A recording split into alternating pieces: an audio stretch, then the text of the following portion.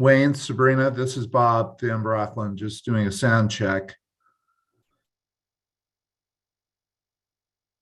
Thank you, Chair. We hear you. Did you also see? Good morning. Good morning. How are you? Doing okay. How about yourself? Good. Good. Did you see Commissioner Smith's note on the chat? No, not yet. She is not listed as a panelist, so she's in the wrong category. So we need to get her switched over to being a panelist. Yeah, I switched her over, but she has to accept the move. I'll message her real quick. Okay. Oh, Karen Criswell is saying the same thing. So may have a few people that are on the wrong list.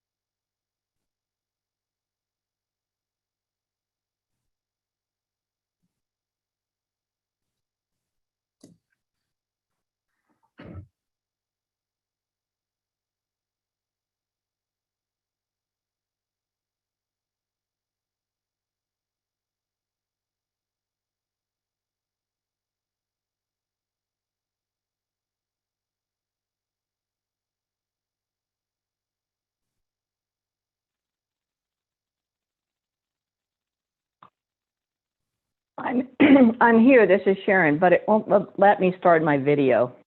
It says the host has stopped it. I have the same issue. I think Wayne has got us all locked out for the moment.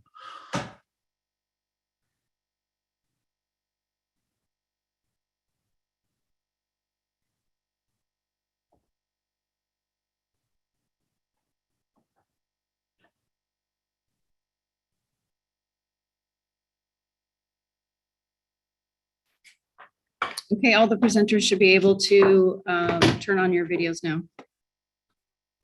Okay.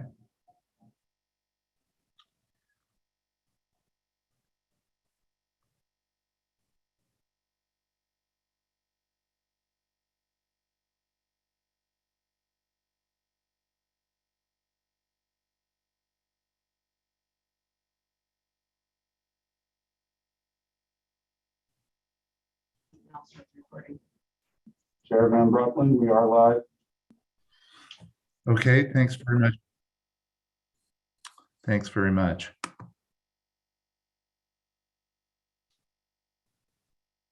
Yeah.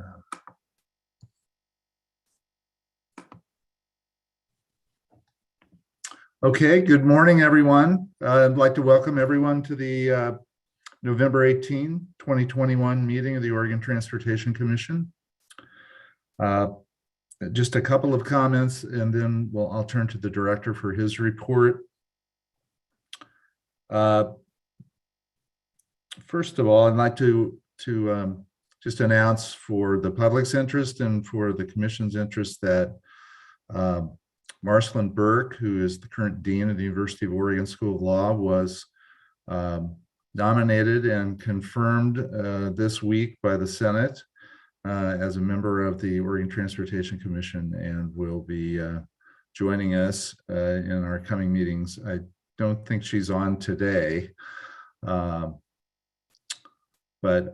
she will be joining us as of tomorrow, I guess, as a member of the commission.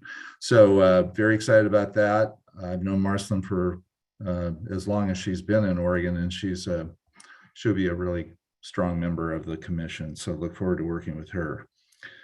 The second thing I want to make sure to mention is on Monday, the president signed into law a massive new infrastructure bill, that the Congress has enacted. And so we will be talking about that today, beginning our conversations today on the infrastructure bill. And be a lot of focus on that in the coming months. That may involve some additional meetings, and I want to at least visit with the commission today about reserving some time in February and April if we need to have additional commission meetings early next year on infrastructure and or the reconciliation bill, if in fact we get a reconciliation bill which provides additional funding.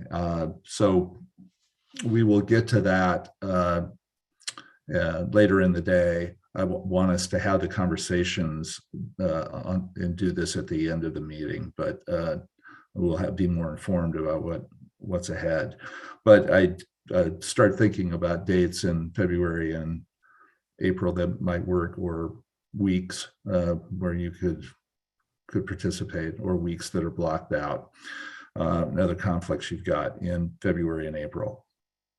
The third thing I want to acknowledge is, I believe this is true, that Assistant Director Perkins, that this is her last meeting with us. And I want to acknowledge all of Nikatras's great work. This is a position, as you know, we created a couple of years ago. She has been our initial Assistant Director for Equity. She has done a great job. And, you know, anytime you're introducing new into an organization, there are challenges associated with that. I think she's been very steady, a calm, dedicated, and insightful leader for us in this area. And the work she's done is foundational to what we'll be doing going forward with her successor.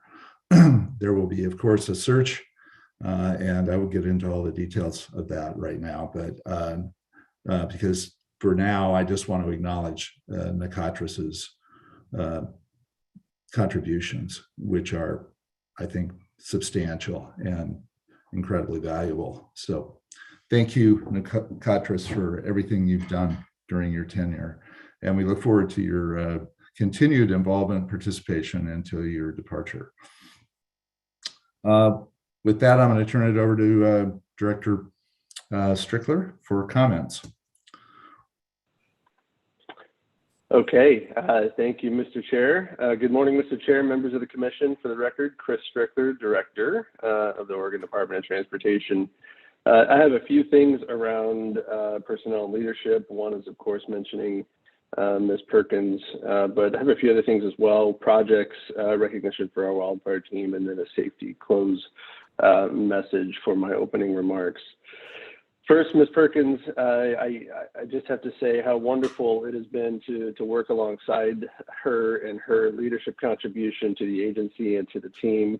A fantastic individual, really great at leading us through significant efforts, not just of change, but of recognition of things that are really important for us as an agency. And so I'm really proud to say that I got to work her, and I really wish her nothing but luck in future endeavors, and I'm sure she won't need it because she's that great. So I wanted to send my appreciation to Ms. Perkins as well. Jumping to a few projects, I just want to acknowledge a few significant projects that have come online or that were recently completed. One is a wind turbine project in Eastern Oregon, and you could ask, what does ODOT have to do with a wind turbine project? But I can tell you it's quite a bit. When you start to think of hundreds of wind turbine blades that range in length from 220 to 275 feet in length, and they need to find their way to their end destination where they will go up and start producing clean energy for our state and beyond, it's a significant feat. A couple of things of note, our teams, and I would say teams because this project really worked through 3 ODOT districts to get to their destination, some coming from the east, some coming from the Port of Vancouver in the west, and carrying 275-foot oversized loads through I-84 to their final destination and other routes for that matter, is no small feat. Our District 9, featuring District Manager Pat Simiotti, Operations Coordinator Scott Peters, and a whole host of other heavy lifters with technical assistance from Region 4 to coordinate the project with motor carrier, 2 wind tower manufacturers, 3 logistics companies, 3 prime contractors. You kind of get the idea as we start to think about the significance of this effort. In total, a move like this required a little over 780 super load permits and over 1,040 total permits altogether. A big lift for our crew. It wouldn't happen without our crew. It wouldn't happen without the availability of our system to get these turbines into those locations. And this is where those connections between transportation, energy, and many other things for our economy as well come together. Another project that I want to recognize is the planning and development process, and then significant construction activity in the crews for high desert aggregate and paving for a project on US 26 with the Confederated Tribes of the Warm Springs in Central Oregon. About a $9 million project in the vicinity of the Canita Junction and in the vicinity of the museum and beyond on 26. Work included ADA ramps, lighted multi-use path, new pedestrian crossings, etc. And a major element of the project was to reduce some of the rockfall hazards that we were experiencing along that corridor. Over the past few years, members of the Warm Springs community have expressed concern about the safety along the corridor. And most recently, Government Relations Director Louis Pitt said, "Thank you, Oregon," for the coordination of the efforts working together. Moving on to the debris team and our debris management update. I'm pleased to report that nearly 97% of the fire-devastated homes and business sites participating in the state program have been cleared of ash and debris. You all recall back to the early September timeframe, and while there's still more work to do, it has been roughly a year and a few months. This is record time for those cleanup efforts to really reach this point and this milestone. I will tell you, a year and a couple of months does not feel like record time to homeowners that have been impacted by wildfire. And so while we celebrate some of this moment, really this is the first step in recovery for a lot of Oregonians, and we really want to help them get there. The hazard tree removal portion of the operation is nearly 85% complete. And there's been a significant amount of cataloging and working towards recognition for the team. In fact, before I move to a video that I'll ask Sabrina to get ready to queue up if possible, I want to say that the wildfire team on our behalf, so our being ODOT, a little over 40 individuals from our team directly, helping to oversee over 1,000 in this cleanup effort. So a huge effort. And it's not lost on me just the impact of what that has taken for our staff and the significant other duties as assigned effort that they've had to bring forward to their work over the last year. This has been an unprecedented effort. It's been an urgent emergency response operation. And when you think of emergency urgency and that response and that taking the better part of a year, that takes quite a toll on everybody involved. But it's all worth it in the end when you get to see the response that we're about to show you in just a minute. So I do want to take a moment of my remarks to show the video and the story of Randall Tinney. I'm hoping that we can get the video and the audio here. And maybe now is a good time to play the video. It's about 3 minutes, but it's a worthwhile watch.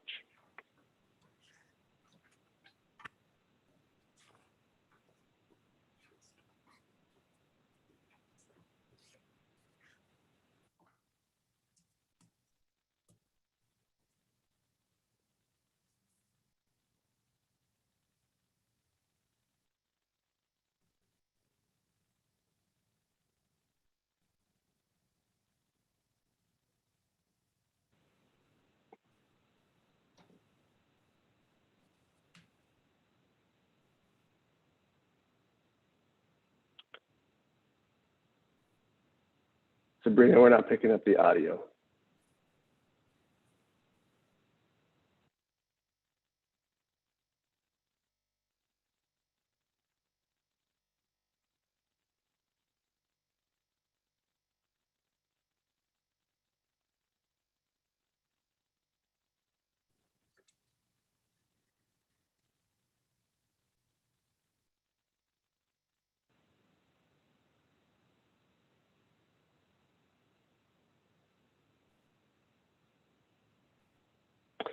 Okay, well, Mr. Chair, members of the commission, since we can't hear the audio, I think I will move on and we will pass this link as well as a few others on to you for just the impact that the debris team has brought and the significance of the cleanup effort.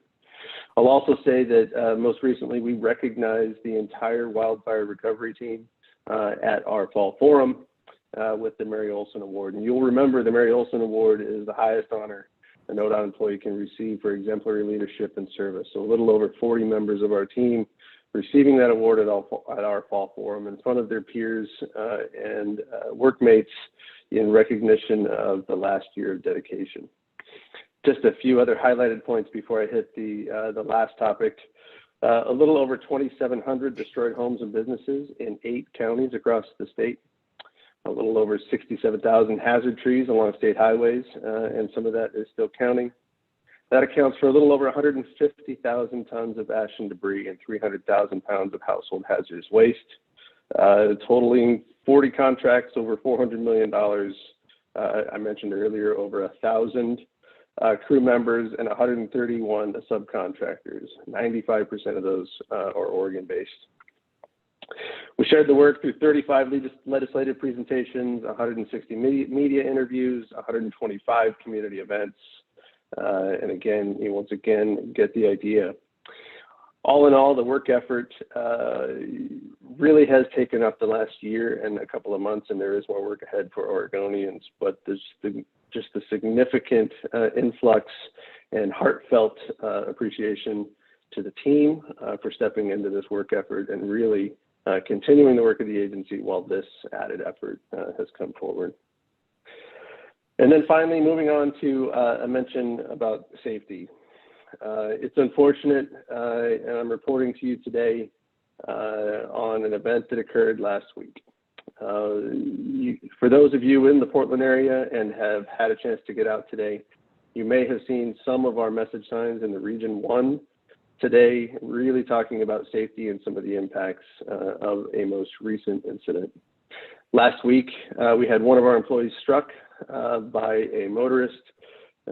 He was performing his work on the shoulder, and he was part of the Milwaukee crew, and he is still working through some of his recovery. Many surgeries, many sleepless nights for his family, and a tough road to recovery ahead. And while I'll spare some of the details of the significance of the injury, because they are that significant and out of privacy for the family, I will tell you this is going to be a lifelong effort for that member of our ODOT team. I say that in my opening remarks just simply to remind all of us of not just our responsibility behind the wheel, but the dedication of our crews that every day put themselves in harm's way and put themselves out there to do the work that they do. Nobody should come to work in the morning and expect that by the afternoon their entire life is altered. And unfortunately, we have that situation for this member of our Milwaukee crew.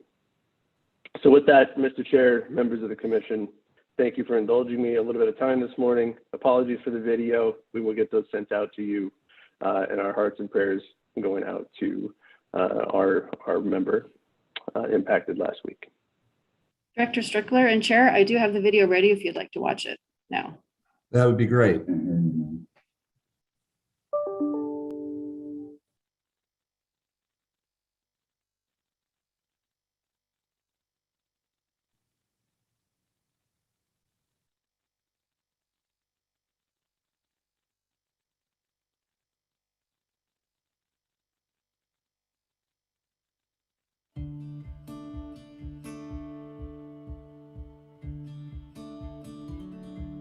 This originally was horse and cattle ranch.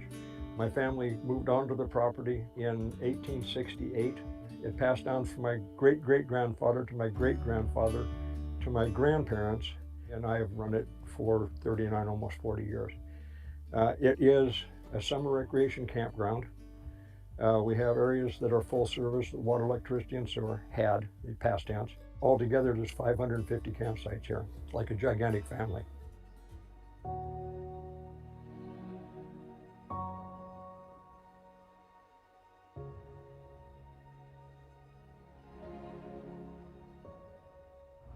the day of the fire. We left here about an hour and 5 minutes before the fire came through. Left in the smoke so thick you couldn't see in front of you. Came back a couple days after the fire. From that point on, it's just been a job of trying to clean up. I can't tell you how many of our families, even during COVID, came and hugged me and cried with me at the loss of my wife. She got to see the campground after the fire. She only lived 5 days after she got to come back home. She drove through the park, wouldn't let me go with her because she didn't want me to see her sob.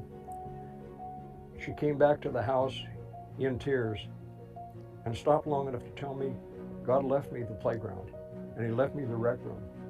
Everything around us burnt, everything around there burnt. That was what was left. So, painful memories, but good memories.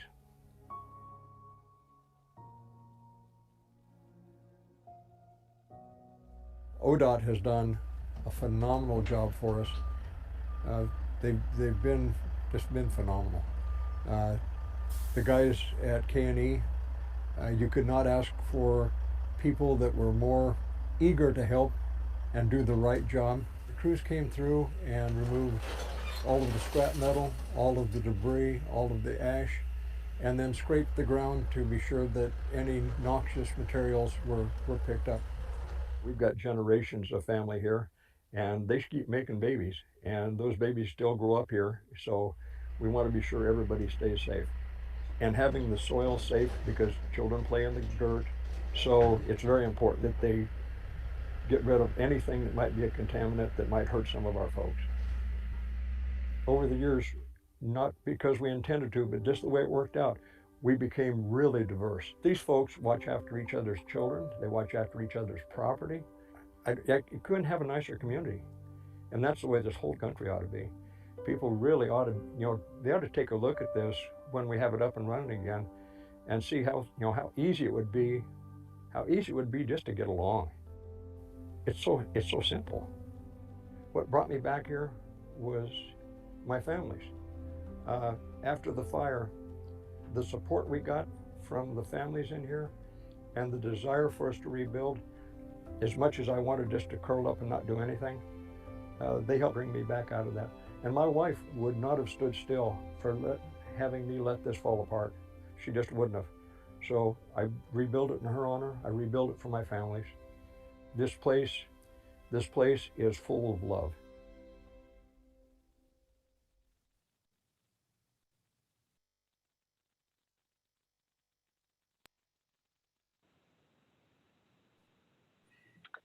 Mr. Chair, I turn it back to you. Thank you, Director Strickler. Obviously a tremendously moving video. And I think one of the things that's easy to forget as we're focused on the traditional work and the new work that is focused on transportation funding, transportation projects, programs, policies, is the enormous challenges the agency has faced in the last 2 years centered on COVID and these wildfires. This is not a small ad. The numbers that Chris was sharing with us are massive in terms of the effort. Managing all of that work from private contractors, just a tremendous effort. And so we really can't underestimate the impact that's had. And that's just all add-on. It's just all additional. So I'm very proud, and I know everyone on the commission is, to be associated with an organization with the kind of people we have at ODOT and the work they do, the very hard work they do or manage. And that segues over to the safety point that you made, Chris, specifically around Milwaukee crew. But this is happening every day in every county, all over the state, that we're putting people out there in harm's way to get these projects built, get this maintenance work done, all of the things that are done to just keep the system in place and working. It's dangerous. It's challenging. And it's admirable. So I just have nothing but respect and high regard for all of the work that's being done, and tremendously saddened to hear about the individual that was hit on the shoulder when he was doing his job, and what that is going to mean for him and his family. And unfortunately, he's not the only example. Over time, we've had a number of these. So our thoughts go out to his family, to him, to his family, to his friends, and to really everyone in the community that's impacted by this, the community he works and lives in, and the ODOT community. So thank you for sharing the video with us, and thank you for sharing your comments on safety, which is our highest priority and needs to continue to be. Any questions for the director by members of the commission? Okay, we will move to public comment. Sabrina, let you take the lead on this. And I think we have 6 or 8 commenters this morning. Yes, thank you, Chair. We have 7 signed up for comment today. 7, okay. Our first commenter is Taylor Walker. Taylor, I'm going to unmute your mic and you will have 3 minutes. Please state your name for the record. Hi, awesome. Can you guys hear me? You're a We little can hear faint. you. Thank you Oh, very much. Sorry. Can you hear Oh, me better? I can still hear you. Okay, well, I'll just Better. start. Okay, so hello everyone. My name is Taylor Walker. I'm a sophomore at Sunset High School, and I'm also an active leader in the Portland chapter of the Sunrise Movement. Right now, I'm calling in from my school's library and missing part of my biology class because honestly, my high school education kind of feels pointless without a planet I can have a future on. And I feel that it's imperative that someone steps up and acts to fight the climate crisis. And with that, I'm here to call on all the appointed adults on the Oregon Transportation Commission to make sure you all are prepared to handle this incoming federal money in a way that is just and strategic for everyone's futures, and not to just go towards widening freeways, furthering the climate crisis, and lining the pockets of wealthy contractors and freeway builders who already have too much money. As you all should know, we are living in a climate crisis. I've walked Oregon, my home, as it's been on fire, overheated, and in extreme snow. I've experienced the paralyzing smoke, the sweltering 116-degree heat, and the freezing cold. I've lived through the realities of climate change my whole life, and whoever says it's not real or that it's only going to happen from a long time from now is lying.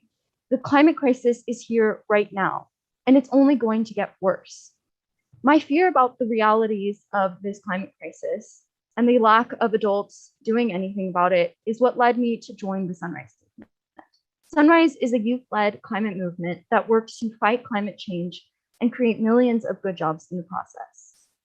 So through Sunrise PDX, we have organized a project called the Youth vs. ODOT campaign, which are biweekly strikes on Wednesdays at the Oregon Department of Transportation headquarters in Portland. We've been out there for 6 months, and have been working through the sweltering heat, the intense dryness, and now the pouring rain. Why? Because ODOT has continued to disregard our futures and are begging and pleading for them to change.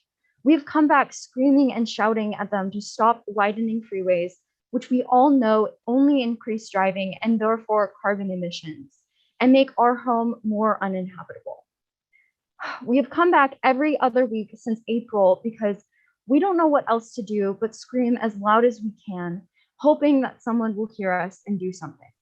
But they never do. Sure, ODOT hears us, but they don't care enough to change. So that is why I'm here today. I'm asking you to be the ones that hear us, to be the ones that do something for once, to be the people that actually care about our lives as fellow human beings that deserve the right to a healthy and habitable home. So I and Sunrise PDX are asking you to make the right decision and the only logical decision of supporting the policy recommendations that the adults from the Street Trust and the Oregon Environmental Council and No More Freeways that are presenting today. Every dollar should be spent on transit, not more roads. But more importantly, we ask that you have the moral conscience to realize that perpetuating the status quo and ignoring me dooms me, my friends, your children, and your grandchildren to a bleak future. So I'll leave with a question. Can my generation count on you? And how can you sleep at night if the answer is no? I and Sunrise PDX will be watching. Thank you. Thank you, Taylor, very much. Okay, next up, we have caller number 2 is Ukiah. Ukiah, when I unmute your mic, you have 3 minutes, and please state your name for the record. All right. Hello. Can everybody hear me? Awesome. Yes, we can hear Okay, you. cool. Hello, my name is Ukiah Hallerensteiner. I'm 16. I live in Yamhill County, and I'm a member of Sunrise Rural Oregon. And I've lived on a farm my whole life. It's home to a forest, a garden, goats and chickens and people. And if you look out the front window in my house, there's a big hay field. Every year, an old farmer and his son cut and rake and bale and buck that hay to sell. And as a little kid, before their tractors showed up on the driveway, I remember running through those magical green fields full of grasses that reached past my head. 9 years passed, I turned 16, and the thermometer read 113 degrees in the shade. The temperature rose and didn't seem to fall below 95 degrees. And those trees that I loved in that lively forest burned in the heat, their leaves and their needles scorched orange. The heat baked the fields of beautiful hay, turning them brown before each stalk could finish growing. And then they stood up to my knees, withered and shrunken from the heat and the drought. And my neighbors, those farmers, they worked in the heat, harvesting that meager proportion of grass. They got a lot less hay this year, probably less than any year they've been alive. The heat, they said, we're just dealing with Mother Nature. I really wish that was all. As we know by now, more driving means more burning of fossil fuels, which emits carbon into the atmosphere, worsening the climate crisis and putting our most vulnerable community members on the line. These are unsheltered people, the farm workers where you get your food, disabled people, people of color, young people, and yes, people in rural communities. And with 40% of Oregon's carbon emissions coming from transportation, we must change our transportation investments to take the bold climate action required to minimize the impact that 116-degree heat, fires, drought, and floods have on us. We can start by investing in better public transportation in rural communities like Yamhill County instead of expanding freeways in urban areas. And it's embarrassing and shameful that cars, not people, are your funding priority. As leaders on the Transportation Commission, you must center rural communities and youth voices in your decisions. And with the passage of the federal infrastructure bill, ODOT is going to have a ton of funding for modern, clean, safe transportation systems that meet our 21st century needs.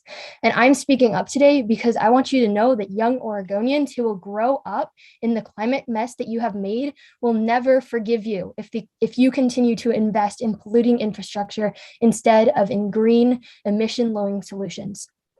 I hope that as you log off this call, you remember my shaky voice. And I hope that as you talk on the phone with your grandkids or you tuck your own kids into bed tonight, you think about the impact that your funding decisions will have on their futures. Simpson, Ben Brocklin, Smith, Brown, we will remember your names as adults that failed us. Is that really your legacy? You don't have to fail us. I'm here to ask you to do something different. You can continue expanding urban freeways, prioritizing people in Portland and worsening the devastation that climate change is causing, or you can invest in accessible public transportation, biking and pedestrian options all over the state so that every Oregonian can get where they need to go and so that your children can have a livable future. Which side are you on? We will be watching. Thank you. Thank you.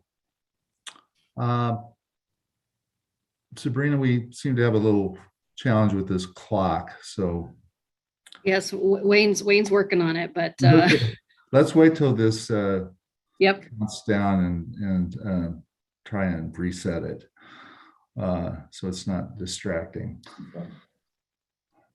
I know it's nobody's fault. I just want to try and fix it. No worries. Like New Year's Eve. Right? The ball's going to drop in a second. Okay. We spoke too soon. There we go. Thank you, members of the public that are waiting to speak. I think Aaron is next, so appreciate your patience. All right. Aaron, I'm going to unmute your mic. And when I unmute your mic, please state your name for the record. And you will have 3 minutes.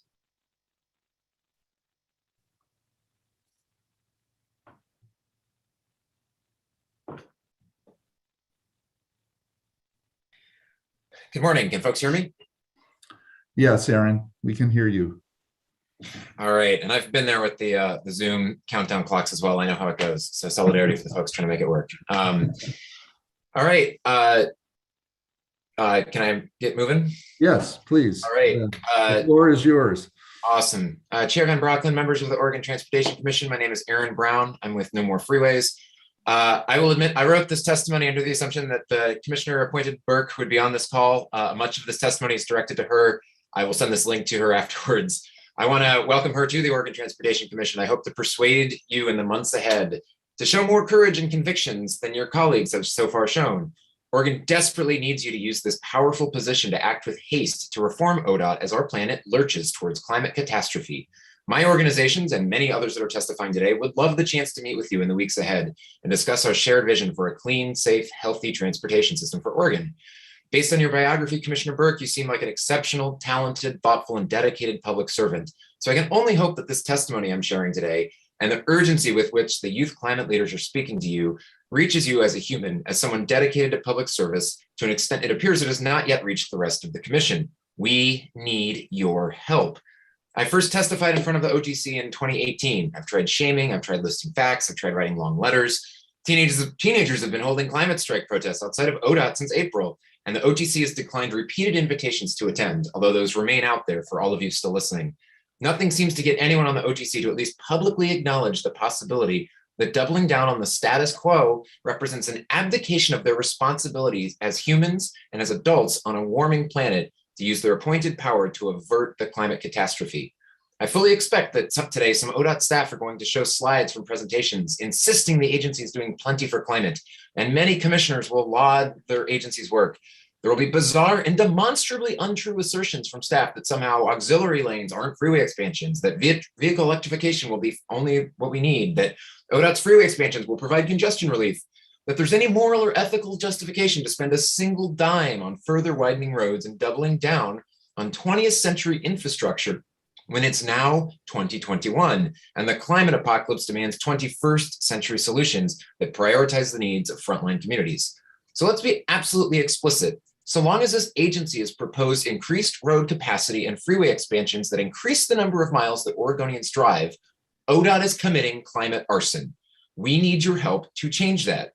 Commissioner Burke, in your new position, whether or not you were made aware of it before you took this gig, you are now officially one of 5 people in the state with a vested authority to legitimately push for reform of this runaway, clandestine, unaccountable, multi-billion-dollar agency. Legitimately, very few Oregonians have more power than the 5 of you to determine whether or not we hit our emission reduction targets. What an incredible honor and what a responsibility. There is, in fact, an immediate opportunity for you to demonstrate that you believe the OTC could take a stance commensurate with the unfolding climate crisis. I'm testifying this morning in support that in the next couple months, the Oregon Transportation Commission should allocate every single one of the $400 million in federal discretionary funds only towards transportation projects that demonstrably, unquestionably lower carbon pollution. This doesn't feel like an unreasonable ask.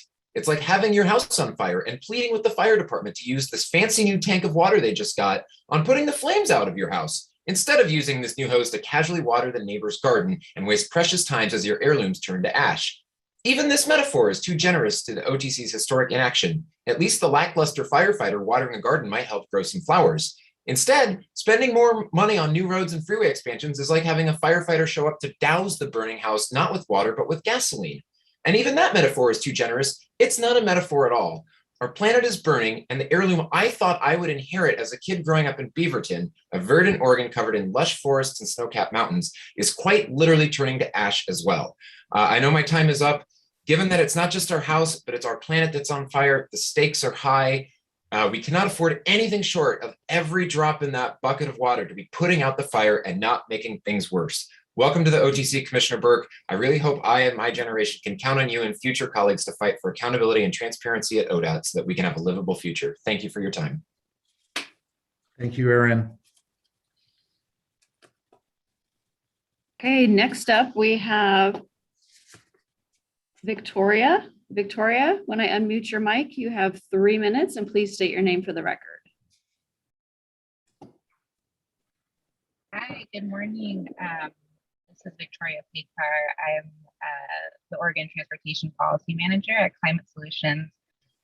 Good morning, Chair Van Brocklin and members of the Oregon Transportation Commission. First of all, I'd like to say thank you so much to all the youth leaders who have testified and are doing great work and showing great leadership to try and get a livable future. I'm here today to reiterate the message from the letter that Climate Solutions signed along with 21 other organizations in September, asking you to prioritize climate and equity outcomes in decisions about spending federal dollars. We're urging the Commission to direct that additional funding to projects that are most effective in reducing emissions and BMT, such as transit infrastructure and service, transportation electrification, and biking and walking infrastructure. This is an opportunity to accelerate along the trajectory you established with the STIF allocation last year. It also is an opportunity to make real progress on the governor's executive order on climate action and the implementation of the statewide transportation strategy. The OTC can direct staff, area committees on transportation, and advisory committees to give the highest priority to advancing projects that reduce greenhouse gas emissions by reducing BMT, expanding transportation choices, and supporting development in climate-friendly areas. While there is some funding assigned to climate specifically, there are also enormous opportunities to prioritize climate and equity within traditional funding categories like safety and pavement preservation to make highways, especially those in communities, safer and more convenient for other modes. For example, spending safety money on improving pedestrian crossings and using resurfacing as an opportunity to widen bike and pedestrian lanes and improve crossings. This is particularly an opportunity to spend money on the essential elements of the transportation system that are not eligible for Highway Trust Fund money, many of which provide big benefits in the air, climate, health, access to opportunity, and more jobs per dollar spent. We're excited about this opportunity to build transportation systems that work for Oregonians, one that is equitable, safe for people for all ages and abilities, and climate smart, and more efficiently uses the space and resources that we have. We look forward to helping support and inform this process as these decisions unfold. Thank you very much for your time today. Thank you for your testimony, Victoria. We appreciate your attending and look forward to, we're going to obviously have a lot of discussion and on the federal bill. So that's coming beginning today. Thank you for your comments. Sabrina? Thank you, Chair. Next up on the agenda, we have Paxton. Paxton, when I unmute your mic, please state your name for the record, and you have 3 minutes. Hi, good morning, Chair Van Brocklin and members of the Commission. My name is Paxton Rothwell. I'm 27 years old and am a member of the Sunrise Movement here in Portland. Firstly, I'd like to ask that at future meetings of the OTC that the public be allowed to turn their cameras on. From my experience, the Oregon State Legislature and the City of Portland's allowance really helps the decision makers connect the speaking voice to a face. It helps the viewer see the body language and the emotion behind the often powerful words of advocates statewide, like the high schoolers you heard from earlier this morning. In lieu of in-person meetings, I think allowing cameras to be on is the least this committee could do to help reproduce the feeling of the in-person meetings that we all miss. Today, you're all set to be briefed on the giant pile of transportation money the federal government just approved. I want to remind you that it was in part the tireless work of the Sunrise Movement nationwide that helped secure this infrastructure funding. Do not squander this opportunity by moving forward with more highway and freeway expansions. Instead, I urge you to direct ODOT to invest in public transit, rail, bike, and pedestrian infrastructure. These investments would be investments in the climate and in the youth. And we really shouldn't have to beg for these things, especially in light of the recent devastating floods in Washington and British Columbia. These strong weather events are made even stronger by every single gram of CO2 we continue to belch into the atmosphere. They're only going to get more frequent and worse.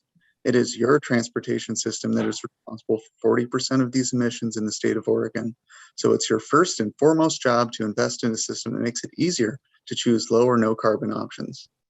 I want you to pay special attention to slides 11 and 12 during the presentation you see later this morning. Slide 11, with the laughable title, Addressing Climate Change, seems to regurgitate the lie that electric cars are the only way to address climate change.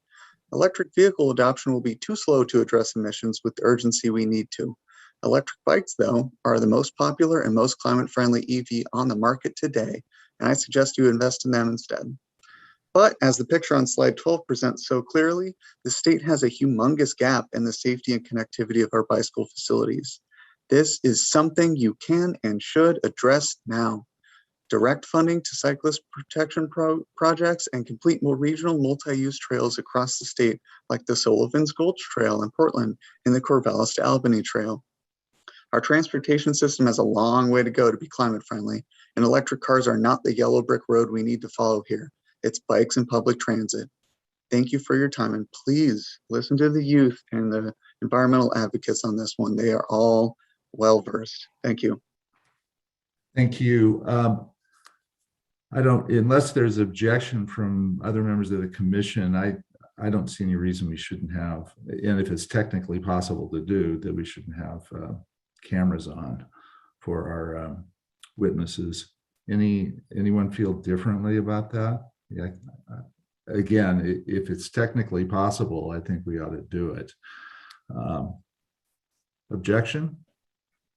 Okay, let's pursue a path to try and make that happen in future meetings. Thank you. Sabrina, back to you. Next up, we have Sarah. Sarah, please state your name for the record, and you'll have 3 minutes. Good morning, commission members, Chair Van Brocklin. Sarah Iannarone. I am the Executive Director of the Street Trust and the Street Trust Action Fund. Before we begin, I want to acknowledge the work that Director Strickler and his team have done to transform ODOT. It's not easy to turn a ship that big that was designed to build highways. That's what we charged them with doing back in the day, and that's what they got very good at doing over time. And so what he's been tasked with is not easy. Our job as advocates is to support that transformation and to help you make the choices that are going to get us where we want to be in terms of safety, accessibility, racial equity, and climate justice across Oregon. This bipartisan infrastructure bill is an important part of that, and we're excited to see it signed into law. The fact that Oregon is going to receive at least $4.5 billion additional over the next 5 years is incredible. And while we're excited to see a great deal of money committed to carbon reduction, safety, active transportation, and transit, we couldn't help but notice how much money ODOT is investing that's going to continue causing problems that the good dollars we're allocating are going to exacerbate. So you, the OTC, as the decision makers here, really have your work cut out for you in this context to ensure that Oregonians have transportation options that are truly safer, greener, and more accessible now and for future generations. We have less than a decade to change course on climate action, as the climate youth are careful to remind you. And we know that our transportation system as it is kills hundreds of Oregonians every year. We know that the windfall from this infrastructure package and the Build Back Better Act, if it passes, are a rare opportunity for us to make those climate smart investments that we advocates always hear from the legislature, from OTC, and from our local DOTs that we just don't have the money for. right? Completing the Oregon Bicycle and Pedestrian Plan once and for all. Let's get it done. Exponentially increasing transit service and coverage in our urban areas and between them. So people, those 30% of Oregonians without a car aren't left with no options. Making sure that those orphan state highways are transferred to local communities in a good state of repair and basic safety and with the resources needed to upgrade them. And we need to make sure that we are working hard to be in alignment with Governor Kate Brown's executive order on climate action. So when we hear from ODOT around this infrastructure spending, will it reduce VMT? Will it reduce GHG? The answer that we need to hear is yes. It reduces VMT, it reduces GHG, and it gets us where we want to go on safety. Thank you very much for your time. I'll submit my full comments in writing. Appreciate your service and keep up the good work. Thank you very much, Sarah. We'll be dealing with one of those, I don't know if I call it an orphan highway, but a change on 82nd that we're going to be dealing with later. I appreciate all of your comments and we look forward to working with you further.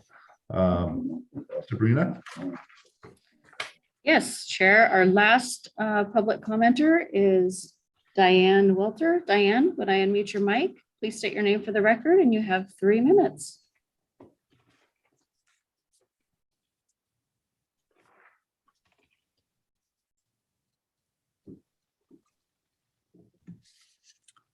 Diane, are you on?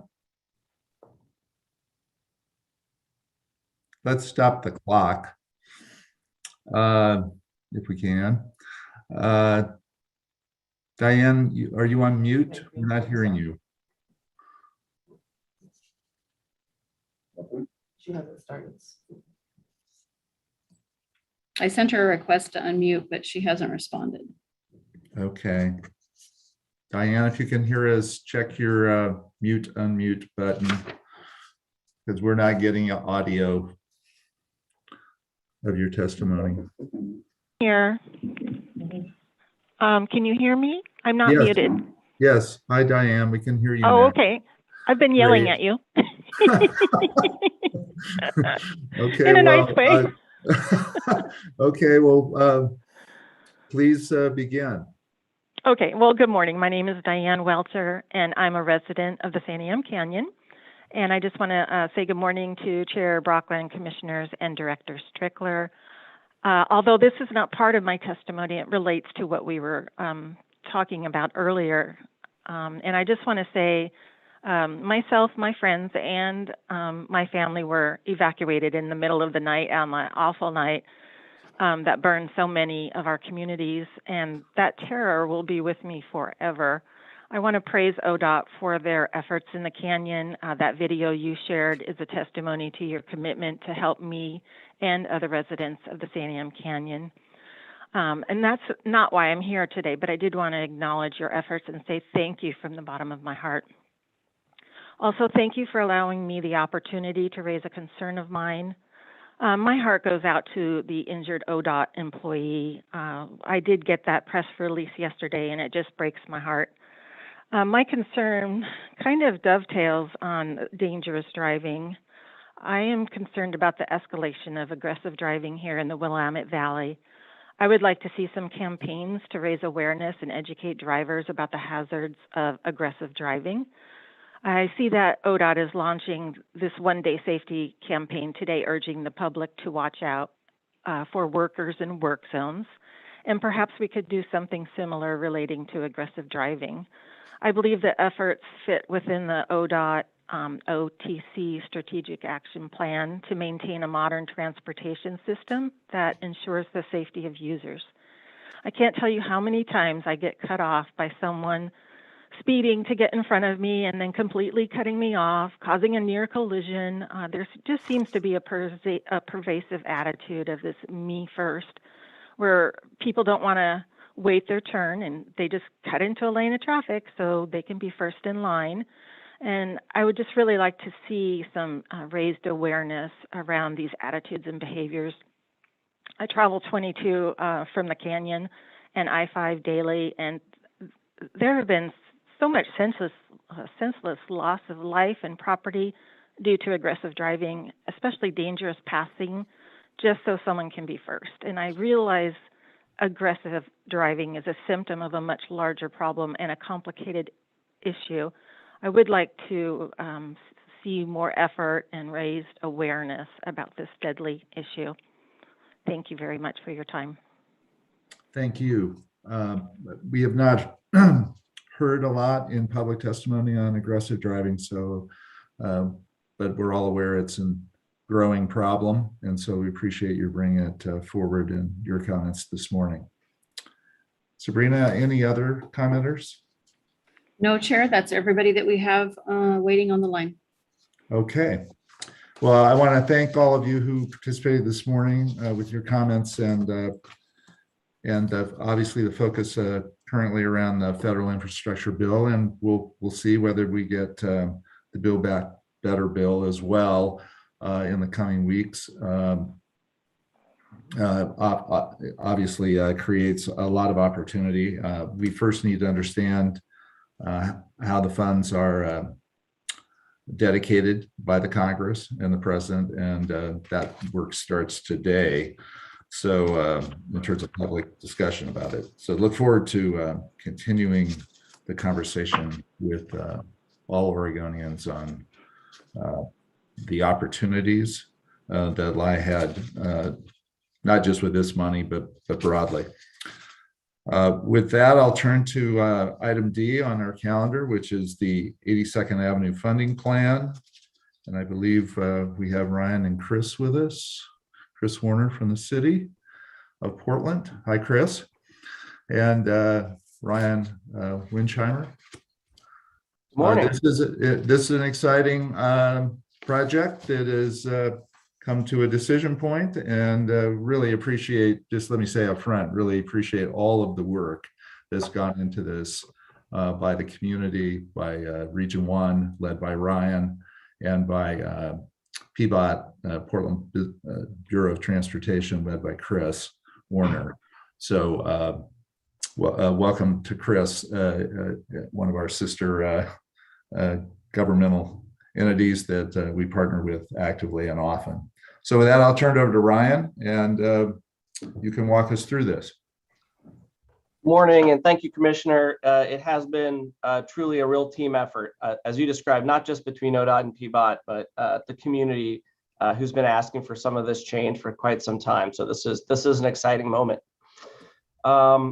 So good morning. For the record, my name is Ryan Winsheimer. I'm the ODOT Region 1 manager. And this morning, as the Commissioner mentioned, I'm joined by the Portland Bureau of Transportation Director, Chris Warner. And we're going to be presenting on 82nd Avenue jurisdictional transfer.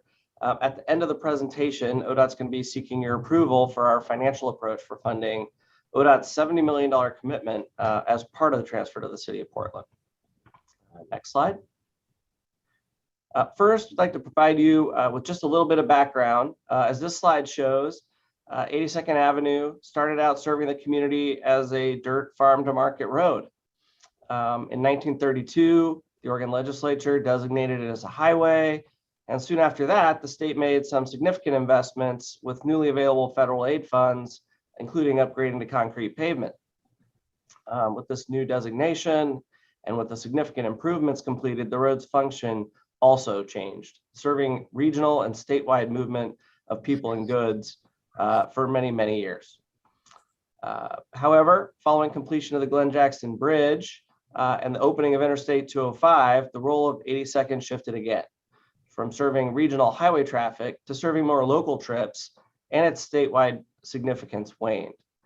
In addition, constrained funding, the growing needs of higher priority facilities have really prevented ODOT from maintaining 82nd in optimal condition.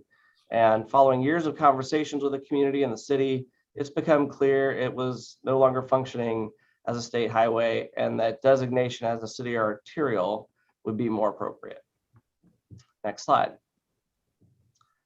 However, the financial barrier to making the transfer work was significant and likely beyond ODOT and the city's ability to fund on our own. Last session, ODOT and PBOT were asked to present a jurisdictional transfer proposal and funding request to the legislature for their consideration. In the joint proposal from ODOT and the city, to the legislature, ODOT committed to providing $70 million necessary to bring the roadway up to a state of good repair. PBOT agreed to provide $35 million for safety improvements if the legislature would be willing to provide an additional $80 million to fund safety investments, modernization upgrades that can help transform the road into the city arterial the community has been asking for. Our legislative champions, including Speaker Kotek, Representative Pham, Majority Leader Smith Warner, Senator Dembro, and others played some key roles in really pushing that proposal over the finish line. And our joint proposal to invest $185 million and transfer the roadway was adopted by the legislature through their commitment of $80 million of ARPA funding. ODOT and PBOT are now in the final stages of preparing the transfer agreement for approval. And so for a little bit more on that, let me transfer the floor over to Director Warner. Next slide. Thank you, Ryan. Again, for the record, I'm Chris Warner. I'm Director of the Portland Bureau of Transportation. I just want to start out, Chair Van Brockman and members of the commission, just really to commend the team at ODOT for working with us in terms of bringing this idea to a reality. The idea of transferring 82nd Avenue stretches back more than a decade, beginning with strong advocacy from the community. In that time, ODOT and PBOT have worked together to make improvements on 82nd Avenue and to plan for the future, assuming ODOT ownership. In 2018, we began to work to lay the foundation for a future transfer by establishing a shared agreement of the cost to get the facility that met the state of good repair standards. As Ryan referred, when Speaker Kotek asked us to work with ODOT to present a shared agreement on the cost of transfer, we used that state of good repair cost estimate as a starting point to determine the proposed cost of transfer. With the addition of the $80 million of ARPA funding, in addition to ODOT and the city's commitment, we are now in position to ask the City Council to consider the transfer in early 2022. So as I said, we're very excited about this and really thank ODOT for being such a great partner in this. So I'll turn it back to Ryan. Thank you, Chris. As Director Warner says, we've been in, next slide. As Director Warner was stating, we've been working and investing together with this idea of a transfer in mind for several years. And in fact, over the last 10 years, we've invested a little over $27 million, and we have another $29 million already programmed to be delivered in the coming 5 years. In addition, your commitment of the $3.35 million for immediate pedestrian safety improvements, including speed feedback signs, lowering of speeds in the corridor, rapid flashing beacons, pedestrian islands, and other crossing improvements last May is already improving safety and beginning to help change the context of the corridor from highway to city arterial. It's also important to notice that the $3.35 million that you allocated last May is going to count towards ODOT's $70 million commitment to make this transfer happen. So the question remains, where will the remaining $66.65 million that ODOT's committed come from? Next slide. So the funding memo in your packet goes into a higher level of detail on each of these proposed funding sources and how the amounts were determined. However, in the interest of time, I'm going to highlight 3 key points.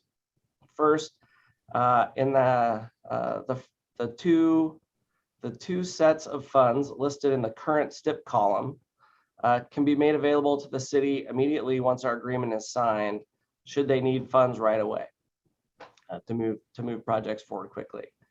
Second, the programmatic reductions in the 24-27 STIP column, those reduction amounts correspond to project estimates ODOT staff have been preparing to allocate to projects on 82nd Avenue in the next STIP update.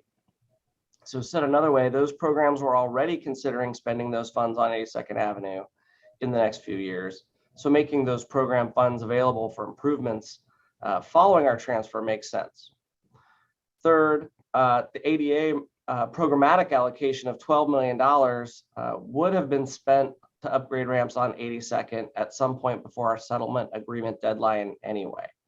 And so, with PBOT's commitment to upgrade the ramps as part of the transfer agreement, it makes sense to commit those funds to the transfer in consideration of PBOT delivering those ADA compliant ramps on our behalf. I'd note that while the region and statewide program managers are not thrilled about these reductions in our programs, we understand the importance of this opportunity and that these decisions are in the best interest of ODOT and the citizens of Oregon in the long run. Next slide. The reality is the scale of this project and the transformation of a roadway like this is going to take time to plan, design, and deliver. The ARPA funds have a federal ticking clock, and so those need to be spent first. The ODOT funds are unlikely to be needed right away. So our agreement currently contemplates making those funds available over the next 2 STIP cycles with an understanding that the city may not be spending them until as long as 2035 before they all get spent. We've agreed to keep working together with the city on the timing of those funds to make sure that they're available to match their project needs and make adjustments through amendments to our agreements if that's necessary. Next slide. So moving to our last slide, we'd like to ask you for your approval of the funding proposal before you, and we'd be happy to answer any questions you may have about this financial approach and the funding opportunity here, or anything else you may be interested in as it relates to the transfer. Thank you, Ryan. Questions to Chris and or Ryan from commission members?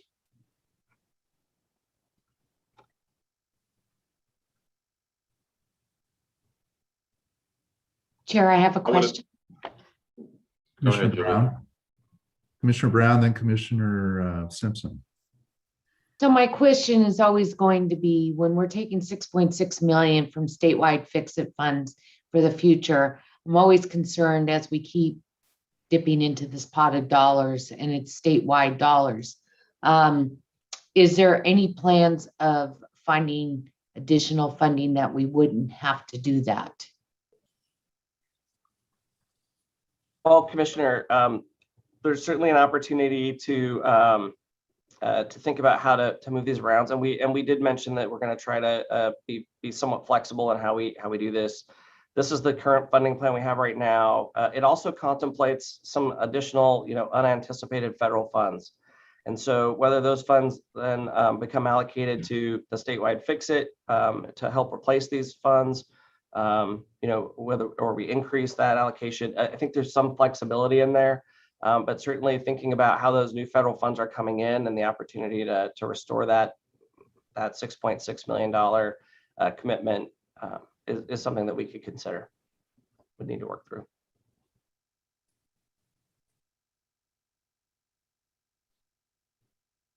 Commissioner Simpson. Wasn't necessarily a question, it's more of a statement, but I just Please. wanted to. State away. I'm going to start stating on the state's behalf.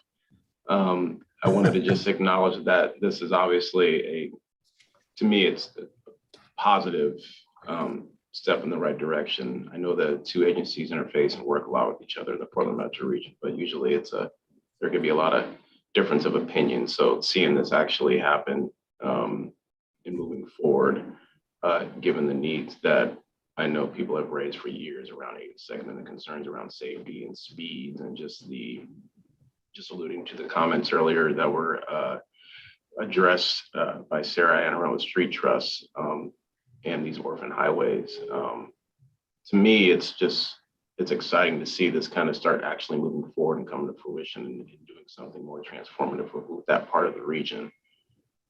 But it's not to remiss any of the concerns that Commissioner Brown raised around funds and the fix-it pot. But to me, it was just good to see that the 2 agencies are working positively together towards something for the future. So I just wanted to leave with that. Other questions?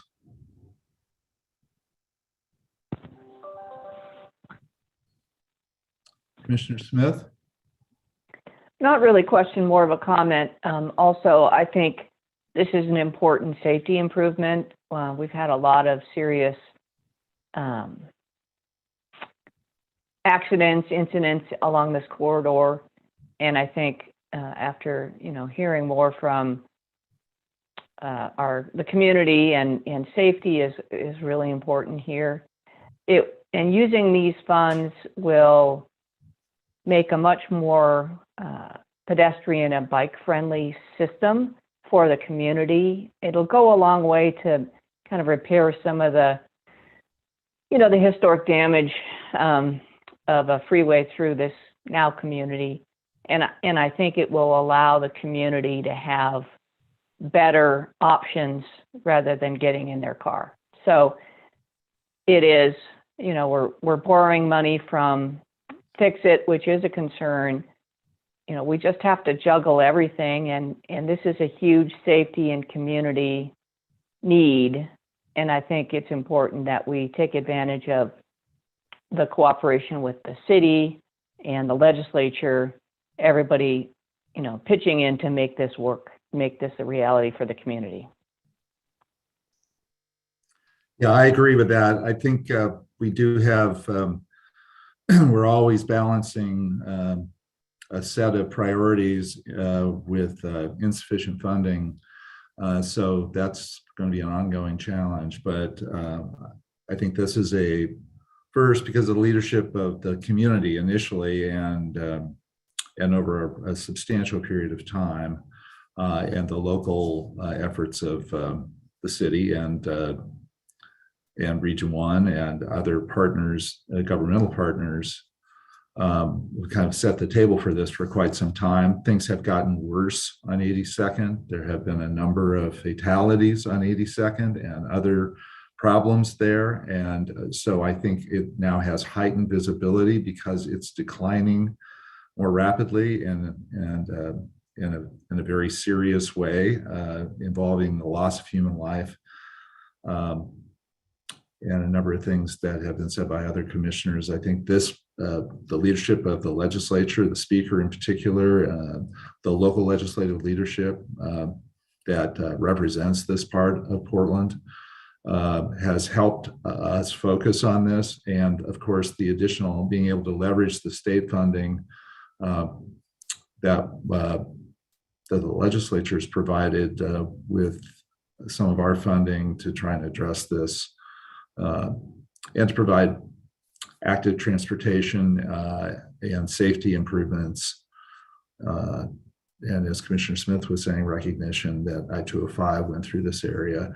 I just think that there are a lot of things that have come together here that make this the time to do this. And as one of the slides showed, it will still take a substantial period of time to get it done. So we need to start, we need to be committed to it. And with respect to the transference, I think that when we have opportunities like this, and we often don't because as Commissioner Simpson was saying, we can get hung up on differences of opinion and often on the absence of a necessary funding in order to bring roads up to a standard. That other opportunities like this that would be good around the state don't happen. This one is ripe to happen now. I hope we are able to do others like this around the state to improve situations that continue to decline, and also modernize the system by making it truly multimodal.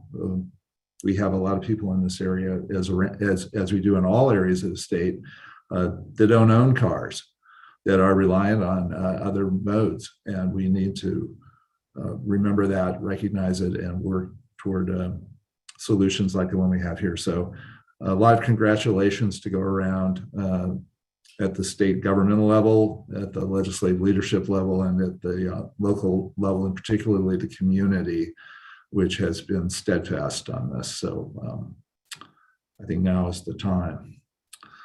Chair, if I may, I'd like to make another comment. Sure, of course.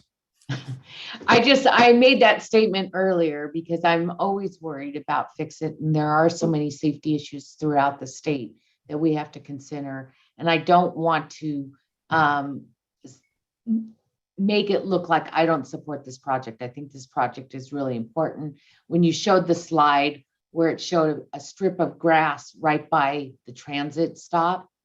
That is an indicator, no sidewalks, no accessibility to the community. So I do believe that this project is great. I just want to make sure that people understand as we're moving forward and looking at all of these things, that dollars that are available to ODOT, and I know that, you know, some of the comments that were made by the public this morning is we've got this great infrastructure bill, all this money is coming to the state. What they don't understand is a lot of this money is already obligated. And we still don't have the dollars needed to do what we need to do in our communities to make them walkable, livable, you know, to fit what is needed. So I think this is a great project. I just wanted Chris and Ryan to realize that I wasn't negative on the project. I just worry as we try to cobble together funds that we start really actually hurting our state even more. So it's just kind of a wake up call to all of the people who work on the funding side that this isn't enough. We need to do more. Yeah, that's a very good point. And certainly maybe this is a good time to make this point. I'm sure we'll make it again today and going forward. The efforts that the Congress is, well, the bill that's passed and the bill that may pass at the federal level are historic in size and importance, but they are not a cure-all.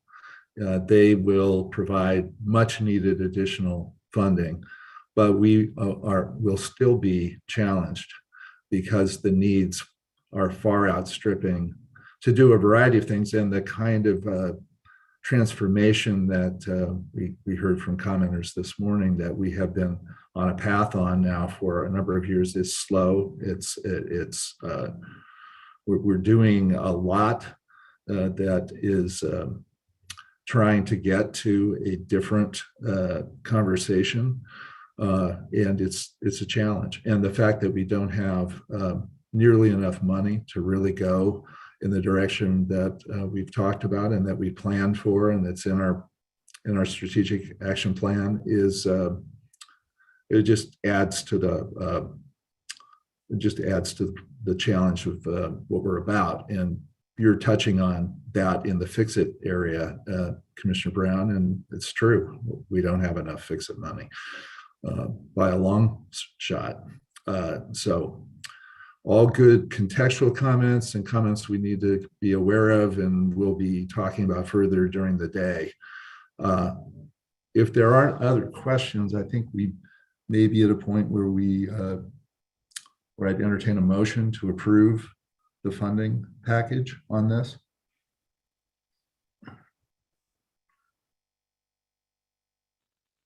I move approval of the funding package. Sharon Smith. Commissioner Smith moves approval of the package. I'll second.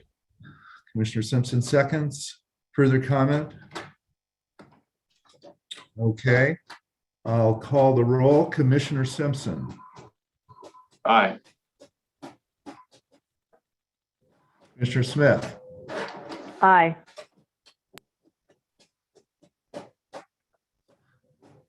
Commissioner Brown. Aye. Chair votes aye. Motion is approved. Thank you all for your, thank you, Chris, for joining us. Appreciate all of your work and all the work that's been done at the city and with our partners, all those in our comments and others, I'm sure. So thank you, and thank you, Ryan, for your leadership on this and for Region 1's active involvement in this over a long period of time, and it looks like for a long period of time to come. So just one thing I'd like to just get on the record here. At what point does this actually transfer ownership from the state to the city? When does that happen? When the city council approves it, or is there a date certain? I'd just like to be able to answer that question if someone asks me. Yeah, and I can start, and Krista maybe wants to give more detail about what the plan is to take it to city council, but the answer is yes. Once the agreement is executed, that's when the transfer would occur, operations, maintenance, ownership to the city of Portland. We had initially targeted a January 1st deadline. The city and ODOT have been working really, really hard to get that agreement finalized and put together. But it is going to take a little bit of time to get it to City Council through the processes that we need to go through. And so we expect it to happen in the next couple of months. Chris, do you want to give some more detail on your? Yeah, no, I would concur that we've had great discussions, more work to do, but we anticipate probably early next year. We had a target of January, but something as complicated as this, we want to make sure we get it right. And so we're anticipating early next year we'll get the agreement for City Council for the transfer. Okay, great. Ryan, would you just update us by email when it's done and it's transferred so we'll know that? That'd be helpful.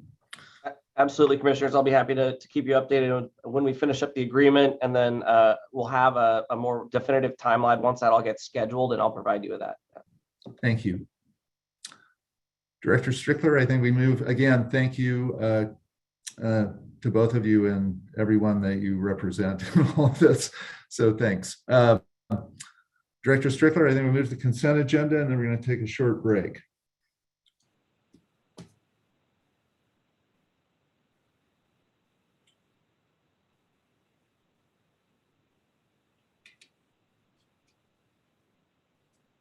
Mr. Director.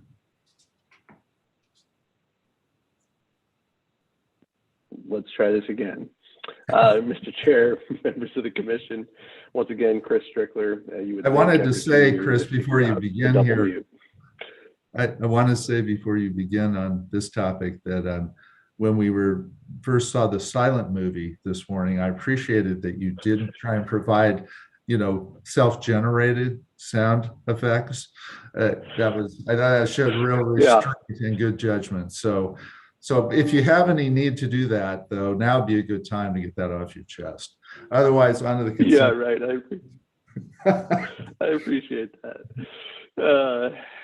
So now that I'm not double muted, I do want to say, again, Chris Strickler, Director. At this point in the agenda, as you suggest, Mr. Chair, it's time to consider the consent items. Before I move for or ask for a recommendation to approve the consent items in block, because there are 14 items, I might suggest, is there any items or are there any items that you would like to pull forward to discuss in more detail? I understand Commissioner Simpson has one item he'd like to bring forward, take off the consent calendar and have us talk about briefly, separate from the consent agenda. Is that true? That is true. Let me get the number specifically. Sure. I think it's consent item 6. The protege program? Yes. I know I've asked questions about this in the past, several iterations in the public setting. So let me suggest this. Let's take everything, unless someone else wants to do something else. Let's take everything else first and then turn to item 6. So with that in mind, Mr. Chair, I'd request a motion to approve the consent agenda in block for items 1 through 5 and then 7 through 14, pulling item 6 for further discussion. Is there a motion for that concept? So move. Is there a second? I'll second. Commissioner Simpson moves and Commissioner Brown seconds, taking all consent items except item 6. Discussion? If not, I'll call the roll. Commissioner Brown? Aye. Commissioner Smith? Aye. Commissioner Simpson? Aye. Chair votes aye. Chris, back to you for item 6. Thank you. So, Mr. Chair, members of the commission, we have with us Marlene Hardinger, and I'm unsure whether or not she'll seek assistance from Ms. Perkins as well, but available to answer any questions and maybe provide just a brief overview of that topic. Ms. Hardinger, if you could provide just a quick overview of the audit activity and then entertain, of course, any questions coming from the commission. That would be great. Great. Thank you, Director Strickler. Chair Van Brocklin, members of the commission, thank you for the opportunity to share about our internal audit of the Mentor Protege program. ODOT sponsors disadvantaged and emerging small businesses in a Mentor Protege program operated by the Port of Portland. The objective of our audit was to review ODOT's engagement in the Ports program with a focus on the 10 sponsored firms in the recent 2017-2020 cohort. ODOT, through the Office of Civil Rights, enters into an intergovernmental agreement with the Port of Portland to provide funding for its sponsored proteges. Funding for this cohort was a not to exceed amount of $450,000, which is on average about $15,000 per protege per year in the program. The agreement also assigns responsibilities and requirements for both the ODOT Civil Rights Office and the Port, including reporting on protege progress. The audit found that proteges in the cohort generally viewed the Mentor Protege program and business management education they received as beneficial. We were able to connect with 9 of the 10 sponsored firms for their feedback. Some of the positive examples of things the proteges learned from participating in the program included gaining an understanding of project management, contracting, and accounting, learning how to develop employees and successfully adding staff, and developing websites and improving marketing. However, we also identified areas that need strengthening. Overall, we found that ODOT's involvement in the program was lacking.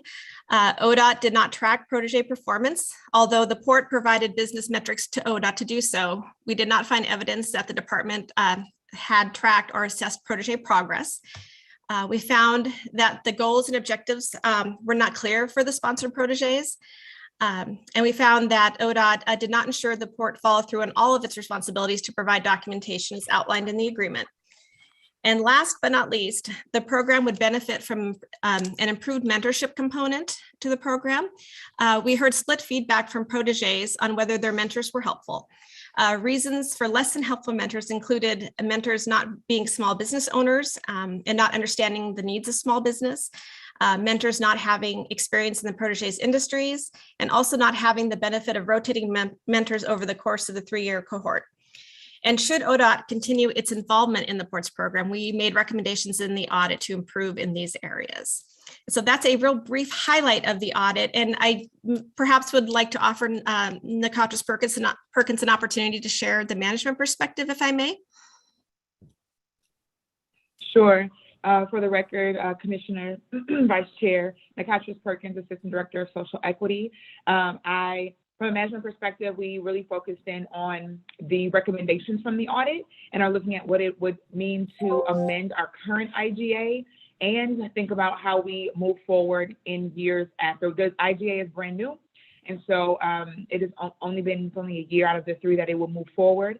And so looking at how we can maybe create these supportive services through a better resourcing of our internal programming and supportive services for DBEs specifically, and what it would mean to help grow small businesses, ESBs and DBEs, to grow those small businesses in a way that would meet the needs for heavy highway contractors in the way we're trying to do it through Mentor Protege as we think about next steps.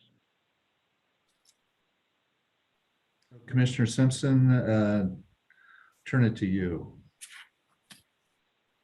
Great, thanks, Chair. Thanks to Nakatris, and thanks, Marlene, for the updates.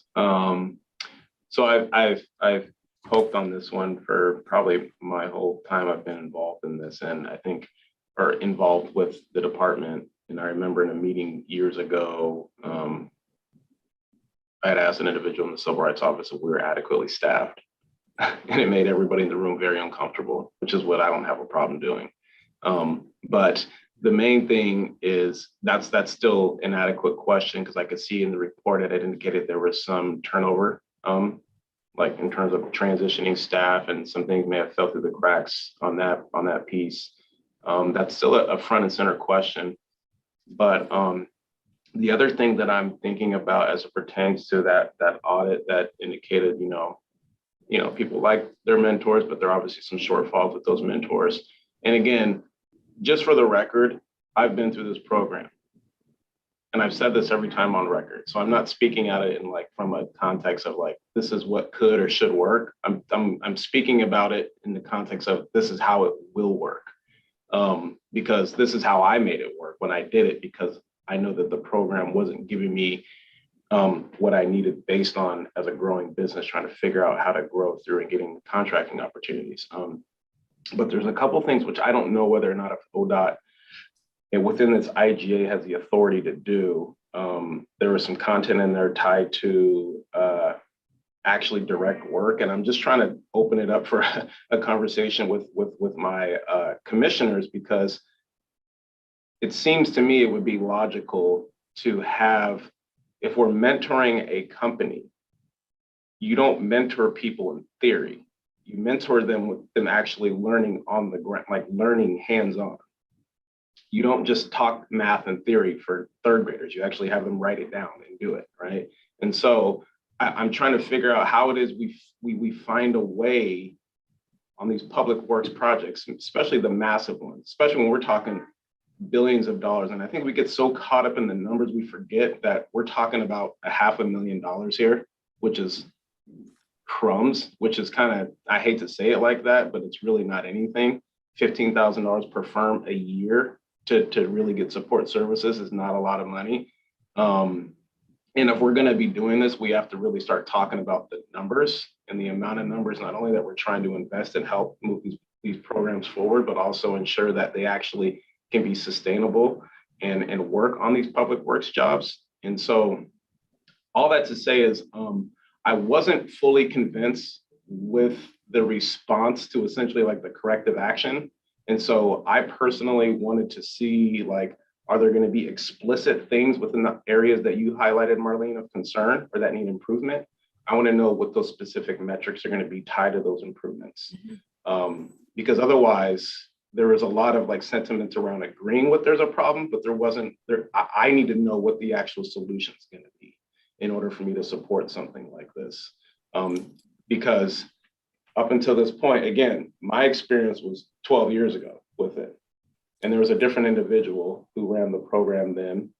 And it's an expedited, we're 12 years later now. And so given that there are still challenges with it, and it doesn't mean it has to be perfect. I'm not expecting it to be perfect, but I would expect from the time that I started that there'd be substantial improvements, especially for the amount of money that this agency spends on organizations and businesses through consulting work and all other types of contracting opportunities that are substantially larger than $500,000.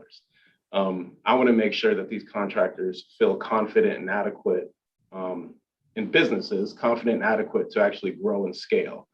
All the curriculum and things like that, those are great. I just want to make sure that we're actually doing what we're intending to do. And if it makes more work for people and it's complicated, I'm sorry, but I'm not sorry, because that is what your job is. Your job is to try to help people grow their businesses and help them utilize public dollars, which everybody pays into, to help try to remediate some of the unfortunate circumstances that contracting has prevented people that are in those programs from succeeding on.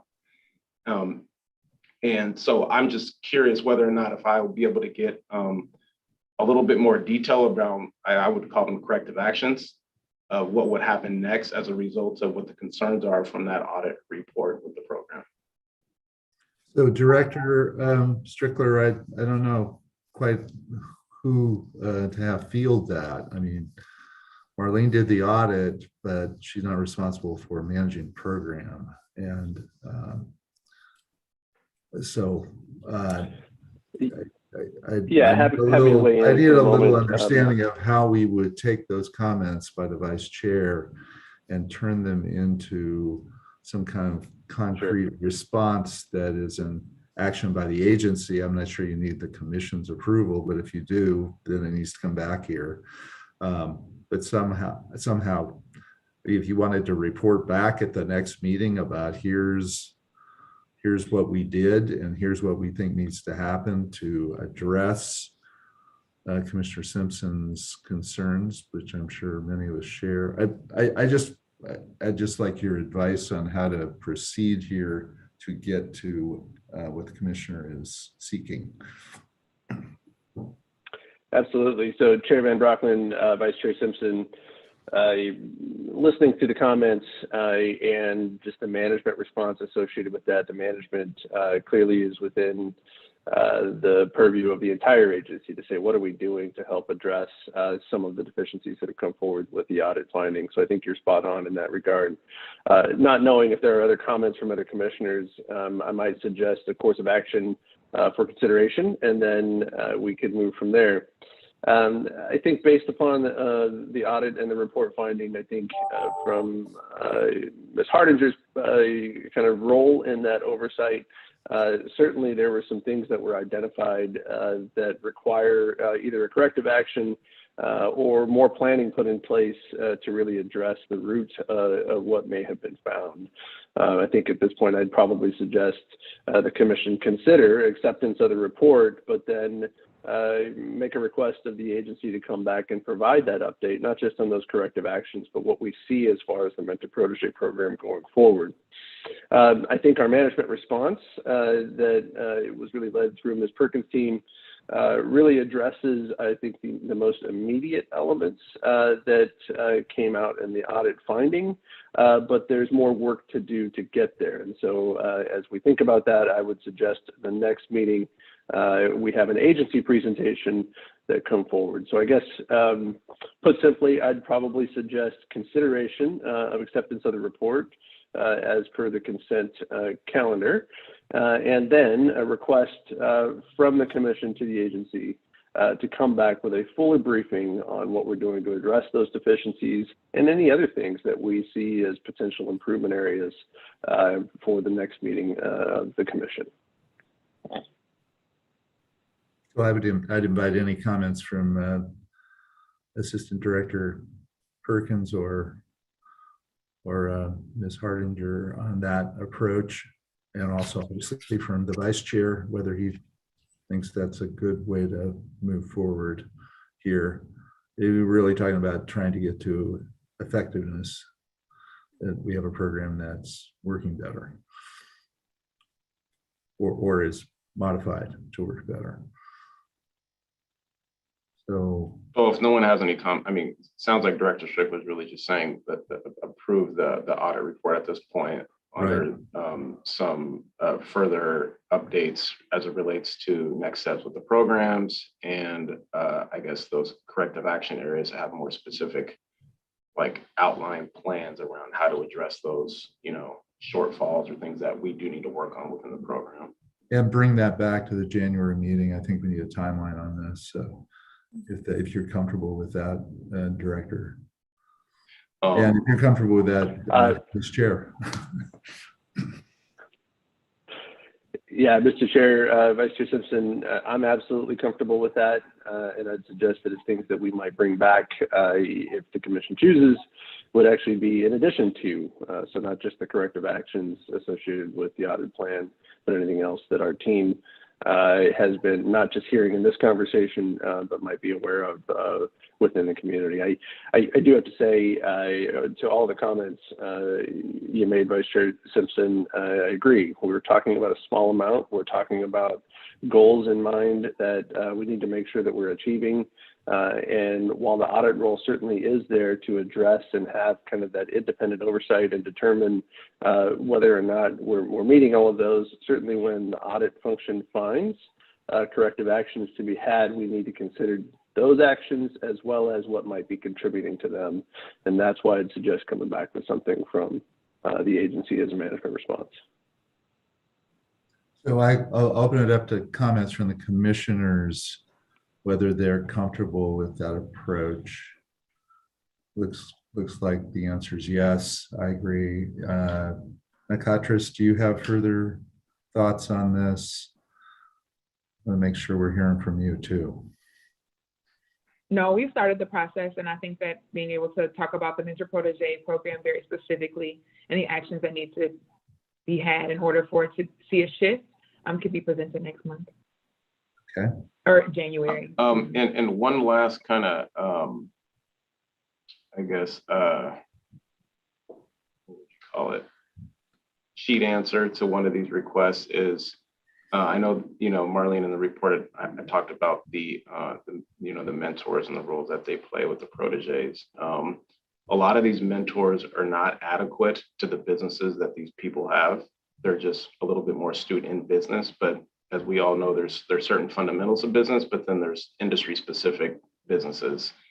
And so for me, it would be a little bit more comforting to know whether or not if there's individuals that are industry specific for one, and if there's not, and it's not a problem if there's not, but organizations that are more broadly capable of helping businesses, smaller businesses in areas that are broader, that are more culturally specific. I would love to highlight, the ESBs and how they fall into that category. And that's great, emerging small businesses, but we all know based on the data and the reports that the emerging small businesses are not the ones that are struggling in these diversity programs. It's typically the disadvantaged businesses and the minority businesses and the women-owned businesses. And so we have to make sure that we have culturally and, specific organizations that understand the nuances that go in not only these public works projects, but just the barriers that people face so that they can actually help guide them through them adequately. Because business is not just a, level playing field for everybody. It's very different. So appreciate it. So I did suggest we move forward with the suggestion that the director had with one additional specific, which is I think that as part of that process, that since the vice chair actually went through this program personally, that he be interviewed as part of that process, the agency developing its recommendations, so that we have the advantage of someone on the commission who's also a graduate of the program, if you will. So I think that needs to be a part of this. With that, I entertain a motion maybe from the vice chair, since he pulled the item from the consent. Do we have a formal motion in terms of I think language? The motion is approving item 6 and requesting that the agency bring back a report and recommendation at the January meeting on this program.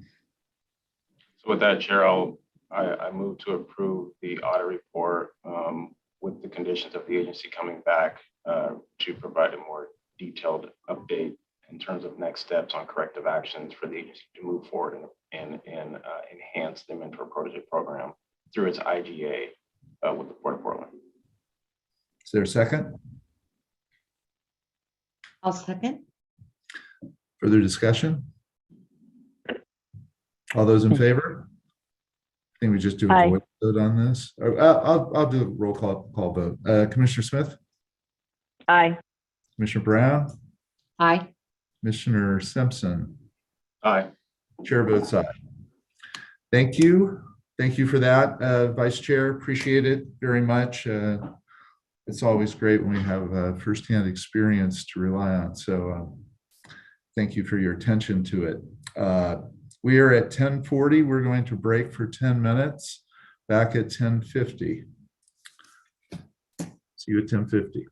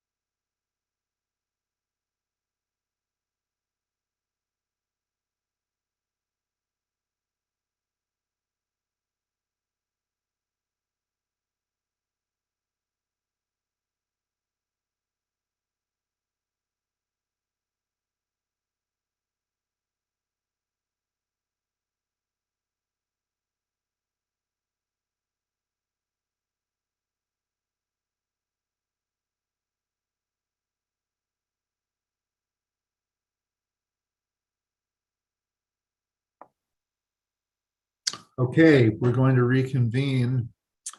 Uh, Our next topic is the now 4-day-old federal infrastructure bill. And we're going to hear a presentation on this from the Assistant Director for Revenue Finance and Compliance, Travis Brower, and Federal Affairs Advisor, Trevor Sleeman. And so, gentlemen, it's all yours. I would like to ask that as we go through this, that you make it clear to us as we're talking about these various pots of money, where we have discretion and where we don't,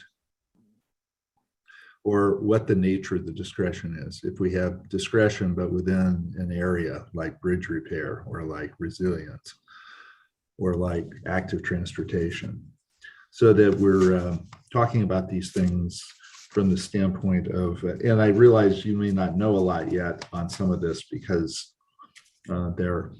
we're so early in this that we don't have a lot of the implementing regulations.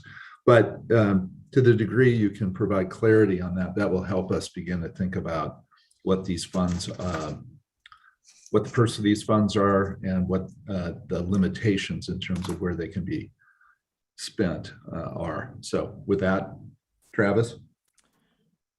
Thank you, Chair Van Brocklin, members of the commission. For the record, I am Travis Brower, ODOT's Assistant Director for Revenue Finance Compliance.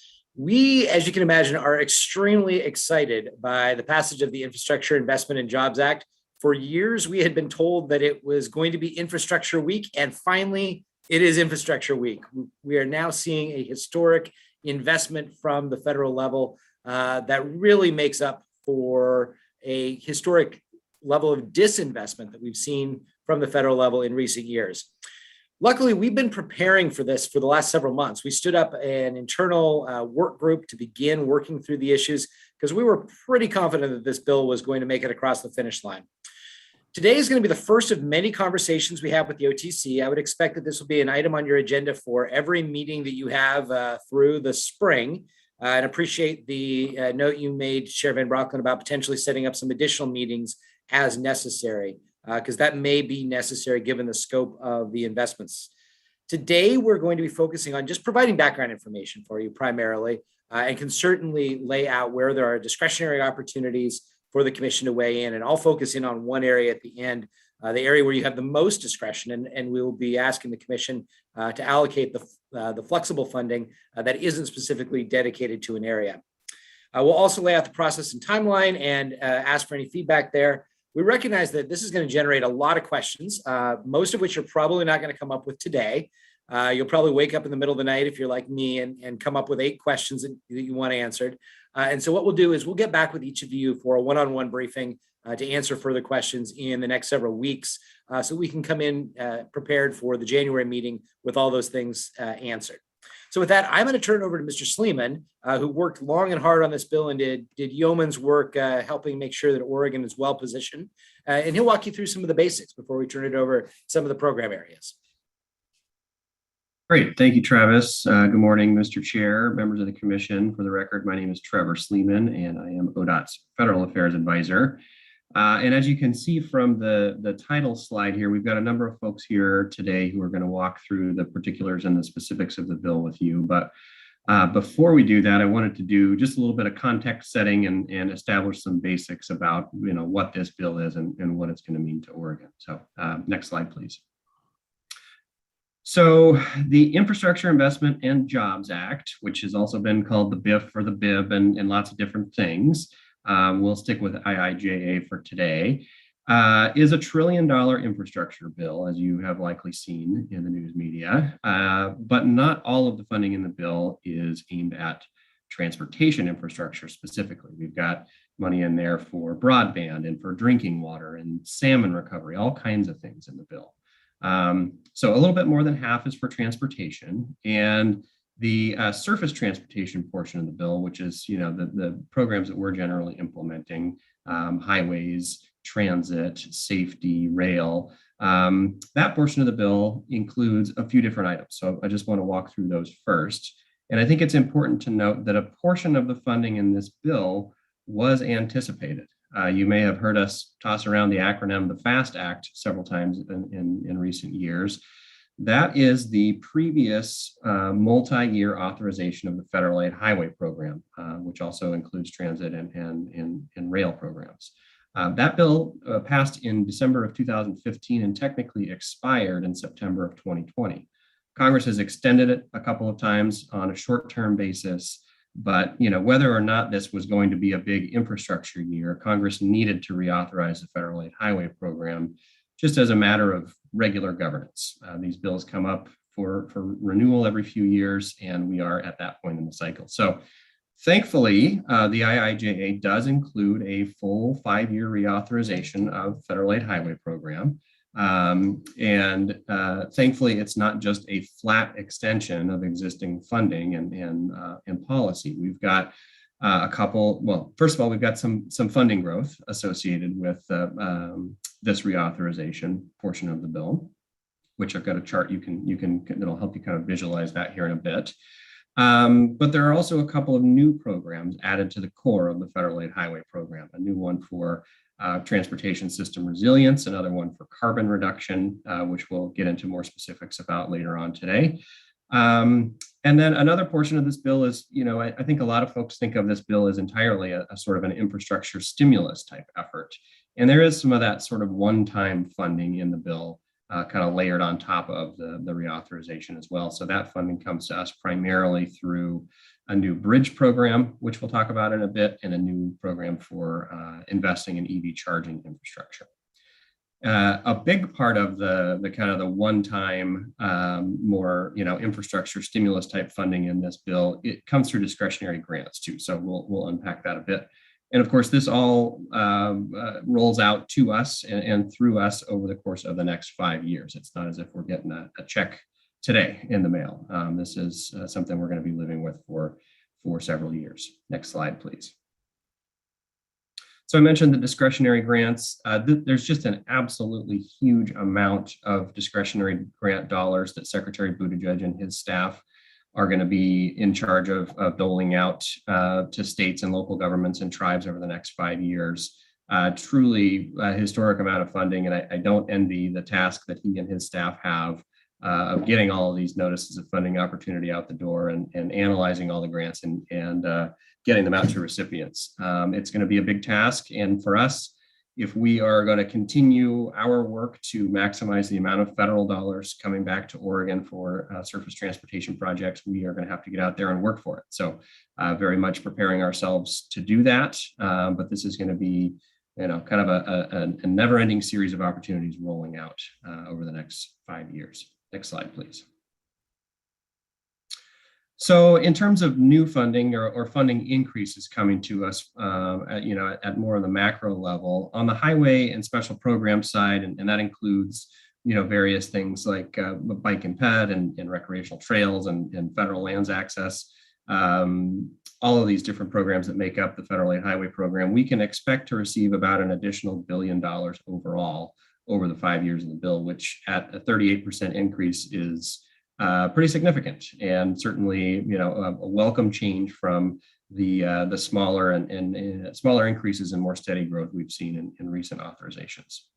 On the transit side of the ledger, a similar increase percentage-wise, about $200 million in additional funding, which those numbers are considerably smaller than some that were in other bills that were in circulation this year. Chairman DeFazio's Invest in America Act, for example, included some truly historic investment levels in transit. So if you hear any, maybe disappointment or consternation in transit circles, that may be why. But still, relatively substantial increases compared to what we've seen in the last couple of years for transit. Next slide, please. And on the highway side of things, I'll have a similar slide showing you transit numbers next. But when I talk about a portion of this funding being anticipated, just to help you visualize that, if you look at that bar there for federal fiscal year 21 and just kind of project that out at flat levels, that's the sort of the funding levels, the baseline level that I say that I'm talking about when I say that a portion of this was anticipated. But you can see that those base apportionments do get a nice little funding increase there. I should say more than just a little in year one. And then layered on top of those funding increases to the base, we've got a couple of the new apportion programs I discussed, resilience and carbon reduction.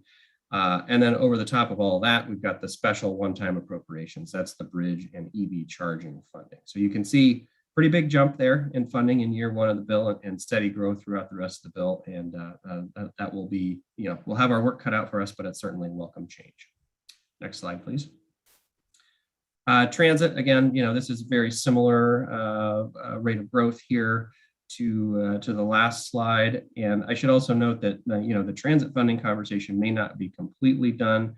There is, for now anyway, another $10 billion proposed in a transit and housing access program in the Build Back Better reconciliation bill. So depending on what happens to that bill, both procedurally, but also politically, whether that money stays in there and whether that bill passes, there could be some more funding coming to transit. So we'll just have to stay tuned there. And so that with that, I would turn it over to Assistant Director Brown, unless there are any questions on these first few slides. Good morning, commissioners. I'm not hearing any questions. I can't see everyone's faces, but it might be best if we just roll through. We're going to do a couple handoffs for the remainder of this presentation. Of course, jump in if you have questions, but we'll certainly make sure you have ample time to ask them at the end as well. For the record, I'm Cooper Brown, ODOT's Assistant Director for Operations, and wanted to just cover a couple more slides to talk a little bit more deeply about some of these pots of money that Trevor just walked you through. So next slide, please, Sabrina. So on the bridge front, as Trevor has mentioned a couple times, this bill will provide Oregon with more than $250 million over the 5 years to preserve and replace our aging bridges on state highways and local roads. And as you'll recall, commissioners, the majority of ODOT's bridges, some 2,800 in total across our state's 8,000 miles of highway system, those are over 50 years old. And that's really the age at which they should be nearing retirement. But currently we're only investing about 1/3 of what we need to keep all of those 2,800 bridges in a state of good repair. So what that translates into is us replacing about 3 bridges per year, which gives us that replacement cycle that you hear us talking about from time to time of about 900 years for our bridges. So while this $50 million a year for 5 years does represent a significant infusion of resources, it translates to about a 1/3 increase in the state bridge program. However, given the massive needs for our aging bridges, even with this additional infusion of funds, we still expect to see bridge conditions deteriorate over time. Next slide, please. Additionally, the bill will provide more than $40 million in additional funding towards safety. This is going to represent a significant infusion into our All Roads Transportation Safety Program, our ARTS program, which y'all are familiar with, and we've talked about at previous meetings. And that program is designed to make our roads, whether they be ODOT owned or county or city owned roads, safer for all users, all modes. And the process is through a kind of data-driven approach to find the most cost-effective ways and projects to reduce fatalities and serious injuries on all roads, and again, for all users. So that'll be a significant boon in the safety space. Next slide, please. The bill also includes a number of major discretionary grant programs, as Trevor touched upon, as well as the plussing up of some existing grant programs. These funds could potentially be used to help us fund major projects like the Interstate bridge replacement and potentially the Rose Corridor as well. A couple points to highlight with these discretionary grant programs. The existing INFRA grant program, which is focused on addressing freight mobility, as you may recall, that will now be funded at about $3.2 billion, and that's nationally, of course. This bill stands up a new infrastructure project assistance program, and that'll be funded at about $5 billion nationally.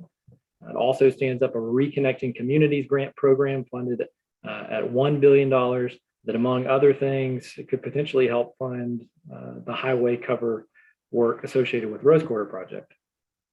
So we're certainly exploring that as a possible option. The bill also establishes a program for bridges funded at $9 billion over the 5 years, again, nationally. And this is separate and distinct from the bridge funding coming to each state that I just went over a couple slides ago. And this discretionary grant program could be a source of funding for some of our projects, to include potentially the Interstate Bridge. Next slide, please. The bill also includes $94 million for a new program to enhance the transportation systems, rather, resiliency overall. It's called the Promoting Resilient Operations for Transformative, Efficient, and Cost-Saving Transportation, or PROTECT program. It's a mouthful, but it gives you that good acronym there. And this program provides formula and grant funding for resilience improvements and projects that better anticipate, prepare for, and help us adapt to changing conditions, as well as withstand and respond to disruptions within our transportation system.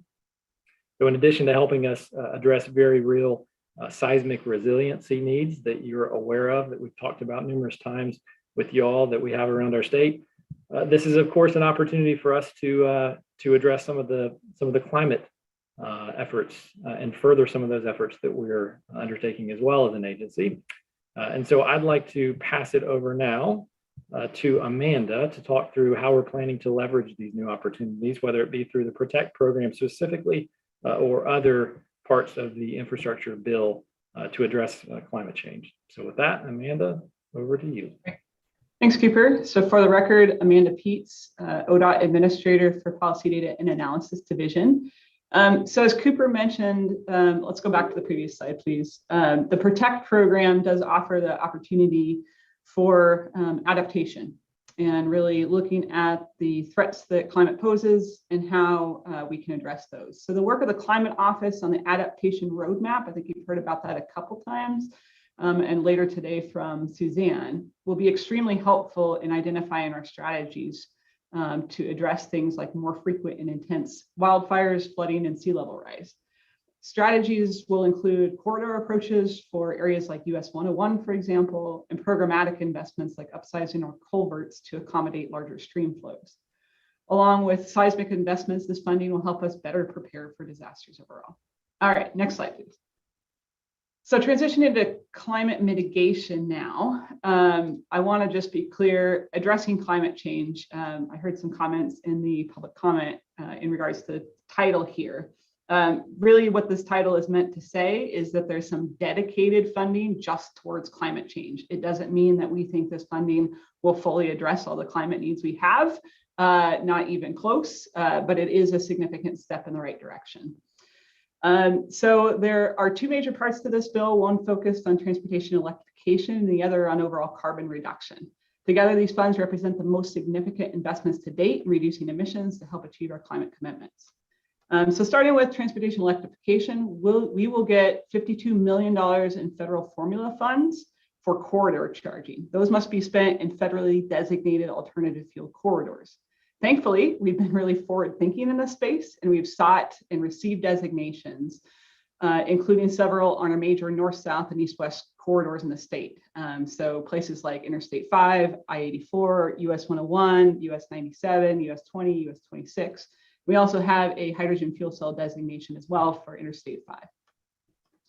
We also have the opportunity to compete for around $2.5 billion in federal grants for corridors or within communities. Given the corridor designations that I just mentioned in the research and planning work we've done through the Transportation Electrification Infrastructure Needs Analysis, or what we lovingly call TINA, we're very, very well positioned for these funds. The challenge may be finding the 20% match across these funds, as we cannot use federal dollars to match federal dollars, and state highway funds come with constitutional restrictions that make them ineligible. So we need to start to sort through this and other potential challenges to ensure that we are delivering on the profound charging needs across the state and leveraging these really big federal dollars. In addition to dedicated transportation electrification funds, there is an overall program created for reducing greenhouse gas emissions called the Carbon Reduction Program. Travis loves to call this the CARP for short, but this program totals $82 million in funds coming into Oregon, which we split roughly between a direct allocation to our transportation management areas. So think about Portland, Eugene, and Salem. So they get a direct share of that $82 million that they can spend as they see fit within certain eligible categories for reducing emissions. Then money will come into ODOT, and we're going to cooperatively select projects on the local system within urbanized areas and in our rural areas of the state. And then the remainder share comes to ODOT to address our carbon reduction needs as well. So with that, I'll transition to the next speaker. Mr. Chair, Commissioners, good morning. Karen Criswell, Public Transportation Division Administrator. Next, please. Approximately $30 million in additional funding will go to the Transportation Alternatives Program, and this is the largest dedicated source of federal dollars for pedestrian and bicycle projects. The funds must be distributed through a competitive process to local agencies and are split between a direct allocation to the MPOs and a statewide program that's administered by ODOT. The legislation changes the split. The split used to be a 50-50 split between MPOs and what came to the state, and it's now a 59-41 split in favor of the MPOs. Regardless, those are still funds that are going to support those kinds of improvements within the state.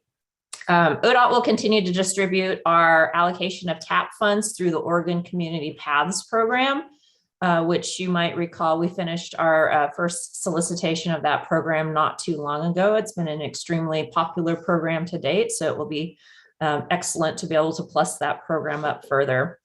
The bill also has provision for a number of grant programs, competitive grant programs for active transportation. We're still working through the bill to understand all of these, but there's a few that we've identified so far. There's a Safe Streets for All grant program, which funds development and implementation of safety plans to prevent fatalities and injuries. And there's also an active transportation infrastructure investment program, which is $200 million annual grant program to help communities develop and build their active transportation networks.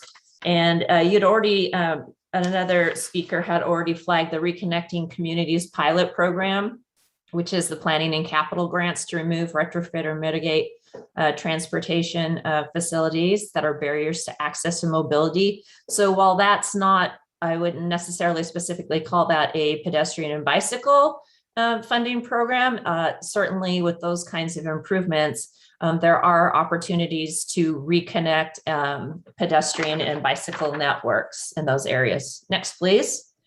Back to the public transportation category, as was already mentioned, there's nearly $200 million in additional funds for both rural and urban communities.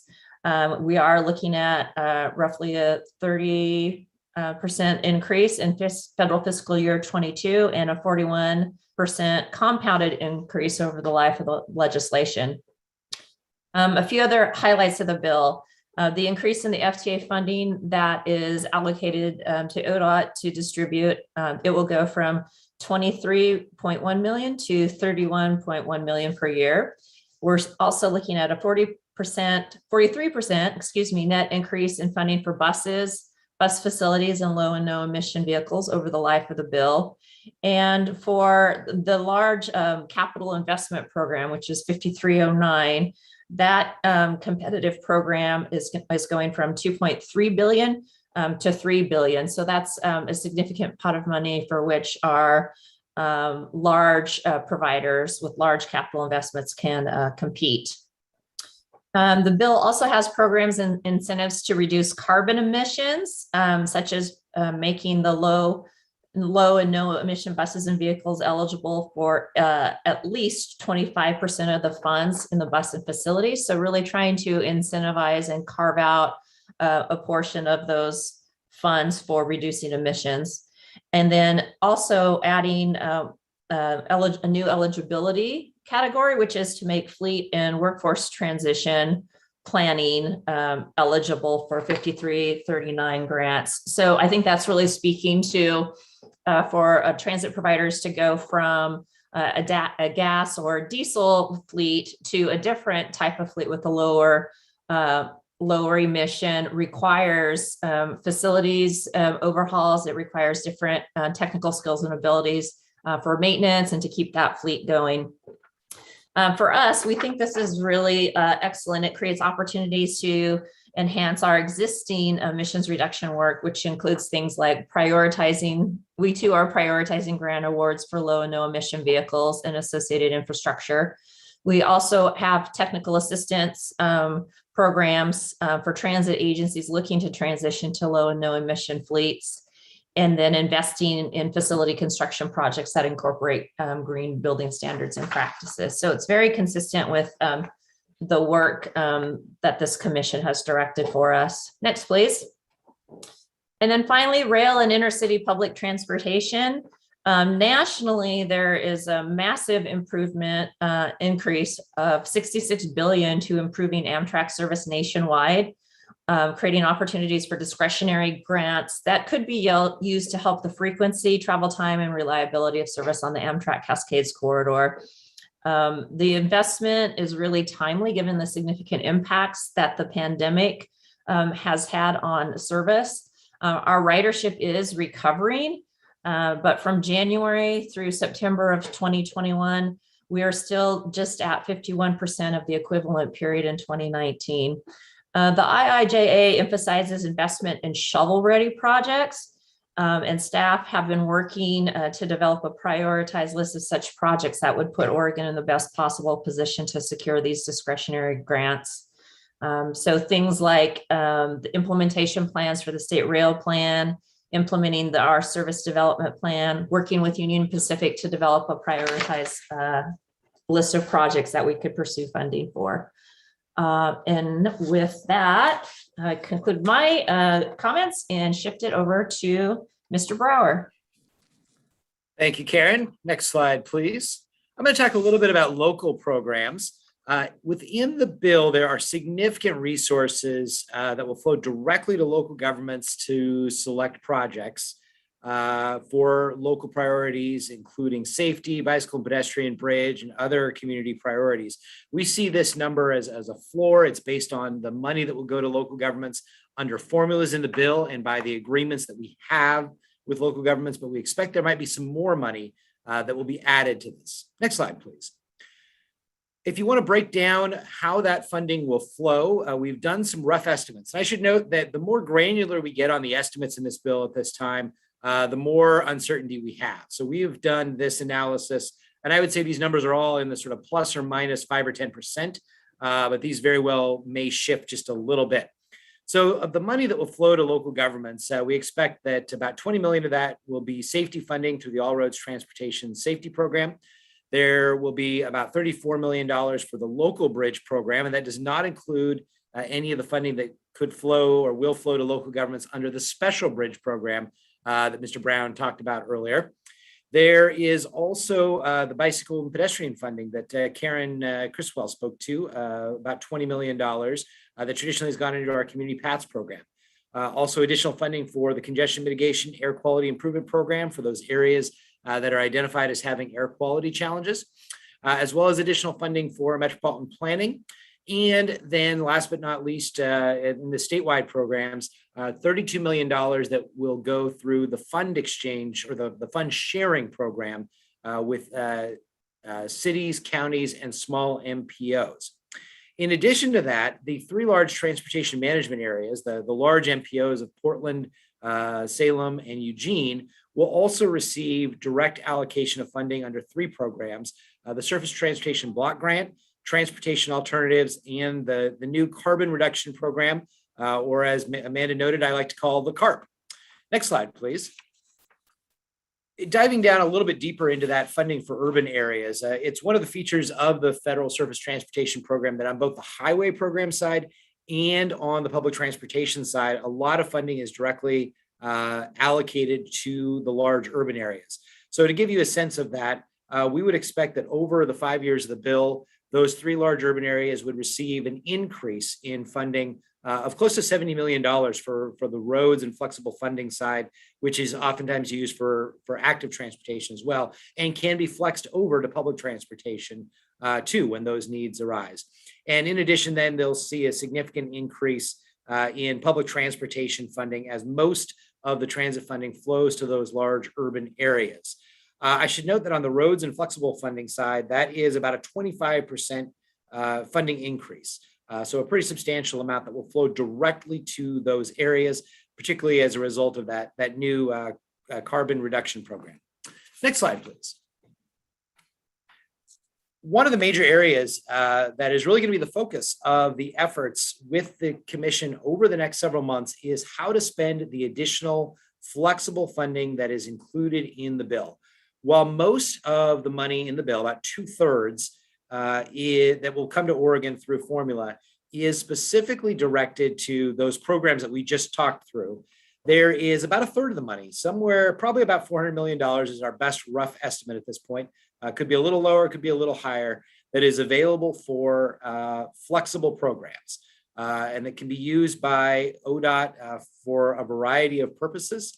And this is where we're going to spend most of the time over the next several months, as this is the money that the commission can choose to dedicate to any of the categories in the STIP, whether that is the public and active transportation, whether that is enhanced highway programs, whether that is the fix-it programs, or even local or other types of programs that are funded through the STIP. Next slide, please. When all is said and done, what you see is that this funding package is a very well-balanced package in the sense that about 1/4 of the funding is in that green quadrant at the bottom for things like EV charging, carbon reduction, active transportation, and transit, what I would call the sustainable transportation programs. About 1/4 of the funding is for the fix-it oriented programs for bridges and resilience. And then a amount for safety and local funds and other programs as well. Then, as I noted, about 1/3 of that funding is that flexible funding that the commission will have significant discretion over. You will also have some discretion over those areas of electric vehicle charging, carbon reduction, active transportation, resilience. All those new programs are areas where the commission can put your stamp to some degree on how that money is spent. Although there is significant federal direction on all of those, that will limit the discretion a little bit. The flexible funds, it's much wider open for how the commission can choose to spend those to address the state's priority areas, the things that are laid out in the strategic action plan or in our statewide policy plans as well. Next slide, please. So that gets you through the background on the IIJA. We're going to shift a little bit now and talk about the commission's work to update the statewide transportation improvement program. As we're beginning to get into that process, the commission will need to update both the 21-24 STIP and the 24-27 STIP, as this legislation spans both of those periods. Our goal is to bring to the commission a proposal for allocating this funding among different categories and programs by March of 2022, so about 4 months from now. It's critical to get this funding allocation done quickly so we can select projects and begin getting them developed and under construction as soon as possible. As Trevor noted earlier, we have a lot of extra money that's going to be coming in immediately. In fact, our first check from the feds, once they do the final calculations, will be backdated to October 1st with the beginning of the federal fiscal year. And that first allocation of money, most of that will have to be obligated by the end of the current federal fiscal year, just 11 months from now. Normally, when you approve a STIP funding allocation, we have about 4 years from the time you do that work to the time the first projects hit the ground. And that gives us time to select projects, scope and select projects, develop them, get the environmental permits, and get them then through design and out the door to construction.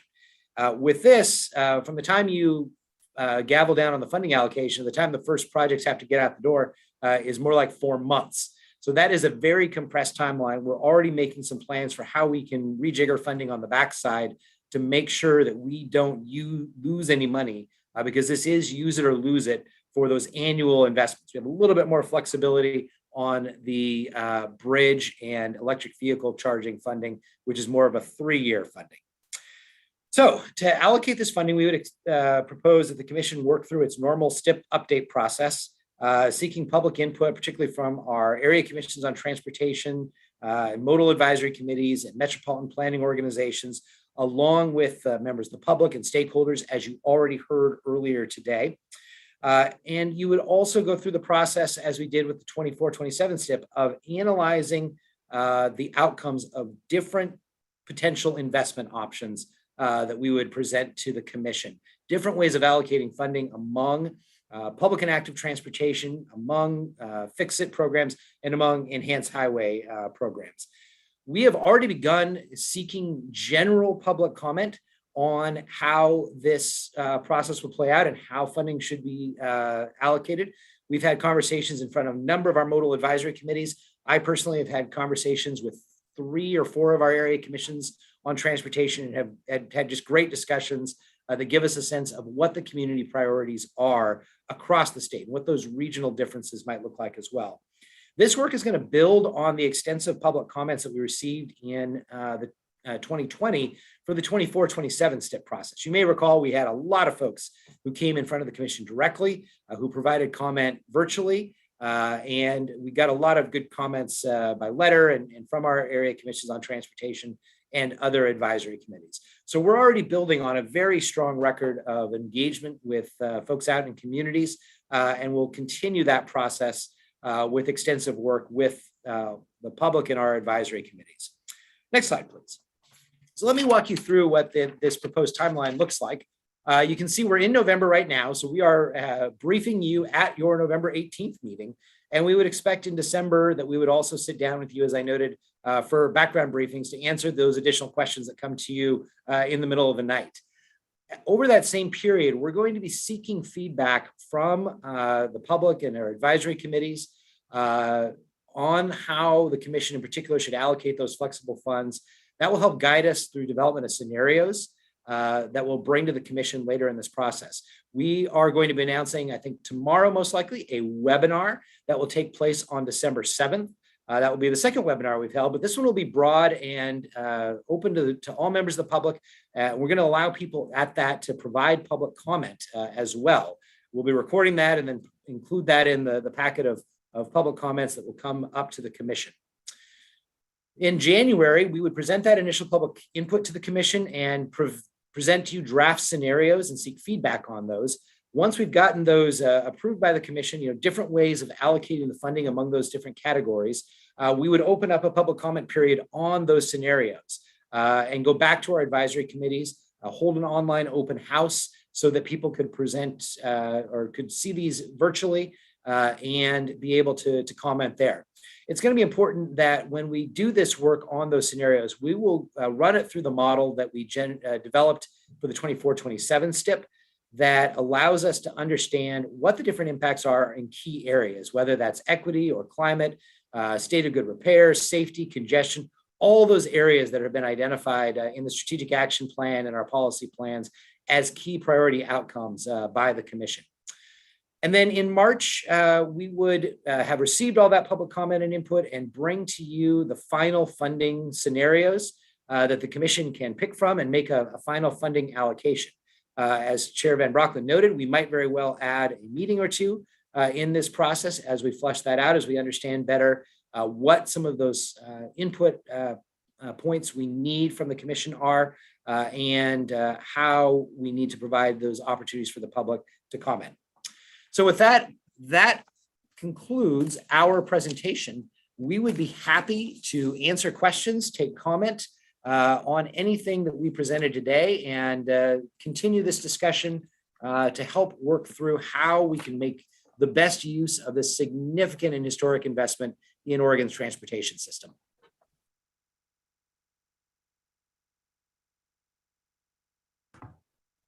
Thank you to the entire panel, Travis leading the way.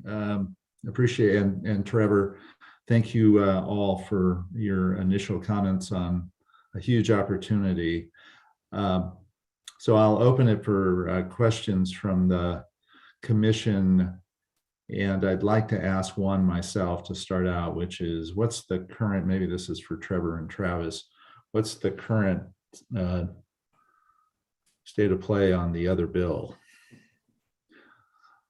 And feel free to be predictive.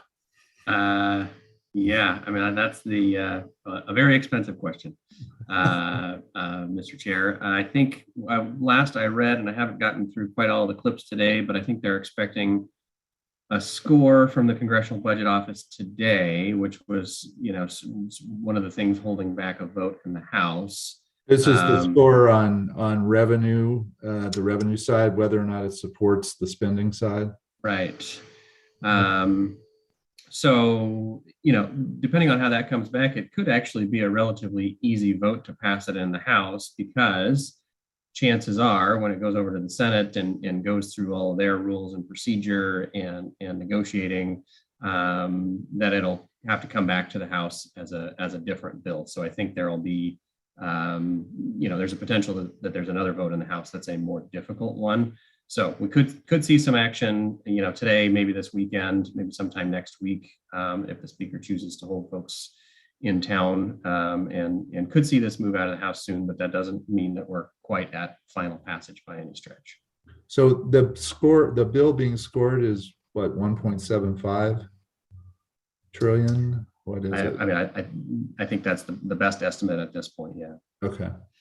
And I could add to Trevor, what Trevor stated, in the sense that December 3rd is now turning into the sort of legislative pileup date, where there's a bit of a deadline. So the federal appropriations continuing resolution expires on December 3rd. And that's also right about when the Treasury Department expects to get to the debt limit. So there is an expectation that Congress will have to take action by that date. And so I think it is probably a pretty good bet that they're going to be making an effort to pass the reconciliation bill on or before December 3rd. We've seen that nothing concentrates Congress quite like a massive deadline like that. So I think that's the next really significant date to watch. Otherwise, we would expect that by the end of this calendar year, you would see Congress either approve the reconciliation bill. If they haven't done it by the end of the year, I think there's an open question as to whether it would get approved. So the holidays will be another time. If they haven't passed it by December 3rd, we would look to those attempt to get out of town for the holidays and the end of the year as another time. And that's critical because we're still looking at that reconciliation bill as a potential source of additional funding for public transportation, or even there's proposal for an additional, say, $4 billion for reconnecting communities, which could have a pretty significant impact on the Rose Quarters finance plan that we're starting to develop. If that funding is made available, it could really help with closing the gap on the Rose Quarter. Great, thank you. Questions from members of the commission on any of this?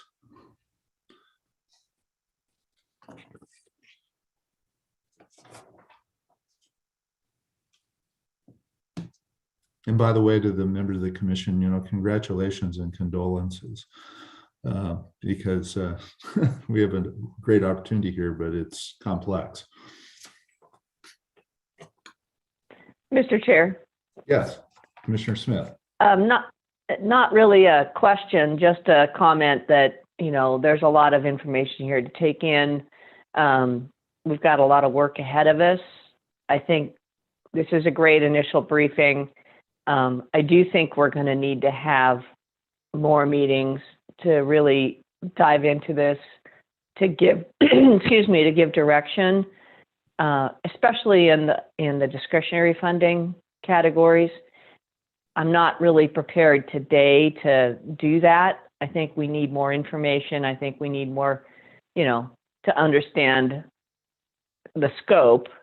I would say at a very high level, I think our discretionary decisions should follow our strategic plan and dovetail with what we're trying to achieve. And so I think there ought to be a focus on equity, climate change, making sure our safety and our overall program is moving forward.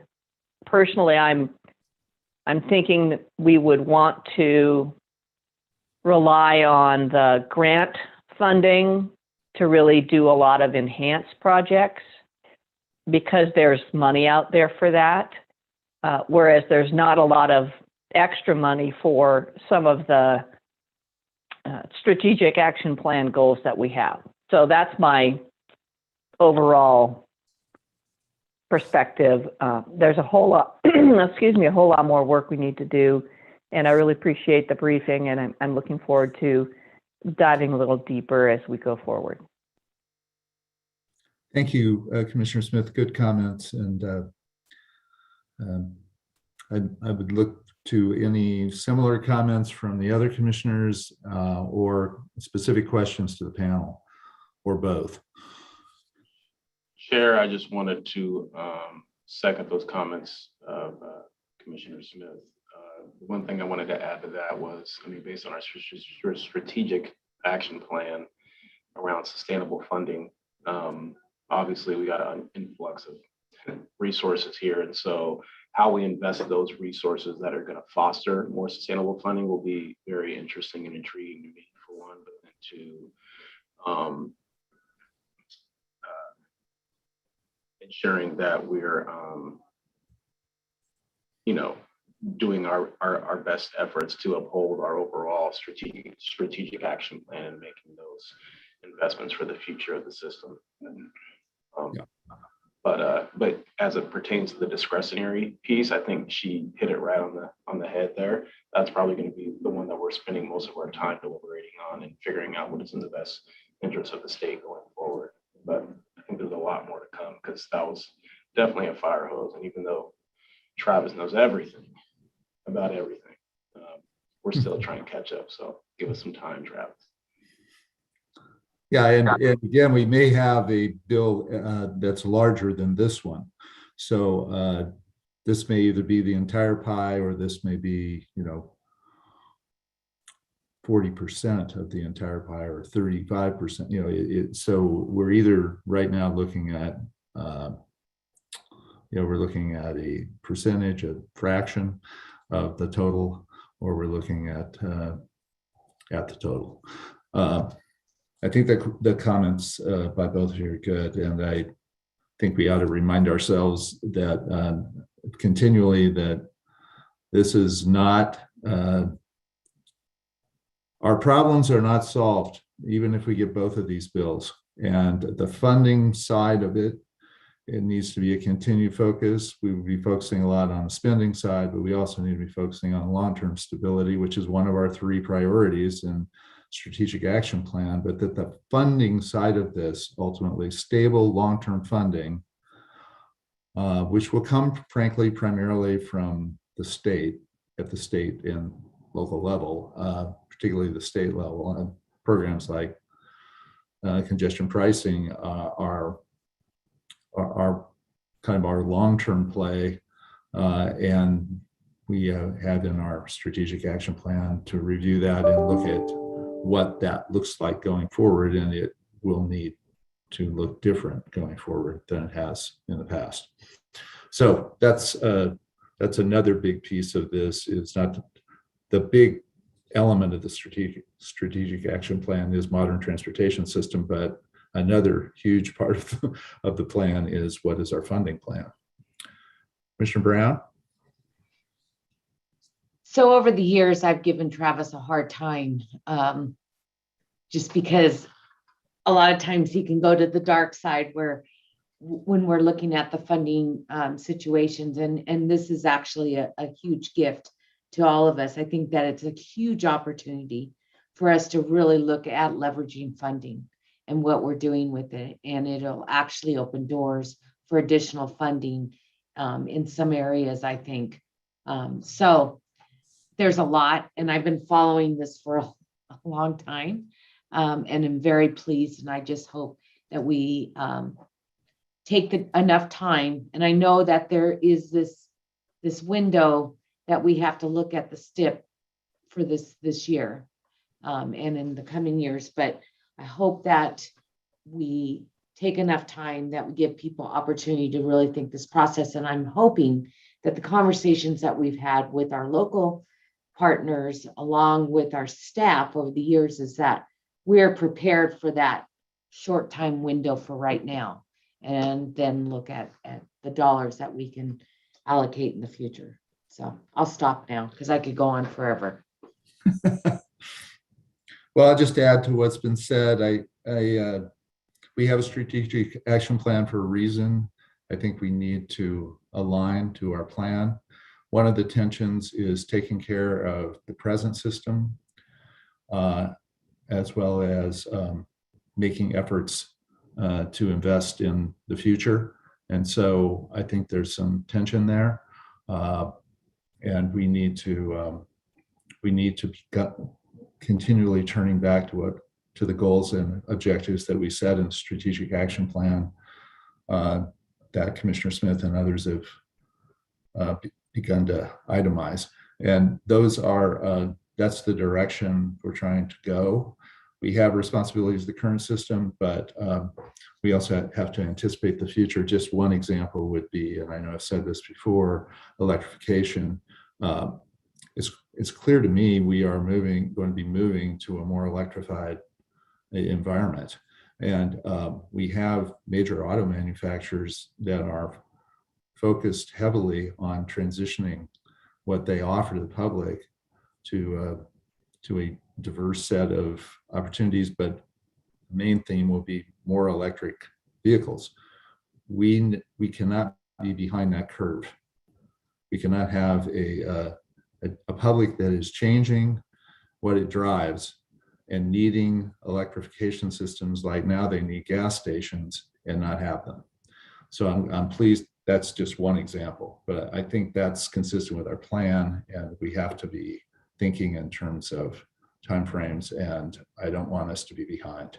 So that means as we look at the SAP and we look at these funds, we have to also be thinking about the external forces, one of which will be the people who make internal combustion engine driven cars, powered cars, are telling us they're going to move away from that.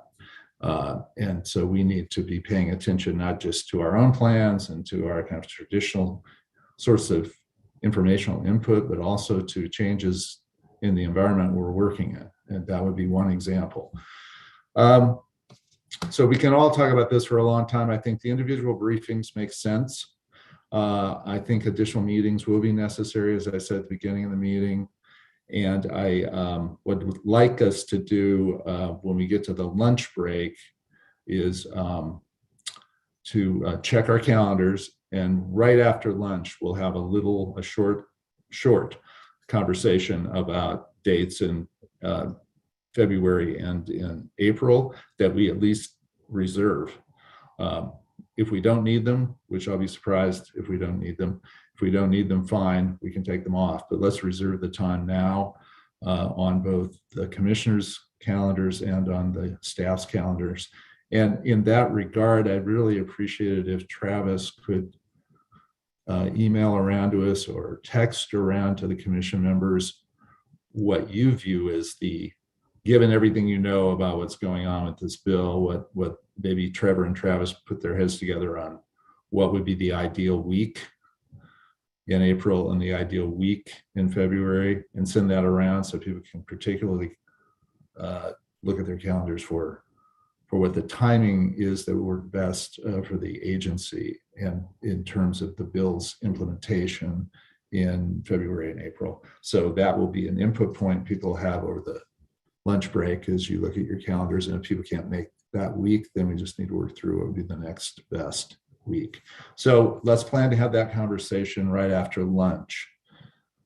Anything else right now on this topic, either from the commission or from the agency? Chair Van Brocklin, I would note, I will can absolutely do that, working with Trevor and others on that time frame. I will note that your March meeting is very early in the month. On your consent calendar, you just approved a March 10th meeting. And as a result, we even may look at a late March meeting. I know spring break will be in there at some point, but in order to expedite action, we might look for a late March meeting as well. That would be great. Whatever you think. Again, we want to be ahead, not behind. So if we need to accelerate the meeting schedule in some way, or if we need to double up in a given month, February or March, just lay it out there. And I'd rather reserve too many meeting times than not enough. So let's, if we need 3 meetings and that we don't have on the first 4 month or first 5 month, let's get them in to the calendar now. Mr. Chair. Mr. Smith? Yeah, thank you. I just wanted to follow up on your comments about the focus on electrification, which I endorse. But I also want to challenge us to consider, to think a little bit outside the box and not just talk about electric cars. I mean, we did hear from the public today that we ought to be considering how can we promote electric bikes, because that really would go a long way in some locations to get people out of their vehicles, whether they're electric or not, and promote active transportation. And so I would challenge our group to figure out where we can use some of this money and how to use some of this money for that purpose. Yeah, good comment. As I said, I'm just using one example.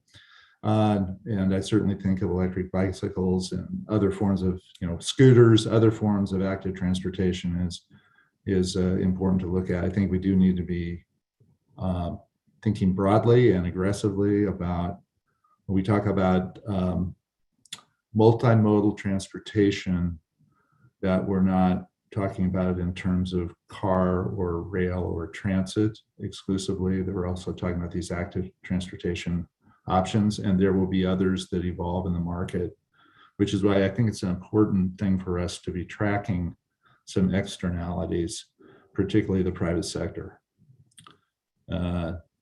because they're going to move in this area, and they're already moving, and they're going to move more, and we're going to see more alternative forms, and we need to be thinking about the system in that way. So I share those same desires to be not just creative, but also just tuned in to the array of things that are here today or will be soon. So, having a future focus is going to be important in all areas and areas we haven't really even thought of as modes so much. So, good comment.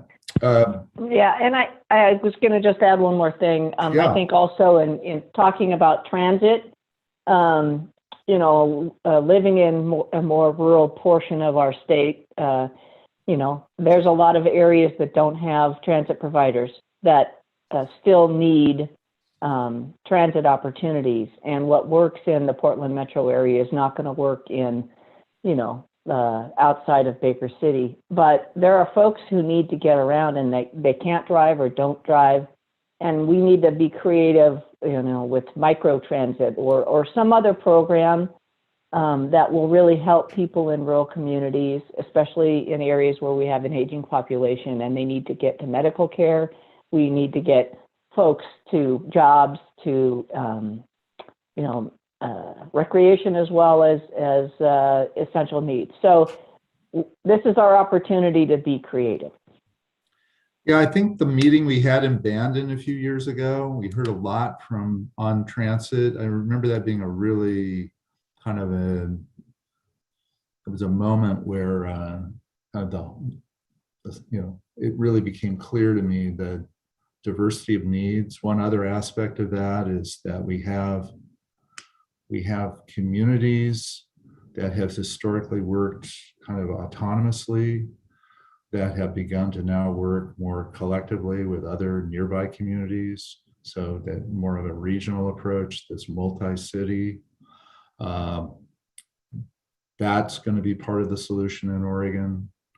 I think is that you look at the South Coast as the example we had on the Bandon meeting, where we had heard from people from Brookings and Coos Bay and Bandon and others that, some kind of integrated system there for transit, where a single transit provider might not be able to justify or afford a system. And this could involve alternative forms, not just traditional transit.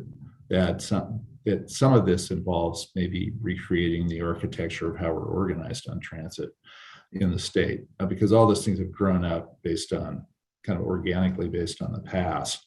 And now we have to kind of push some of our partners along. Well, is this the only way to do this? Or is there another way to do it where we would maybe get a better system for the public, for the elderly, for students, for people going to work that don't have cars, for a whole range of our population that needs answers to mobility. And we need to be thinking about that. But some of that I think will require some intergovernmental or interagency cooperation at a level maybe we haven't had in the past. So I'm also curious about that, what we need to be doing in terms of convening our partners at the local level. A lot to talk about. Okay, so we're going to move on to our next topic. And again, start looking at your calendars. We'll get something from Travis over our lunch period, which will follow this next presentation. And then right at the end of the lunch period, when we reconvene, I want to take just a few minutes to set some dates so people can put them in their calendar now. With that, I will turn to Assistant Director Baker, and she will run us through a SAP progress report. Wonderful. Sound check. Everyone can hear me okay? Yes. Great. Thank you. So good morning, Chairman Brocklin and members of the commission. For the record, Lindsay Baker with the Oregon Department of Transportation. So I recognize I am the only thing standing between you and lunch, so I will try to scoot through this, but certainly welcome any questions along the way and hopeful to have a pretty robust conversation. So I'm here today. We've got a half hour to go through a sort of status update on the strategic action plan. Like we have done in previous presentations, we'll do sort of a high level kind of flyover of the different progress points. I'll highlight some of the pieces that we've been working on since we last met and presented to you, including some of the sort of deadlines and individual bodies of work. And then in the second half, we're kind of bifurcating. We'll do a deeper dive into one of the strategic outcome areas, particularly for this one today. We'll be looking at work that we're doing to get more contracting dollars to women-owned and BIPOC-owned firms across the state. So I was going to be joined by Maria Ellis, who is our economic equity manager and has really been the point person from the Office of Social Equity leading a lot of this work forward. Unfortunately, she is not able to join us, and so I will attempt to do my very best in her stead. So we can go to the next slide, please. So again, we'll actually go to the next slide. Thank you. So here are some sort of the highlights of what we've been doing so far. And recall that we were looking at kind of our three strategic priorities. Underneath of those, we have each of these individual 10 strategic outcomes. And then from those, we've got individual sort of implementing actions or milestones along the way. So as you can see here, we're kind of chunking those pieces of work out over time. And as you can see, we're making really good progress. A lot of the work that we've been doing in this first calendar year, recall that it is a 2021 through 2023 strategic action plan. So a lot of the work that we've been doing this year so far has been baselining. It's been data collection. It's been figuring out what the sort of universe is so that we can target and I think focus our efforts for what changes that we're going to be making in the next 2 years to come. So again, the highlight here is really work continues to move forward and we are making progress, I think, roughly tracking with where we expected to be. Next slide. So some of the things I'll call to your attention in particular. So we're moving forward on contracting in some of our transformative technology strategic action plan. We have completed the barriers analysis report that really, again, is kind of baselining and data collecting around engagement with BIPOC and women-owned firms. And we'll talk about that in more detail later this morning.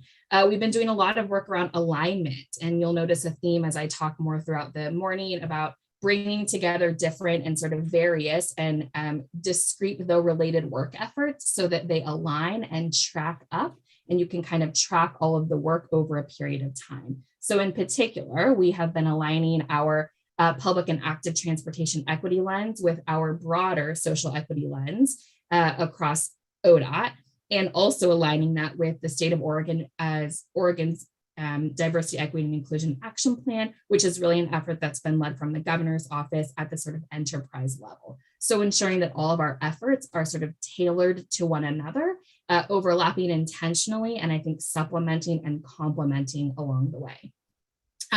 As a related piece of this, we've identified projects to start workshopping with our social equity engagement toolkit. I think we've got 6 projects identified so far. I think we've got a nice regional mix and even have one DMV project in the queue to apply the social equity engagement sort of toolkit to. We've done a great evaluation on the I-205 pilot for bus on shoulder and have launched, hopefully some of you have seen, have launched a second bus on shoulder pilot just a couple of months ago that's seen great success so far. And then finally, a last highlight here is we've completed the selection of the build alternative for the I-205 toll project. Next slide.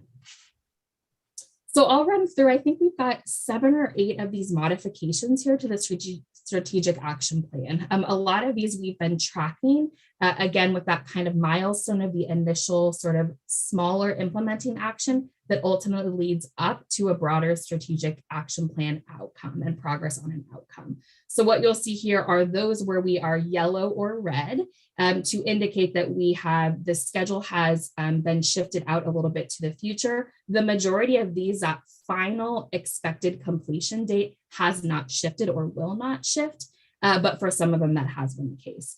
So for the next couple, I'll kind of run through around our work around the social equity from the social equity office is really a reflection more of sort of resourcing than anything else. So right now, like I mentioned, we are adjusting the toolkit so that we can apply that social equity engagement toolkit to projects across the agency. As I mentioned, we have identified that initial sort of scope. I think it's 6 projects that we are applying it to and figuring out how to adjust that across the state and across the agency. I think the factor here is that 1, our work is really broad, it's really diverse. And I think 2, the way that we apply an equity framework and look at a sort of equitable engagement model manifests really, really differently. And so how do we sort of balance for there's not a one size fits all approach. So as you can see here, we're shifting this timeline out a bit 4 months into the future. So originally we had planned to finish it at the end of this calendar year, and that'll be until not until sort of next spring timeframe. Next slide. And please, I will also note, please interrupt me along the way if I'm going too quickly if you have questions. So this next one here is developing a baseline understanding of funding currently dedicated to walking, biking, and transit. So here the exercise again in that one first year time period was data collection. It was baseline, it was figuring out what our kind of universe looks like. So a lot of this work is still in progress and still in flight. As you can see, the expected completion date is not expected to change. I think it's just a reflection of that interim milestone here and figuring out what overall percentage of our budget is spent on these initiatives. Next slide. So on this strategic action plan implementing item, we're looking at defining what our priority multimodal network looks like and how we can be more strategic and more equitable in selecting our future projects and programs. I think part of this, we have staff recently on board who's helping out with this priority area. And I think we also want to make sure that we're aligning this work to work that is underway from our organization around the Oregon Transportation Plan update as well. So really wanting to make sure that we're syncing, I think, cycles of work up, that we're not creating unintentional redundancies, and that we're making sure that all of these pieces that relate to each other are on the same sort of decision-making process and cycle of work. Next slide. So here we've got our implementing action around how we implement a large-scale road use charging program. So here we're looking at outreach efforts around how we build public awareness, and this is sort of very closely related to that larger picture around how do we get a road use charging program sort of mandatory across the state, right? And so I think a lot of our public outreach efforts sort of on the ground, as it were delayed and or completely absent due to pandemic. And so I think we're trying to pick up a little bit more momentum on that right now and make sure that we're going strong and getting a lot of momentum going into the 2023 legislative session. So again, this one here is the target date was originally to have the outreach plan developed by July, and I think to start delivering that. And I think this is more a reflection of wanting to ensure that we're syncing up with, I think, one, legislative timelines, and two, I think, stakeholder engagement processes and plans along the way. Next slide. So here you'll see that we're just a little bit behind schedule for this one implementing action around streamlining point of sale enrollment at auto dealerships. However, the expected completion remains unchanged, which is to have this action completed by the end of calendar year 2023. Next slide. So I'll spend a little bit of time talking about this one as it does tie so closely into work that we're doing in with the legislature and with other stakeholders. As I mentioned, it ties very nicely into the public outreach efforts as well. So just as a sort of by way of context, recall that we're looking at achieving sufficient and reliable funding and how a road use charging program is a really critical component piece of that. It is one component piece, but it is a very important one. We have for a lot of sessions in the past legislative sessions had a conversation with the legislature through our road user fee task force and through other sort of transportation stakeholders across the state about how we actually move forward on a road use charge program and how that's one piece of a broader kind of stabilizing of revenue. So one of the pieces of work that we've been doing is really trying to set up a process and a sort of forum to have that broader conversation, recognizing that ODOT is but one of many players across the state. I think as we look ahead to the 2023 legislative session, we are setting ourselves up really nicely to start building the, I think, foundational understanding of one, transportation financing, two, how the conversation has evolved since we started this project and this work sort of 10 years ago, and what we've been doing in the interim to get ourselves ready to have that conversation. So starting in January of next year, we will be engaging conversations with legislators, and also with transportation stakeholders to build momentum coming into the February session. And then more importantly, after the February session, as we try to build momentum into the 2023 session. So again, here, this is just, I think, reflective of that broader process of stakeholder engagement of what is ODOT's role, of what is the commission's role, and looking to build that momentum going into 23. Next slide. So this slide is around our implementing action to reduce our carbon footprint, applying greenhouse gas emissions standards and making our investment decisions.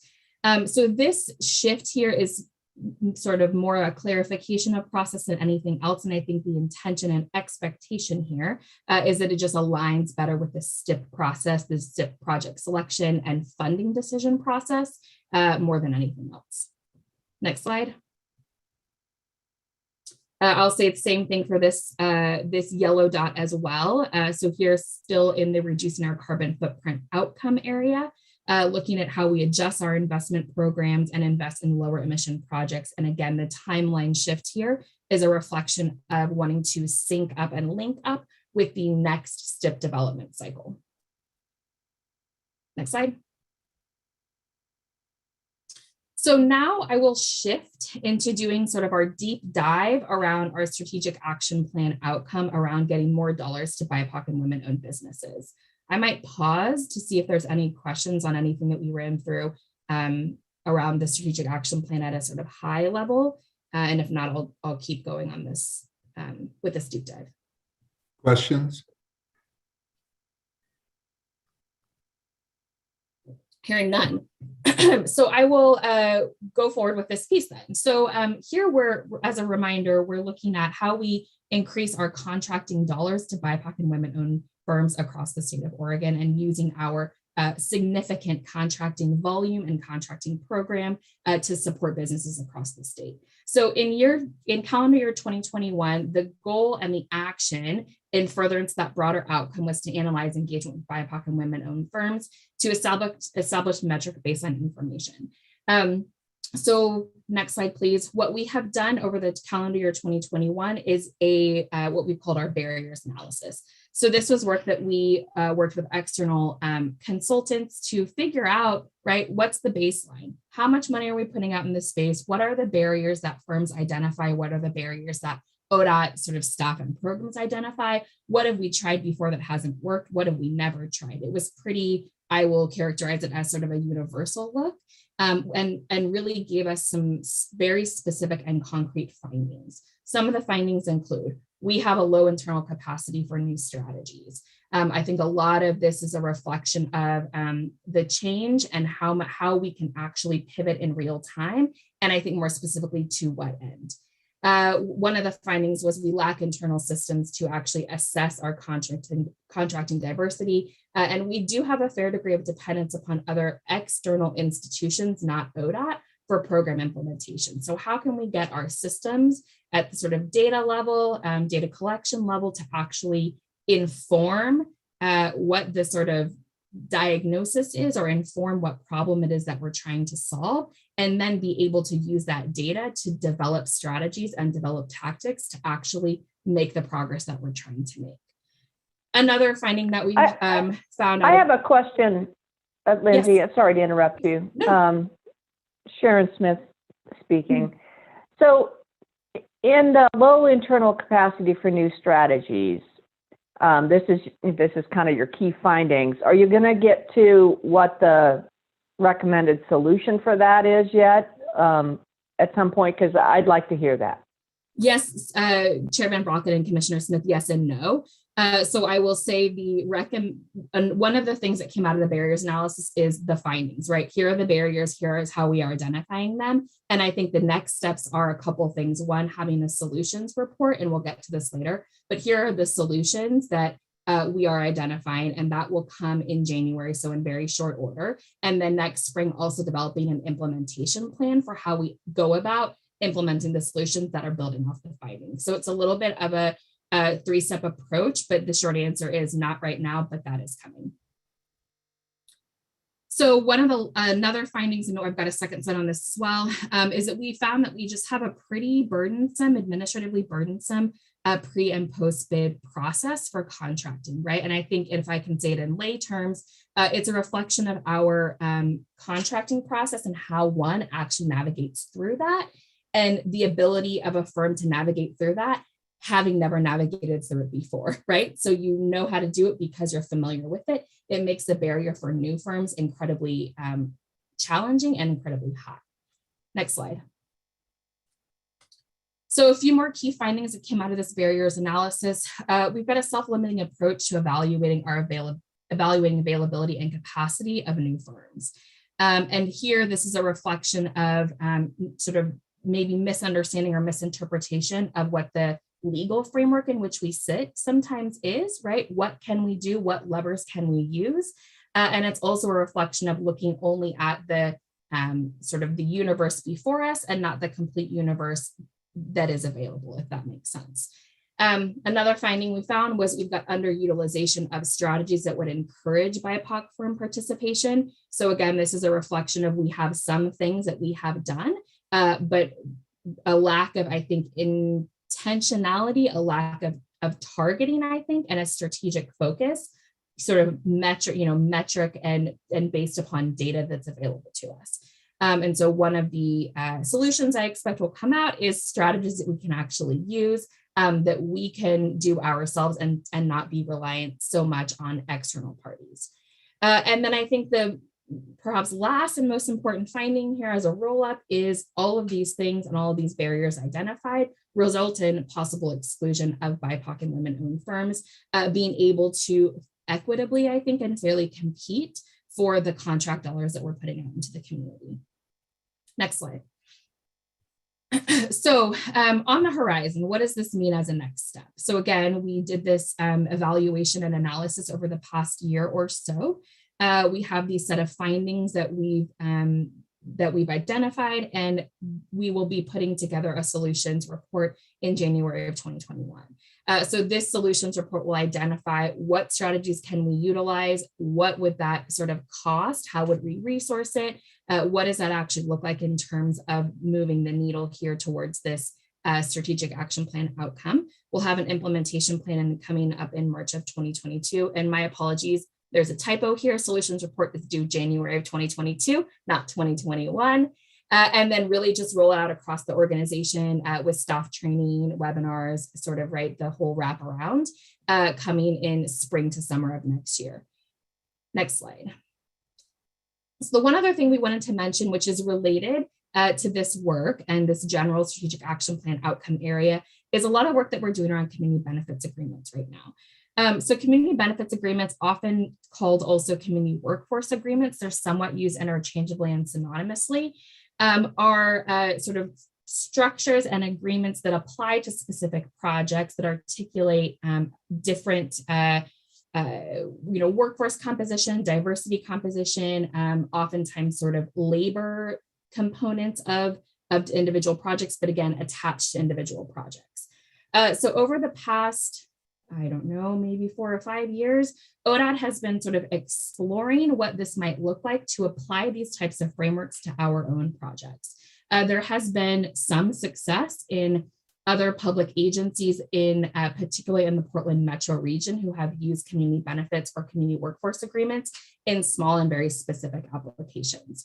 So one of the pieces of work that we have underway right now is to put a table together, put an advisory committee together to figure out how, when, why, to what end we would be putting and applying community benefits agreements and community workforce agreements on ODOT project. The idea and the broad goal here is to ensure that we've got a framework that is informed by all the various sort of stakeholders and perspectives that have a vested interest, for lack of a better term, in putting a CBA on a project, and ensuring that we've got a level of clarity and standardization and predictability in how we apply a framework, or excuse me, how we apply a CBA to an ODOT project.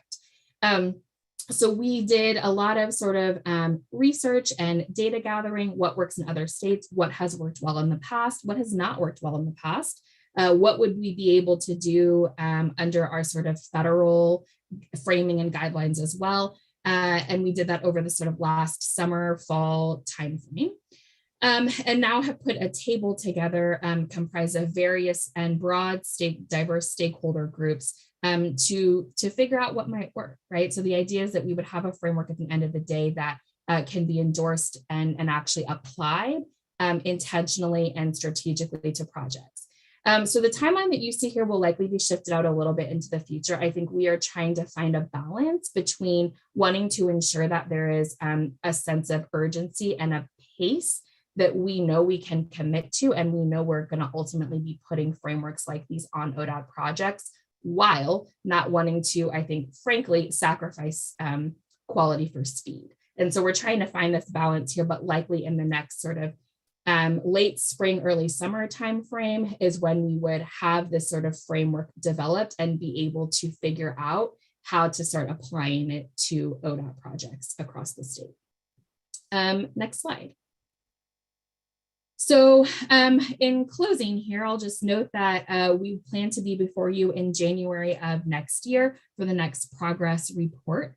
And we'll be talking about all of the milestones, what we accomplished in calendar 2021, and really, again, sort of what's up ahead for 2022. So with that, I will pause to see if there's any questions. Questions for Lindsay? Okay.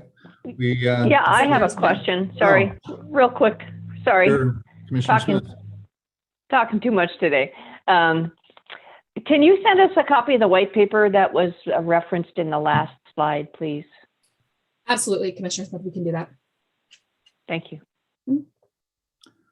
Any other comments or questions?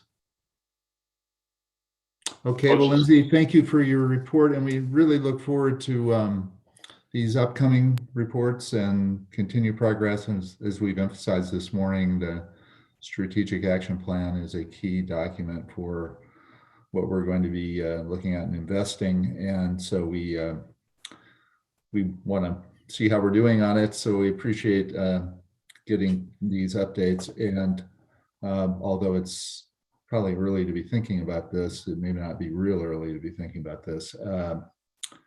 You know, this is a 21-23 plan. As we move into 22 and through 22, we will begin to see what the next one might look like. and what its time frame may look like. I think we were thinking of these plans as being 3 to 5 years, no more than 5. This is our learning plan because it's our first one, but we will then move to the next iteration of the strategic action plan, which will be for 24 to 27, 24 to 28, whatever it ends up being. So I think we need to start looking at where we're going to have carryover work or work that should go into the next SAP based on our progress with this SAP. And so it's a continuing process to try and make sure that we have a strategic document that we're turning back to as a checkpoint, as we've referred to this morning. This plan is, and so I appreciate the work, and it's ongoing, I guess is the point. Absolutely. Thank you. Thank you. Okay, so we're going to break for lunch. It is 12:15. So check your calendars. We'll see something from Travis, and we'll figure out where to schedule a couple of 3 more meetings into the winter spring of 22 for purposes of making decisions on the updated STIPs and related discretionary funding, et cetera.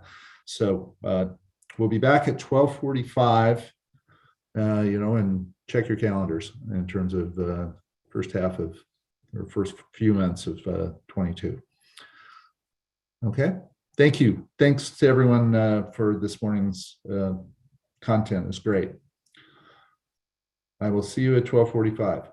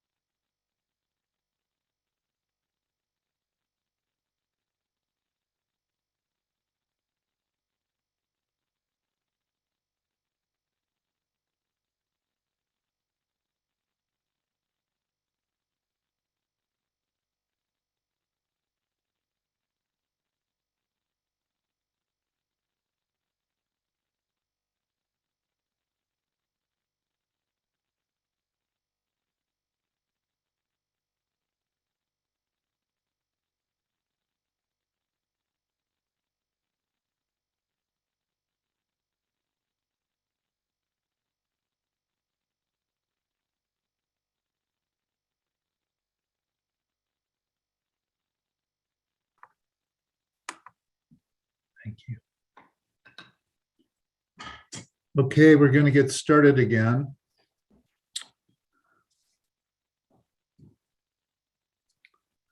So we're going to spend the next hour and a little bit more talking with our friends from the Urban Mobility Office and hearing about the progress on a number of fronts. So I will at this point turn it over to Director Brendan Finn. Thank you, Mr. Chair. Good afternoon, members of the commission. For the record, I'm Brendan Finn, Director of ODOT's Urban Mobility Office. Thank you for having us here for our update. And I'll be extremely brief, Mr. Chair, commissioners, and turn it over to our team here. I am joined by Toll Program Director Lucinda Broussard. Director Broussard has some of our members from our Equity, Mobility, and Advisory Committee to have a conversation with the commission. We also have Rose Quarter Project Director Megan Channel with us as well to follow up a little bit on the conversation we had at your last meeting about hybrid 3 highway cover design. And then Mandy Putney, our project director for the I-205 improvements project, is here to talk about how that's progressing and some real innovative work that's happening around workforce with that project. But before we get into those pieces, commissioners, as we usually do, we like to provide a little bit of context around our work, how it fits into our comprehensive plan, and again, how it reflects our values. And to do that, I want to turn it over to our all-star Deputy Director, Della Mosier. If you could advance the next slide, and I'll just turn it over to you, Della. Thanks. Thank you, Brendan. Can everyone hear me okay? Yes. Yes. All right, good deal. Well, for the record, Chair, Vice Chair, and Commissioners, my name is Della Mosier, and I am the Deputy Director of the Urban Mobility Office. At your direction, ODOT launched the Urban Mobility Office in 2020 with a charge to intentionally address the biggest challenges of our day. Challenges like inequity caused by historically marginalizing and excluding our BIPOC community. Challenges like the climate crisis and how global greenhouse gas emissions are currently still rising. Challenges like congestion and the hours spent in stop and go traffic every week, whether we're in a car or riding transit. Challenges like rising crash fatalities, particularly among pedestrians. And challenges funding a system that no longer pays for the improvements that we need to grow. Next slide, please. This map is a result of the Commission's request for ODOT to change the way we do business by delivering major projects in the Portland region with a strategic and comprehensive approach. An approach that is meant to intentionally address the challenges we mentioned on the previous slide. Here you can see several planned improvements to the ODOT system that the Urban Mobility Office is leading. And as you can see from the icons, they all include a lot more than just concrete and asphalt. We know that these are generational investments that can help us deliver a transportation system that's beneficial for everyone, especially people that have been historically marginalized or excluded. The dark blue lines on the map show the proposed toll corridors for the Regional Mobility Pricing Project. And within the blue line on I-205, you'll see a highlighted green area near the southern portion of the map, showing the I-205 toll project. Today, you will hear from Toll Program Director Lucinda Broussard on how the Equity and Mobility Advisory Committee is grounding the project development process in an equity framework, including development and refinement of performance measures to evaluate alternatives for the I-205 toll project. Near the northern portion on this map is the Rose Quarter Improvement Project. Project Director Megan Channel is here to provide an update on the progress to advance evaluation of the hybrid 3 cover design concept and associated project finance plan, as well as early work construction package development. And in the area of the I-205 toll project is also the I-205 improvements construction project. Project Director Mandy Putney is also here to provide an update on the Abernathy Bridge construction package, as well as some exciting advancements in a preferential hiring pilot program. So without further ado, I will now turn it over to Toll Program Director Broussard to take us through a deep dive on equity and the Oregon Toll Program. Lucinda? Thank you so much. Next slide, please. Good afternoon, Chair, Vice Chair, and Commissioners. For the record, I am Lucinda Broussard, ODOT's Toll Program Director. Excuse me. I have with me this afternoon members from the Equity Mobility Advisory Committee. They were before you in May and gave you some update about the equity framework they were working on. Today, they're going to come forward with some more information about what they're doing. And I'm just going to turn it over to them now so they can get started. Good afternoon. Thank you. Well, good afternoon, Chair Van Brocklin and members of the Oregon Transportation Commission. My name is Phil Wu. I'm a retired Kaiser Permanente pediatrician and a board member of a couple of awesome Oregon nonprofits, the Oregon Environmental Council and Outside In, the latter which is a healthcare and social services agency in Portland. So what's notable about this slide is that everyone here is dedicated to making sure that Oregon's toll program is equitable. And with that goal in mind, the OTC and EMAC set out to do things differently, which means to center equity, be transparent, and work in partnership regardless of differences in power and decision-making authority. Now, the icons on the top of the slide indicate that centering equity with respect to tolling means we're focusing on policies and strategies that promote transit and multimodal transportation options, mitigate neighborhood health and safety impacts, and enhance affordability. Now, we've mentioned this before, but it's important to repeat. The trauma-informed perspective is the bedrock supporting our equity framework and is critical to doing things differently. We recognize the history of trauma and barriers that many of our communities have faced for generations and still face today. Past transportation decisions have harmed communities, and that harm has eroded trust in many governmental structures, including ODOT and the OTC.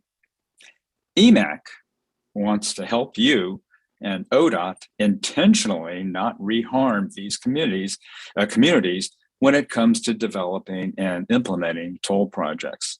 That is an important step to rebuilding trust. EMAC represents the entire four-county region, and that includes Southwest Washington. We bring a broad range of expertise and come from and represent diverse communities, institutions, and community-based organizations. And in particular, Southwest Washington is really well represented by three awesome individuals. Bill Bauman from Community in Motion, which is a community transportation organization. Diana Avalos-Leos from the Latino Youth Conference and the League of United Latin American Citizens. And Eduardo Ramos, a resident of Vancouver who takes transit to and works in Tigard. EMAC's partnership with the OTC has in particular been cemented by Commissioner Smith's active participation in committee meetings. And we've all looked to her as a real-time bridge to the OCT's perspective. So we are very grateful for that relationship. We're all excited to be working with you to co-create an equitable tolling program, and we're optimistic that we're going to succeed. Next slide, I believe.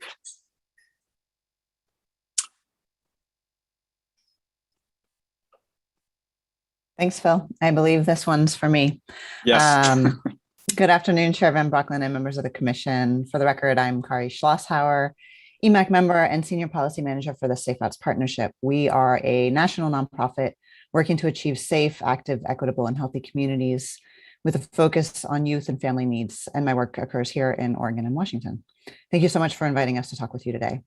So I just want to talk a little bit about where we have been. Our committee has been working together for more than a year and a half, exploring and shaping what equity outcomes and equity processes mean for the tolling program. Since EMAC members met with you last May of this year, we've been really busy, and I just want to explain a few of the things that we've been doing. So we work as a committee on both big picture and details. EMAC members are committed to making sure that everyday people's voices and needs are heard, that the impact of tolling is equitable in both benefits and consequences. And we are very committed to process equity and making sure that ODOT and the OTC do things differently. Because as Phil said, there is real trauma from past harms and a real lack of trust in the community of ODOT and of the OTC based on past actions around transportation policy, investments, and projects. So applying the equity framework and engagement work that we've been doing has involved engaging our full committee and our communities. And then I just wanted to highlight, we have two subcommittees. They're called the NEPA Scuba Team and the Navigators. We get very creative with our committee names. They're here to develop equitable policy and strategy recommendations. In our subcommittees, there's a more granular approach with our work. The process includes going deep and wide with learning and researching, workshopping, and co-creating, documenting innovations to build an equity infrastructure into this tolling program. For example, the Scuba Team subcommittee has considered and closely examined the neighborhoods closest to the areas of the project and the impacts there. In discussions with EMAC as a full committee and with our subcommittees, members bring our professional and lived experience. We're truly leveraging our collective experience and expertise for this work, and a few examples of this. We've been exploring and researching best practices for equitable tolling from other places. This includes learning what other DOTs have agreed to and are implementing to address equity. Examples of this include managing congestion by reducing vehicle miles traveled and reinvesting enough toll revenue into non-driving options like reliable transit and walking and rolling connections. Committee members have engaged with our communities and worked with ODOT to vet, share, and discuss EMAC's preferred policy and strategy options.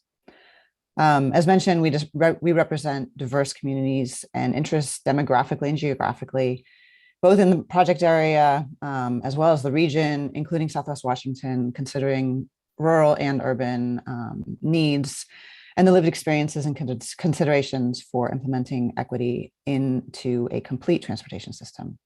With our input, ODOT has been updating documents and processes that you've seen some of and you will see more of that further equity, including the I-205 performance measures, social resource mapping, the regional mobility pricing project, purpose and needs statement, and the foundational statements, which is what we're really here to talk about today. So I'll just close this slide with saying EMAC members are in support of these foundational statements. And we see these as setting the stage for recommendations that we will be bringing back to the OTC to you all in spring of next year. Next slide, please. So we're here today to celebrate this achievement by the EMAC and ask of you that we build consensus together around EMAC's foundational statements. These are the building blocks for developing recommendations for policies and strategies that will advance equity and multimodality. These statements help us to establish common ground with the committee, with ODOT, and with the OTC to confirm what we are doing today. We are here inviting you to partner with us, to partner with the EMAC to help build trust with the community that ODOT and the OTC are doing and will do things differently. Because the region, state, and this tolling program have goals of supporting multimodal transportation choices to provide travel options and reduce congestion, we have goals of providing benefits for historically and currently excluded and underserved communities, and we have goals of reducing contributions to climate change. EMAC and the community at large want transparency and commitments to these goals that work for our communities. Already, people are responding to these statements. They make sense to people and they express what people are looking for from a holistic and healthy transportation system. And in the next slide, my fellow committee members will be getting into the details of the statements. So I just want to underline that our ask today is to join us in using these foundational statements as a stepping stone toward future engagement, analysis, and discussion focused on recommendations for specific commitments around policies, strategies, and investments. That commitment, should you give it, an acknowledgement of the foundational statements with us is the next milestone in our work. If we can build consensus with you all then EMAC readily moves forward to building, co-designing the policy and strategy recommendations that will follow. Thank you. I'm now going to hand this over to my colleagues, Eduardo and Bill, to present and discuss the foundational statements.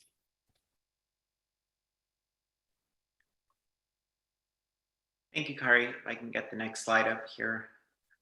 Well, good afternoon, Chair and Commissioners. My name is Eduardo Ramos, and I live in Southwest Washington, but work for the City of Tigard in city management. So I'm very excited to bring the perspective of the bi-state commuters and all of the Southwest Washington residents that have been there a long time, but also the communities that have been displaced in the Portland metro region and have found housing in Vancouver and have to commute for work and for other services and social needs, including religious services as well. So the committee has been working together for almost 2 years, and this is really the next step to set the foundation for the recommendations as Kari already laid out. So I'm going to jump right into what we put together. And when we talk about investing in reliable, emissions reducing, and competitive transportation options, the goal is to balance reducing vehicle miles traveled while providing the alternatives that people can rely on and not harming the low-income car-dependent drivers. When we talk about climate and equity being connected, it's vital to recognize that historically excluded communities carry the brunt of climate change. And so we think it's vital for equity and climate solutions to be interconnected and help build an equitable tolling program that addresses both. And next, we must have a toll-free travel option for people struggling to meet basic needs. And this is an acknowledgement of affordability and then enforcement concerns for people experiencing low income and how that affects their critical need for transportation. And so we're pushing for the inclusion of this, again, to help address the needs of people moving throughout the region, including Southwest Washingtonians and those who have been displaced from the Portland metro. And then finally, the one that I'll highlight is our equity investments must be there on day one. So the need for tangible and impactful benefits to be in place before or when tolling begins to build trust and launch a successful tolling program. And with that, I'll hand it over to Bill. Thank you, Eduardo. Good afternoon, Chair and Commissioners. Thank you for your time today.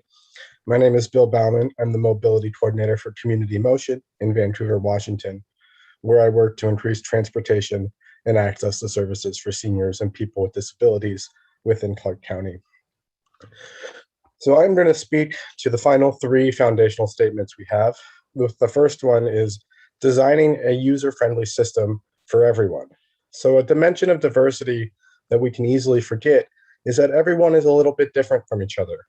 Whether it's physical abilities, languages spoken, income levels, or the culture we identify with, we need to keep that in mind as we are creating this project so it serves everyone's needs. Benefits need to be extended into Southwest Washington.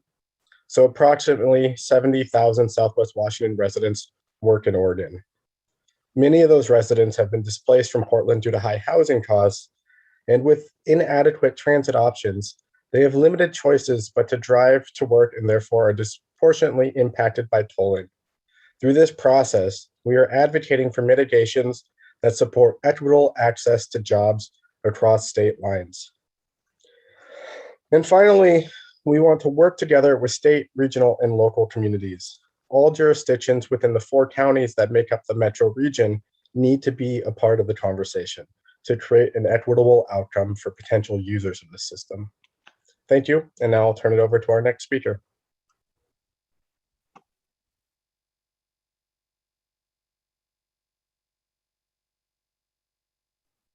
Next slide, please.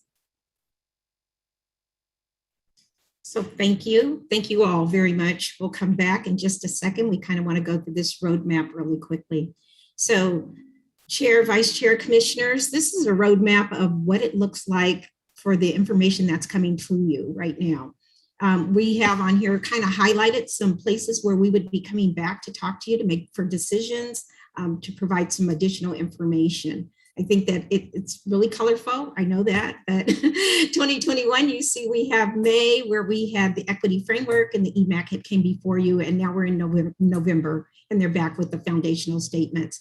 We're believing that the recommendations will be ready by July of next year, or this year, next year, 2022. It's almost the end of this year. And so we'll be back again in July.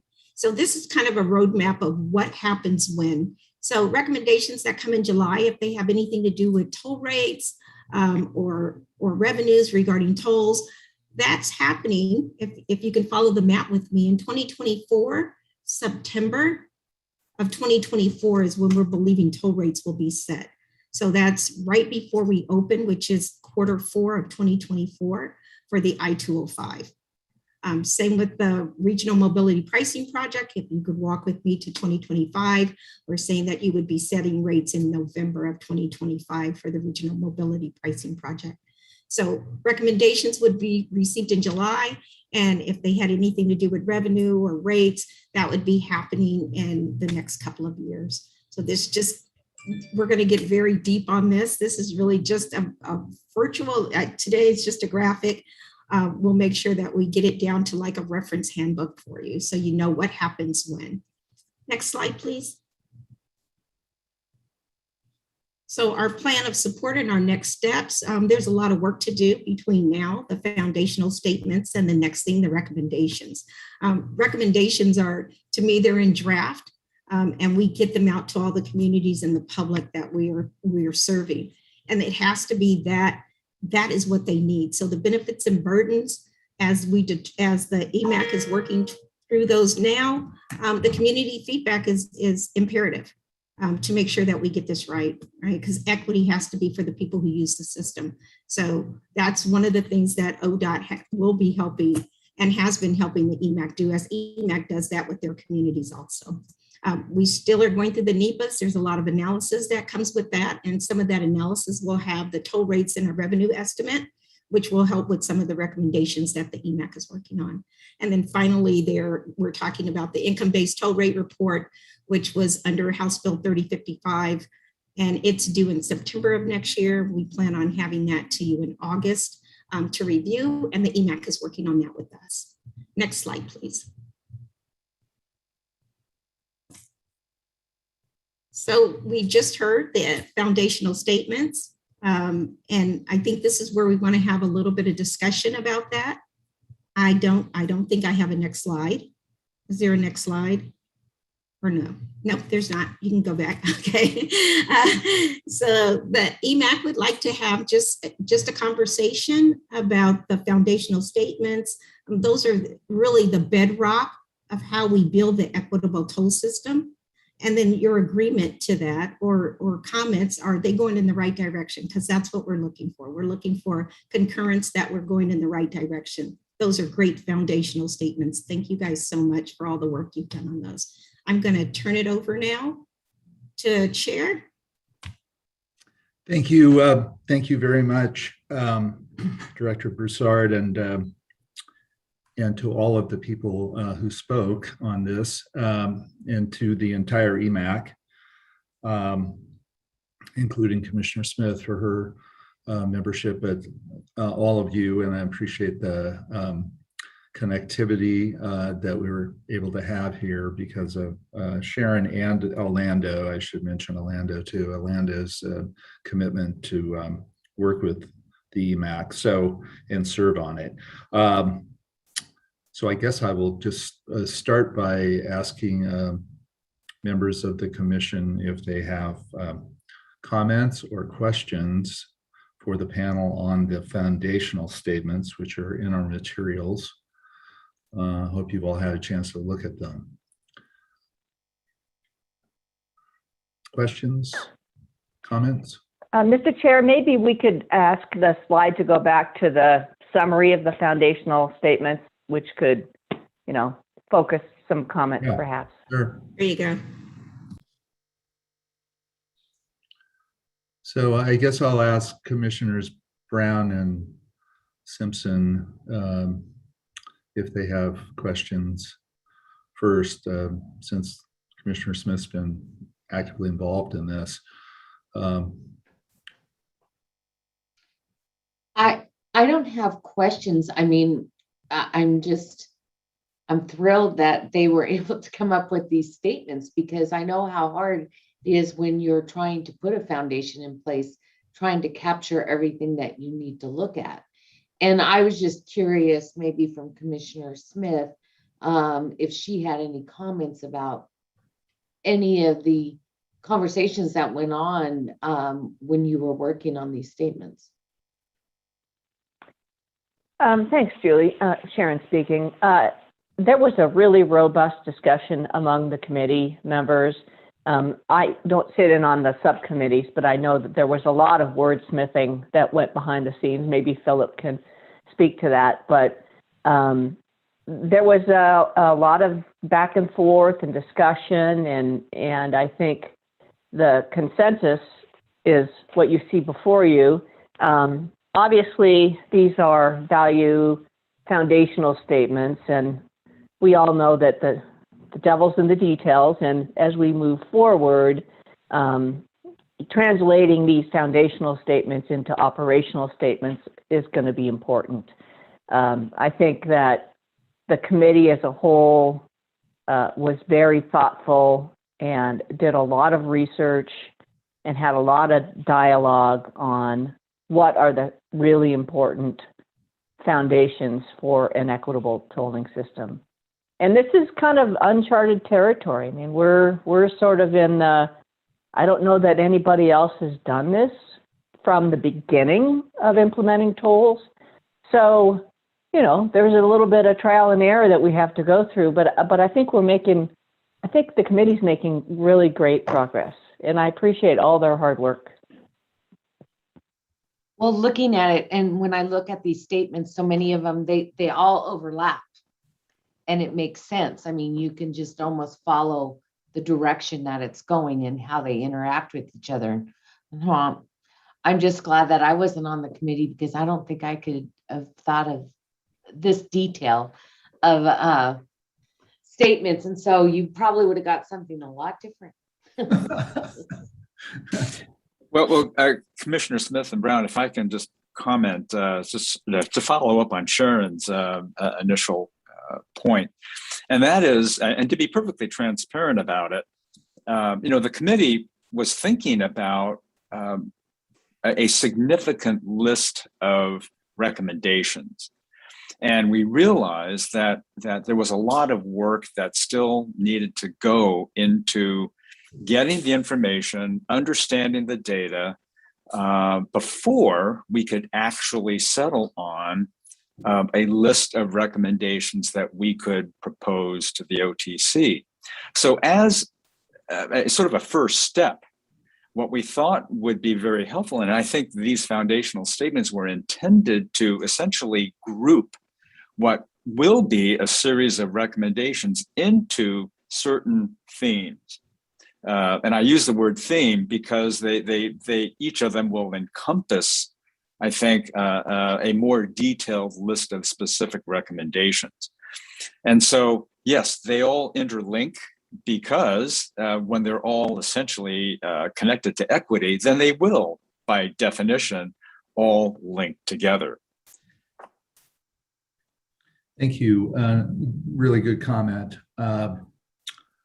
Commissioner Vice Chair Simpson, do you have reactions, feedback to the foundational statements? Or is there anything else you'd like to say or ask? I mean, I think it's definitely pointed in the right direction.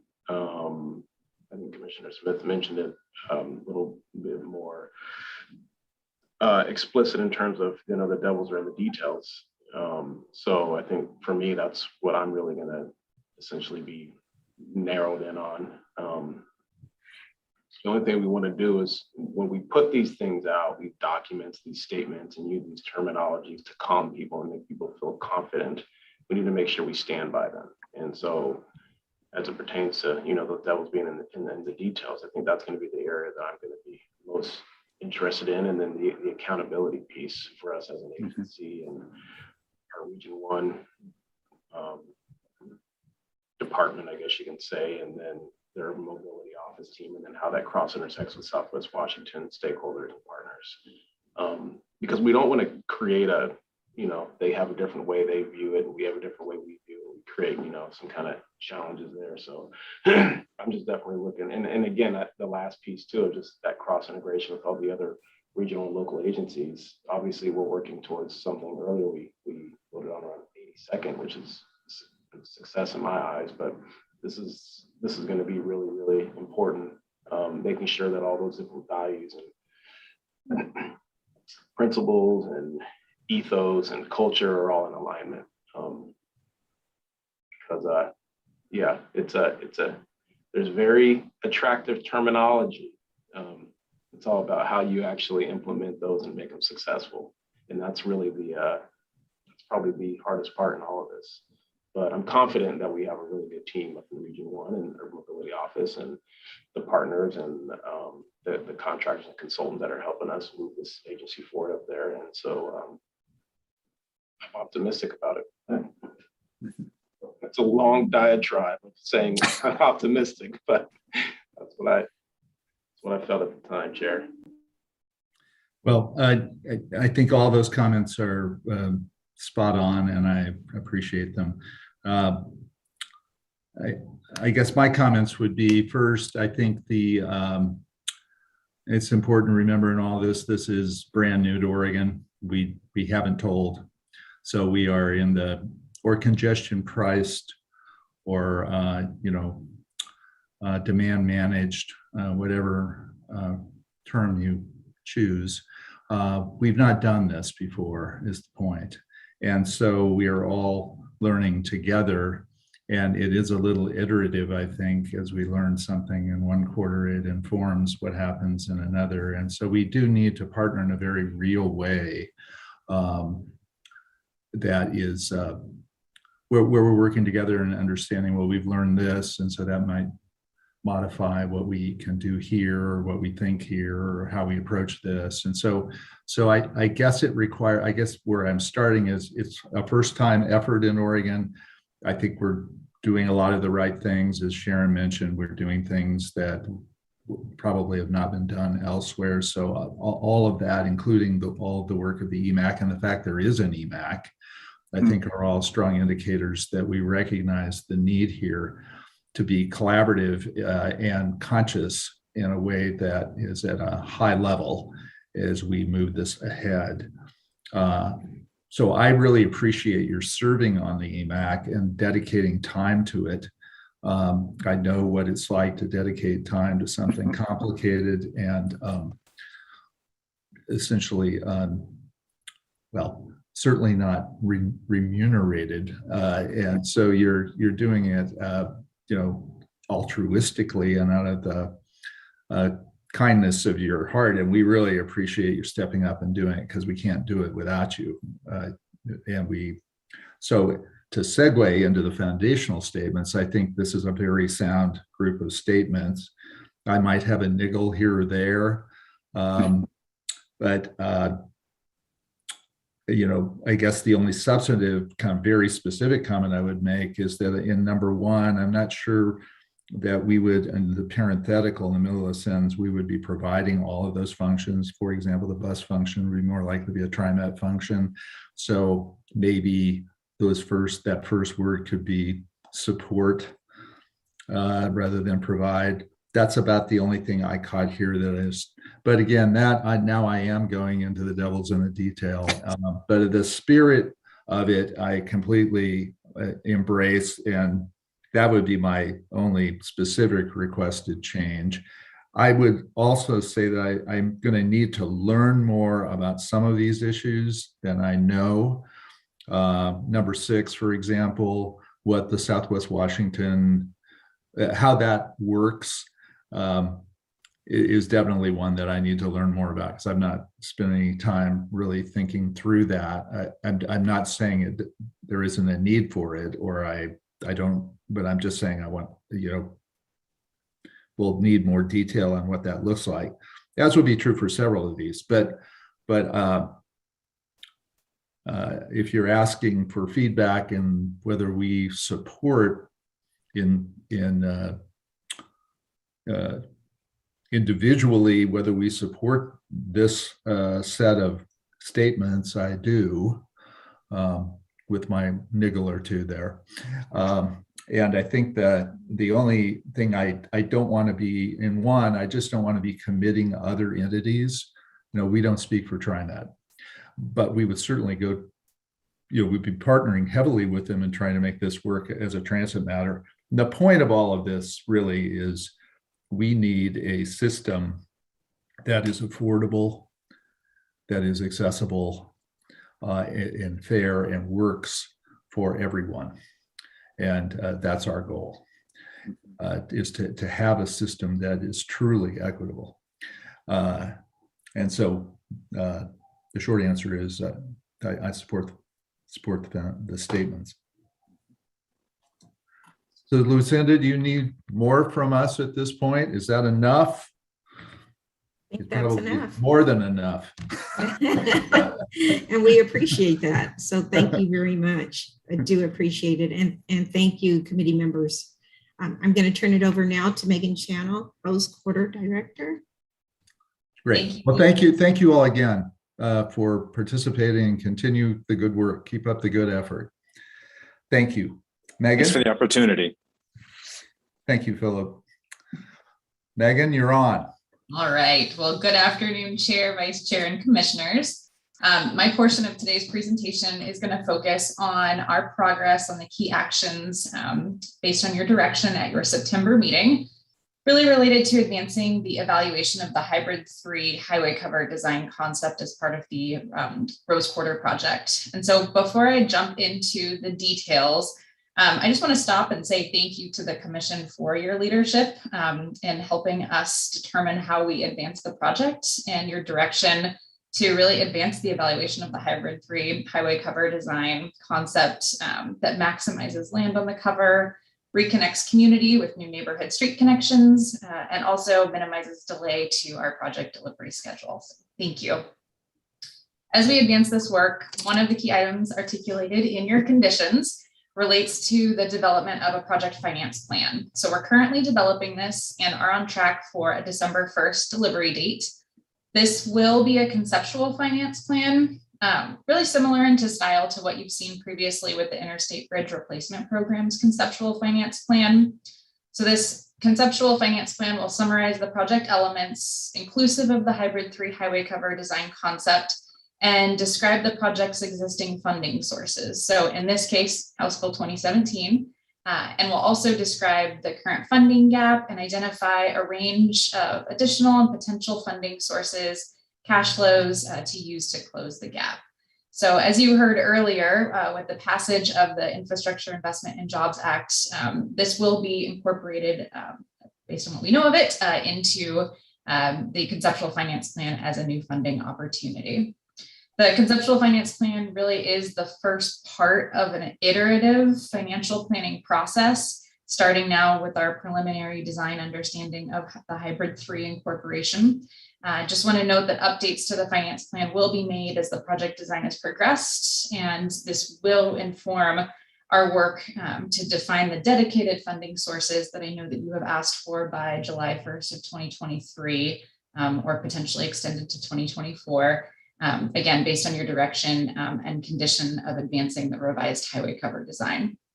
By way of dates, I also want to note for the Commission that the December 1st delivery date of the conceptual finance plan will likely come before the federal reconciliation bill is finalized, which I know you heard a bit about in the Infrastructure Investment and Jobs Act briefing earlier this morning. So just want to flag that given this as currently scheduled, the finance plan will not include a discussion of what may come through that reconciliation. And in addition to the finance plan, other work that we are doing, we are advancing the preliminary design of Hybrid 3, advancing from this conceptual image that you see on the screen and translating it into engineering drawings to inform our analysis and evaluation. And then as part of that, we're coordinating with our federal partners at the Federal Highway Administration on the technical analysis and the environmental review process. And this work is expected to continue into mid next year. And then we're also beginning work on necessary intergovernmental agreements, as well as progressing on the work directed by the Commission. On the next slide, just kind of a quick overview. In addition to the work that we are doing on Hybrid 3 evaluation and really the finance plan development, we're also continuing to progress the early work package design. So design on these packages, which you can see on the screen here, located to the north and to the south of the highway cover areas, will really continue over the next year and a half, with construction to begin in the last half of 2023. So this work continues concurrently with the design progression of the main construction package, which includes the highway covers and again the evaluation of the Hybrid 3 design concept. So with that, that concludes my Rose Quarter update for today, but I'm happy to pause, turn it back to the chair before transitioning over to Mandy Putney for the I-205 improvements project update. Thank you, Megan, and thank you for your thanking us and for all of your good work, continuing good work on what is got to be one of the most complicated projects in the history of the state. On the December 1st draft funding plan, when we discussed that as a commission, I think we were then under the impression that the infrastructure bill and the reconciliation bill might move forward more quickly than they have. And my own view of it is that rather than getting a report on December 1st, as we asked, that does not include, likely doesn't include the outcome of the reconciliation bill and doesn't maybe provide enough time to include sufficient analysis even on the infrastructure bill, given what we know about it, that we might be better off to move that due date out to January. My date would be, proposed date to the commission would be January 13, which is 1 week before our January 20 meeting, giving us a week to look at the plan. I think it's going to be fairly skeletal until we, well, incomplete, maybe a better word, without knowing the outcome of the second federal bill and really having the infrastructure bill be just a few days old. And by December 1, it'll only be a couple of weeks old. So I would like to propose that we move that date out to January 13. And I'd like to take that up now. And then if there are, unless you have questions related to that idea, members of the commission, you'd like to ask Megan. I think I'd rather have a report out there publicly that at least talks about the infrastructure bill and potentially reconciliation bill. I just don't think there's a compelling reason to see it before we know the outcome. The only thing I would request out of that, Chair, is a more simplified, standardized development sources and uses type of spreadsheet, so that when that does come back, we can actually see it, very easily as to dollar amounts, sources of dollar amounts, what they're going towards. And then the other thing, real quick, Megan, while you're on here, is before I allow the other commissioners to provide their comments. I am curious about with the off-ramp going southbound, where is the Urban Mobility Office in the Rose Quarter project?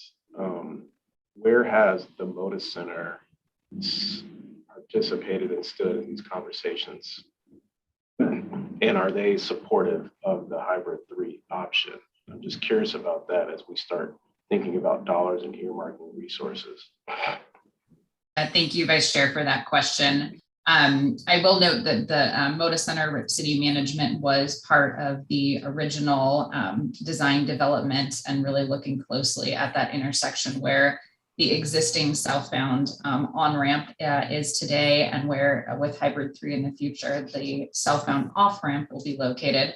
That is a clear next step for us as we coordinate both in re-engaging the city through an intergovernmental agreement and in partnership with Moda Center and Rip City management in working through that design, sharing the design details, understanding the concerns in that location.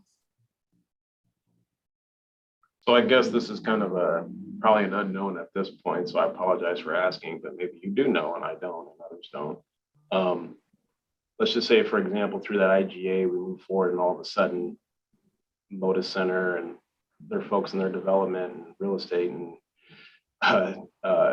transportation impact statement type of consultants say, this doesn't work for us. What do we do at that point? I think that's a good question. And I think it definitely leads to the, devils in the details. Right now, based on the preliminary traffic analysis that we did kind of on the initial concept design, we didn't see any fatal flaws with the traffic movement in that location. And in that, we're taking into account the fact that there are 250 plus events each year, of course, pre-pandemic, but ideally looking towards that in the future. But there is a lot more work to do with the traffic analysis. And I think as we learn more about the design, whether it's that situation or others, we're just going to have to be shoulder to shoulder with the community in sharing that information as we know it and working through those in partnership. Thanks, Megan. Other questions for Megan?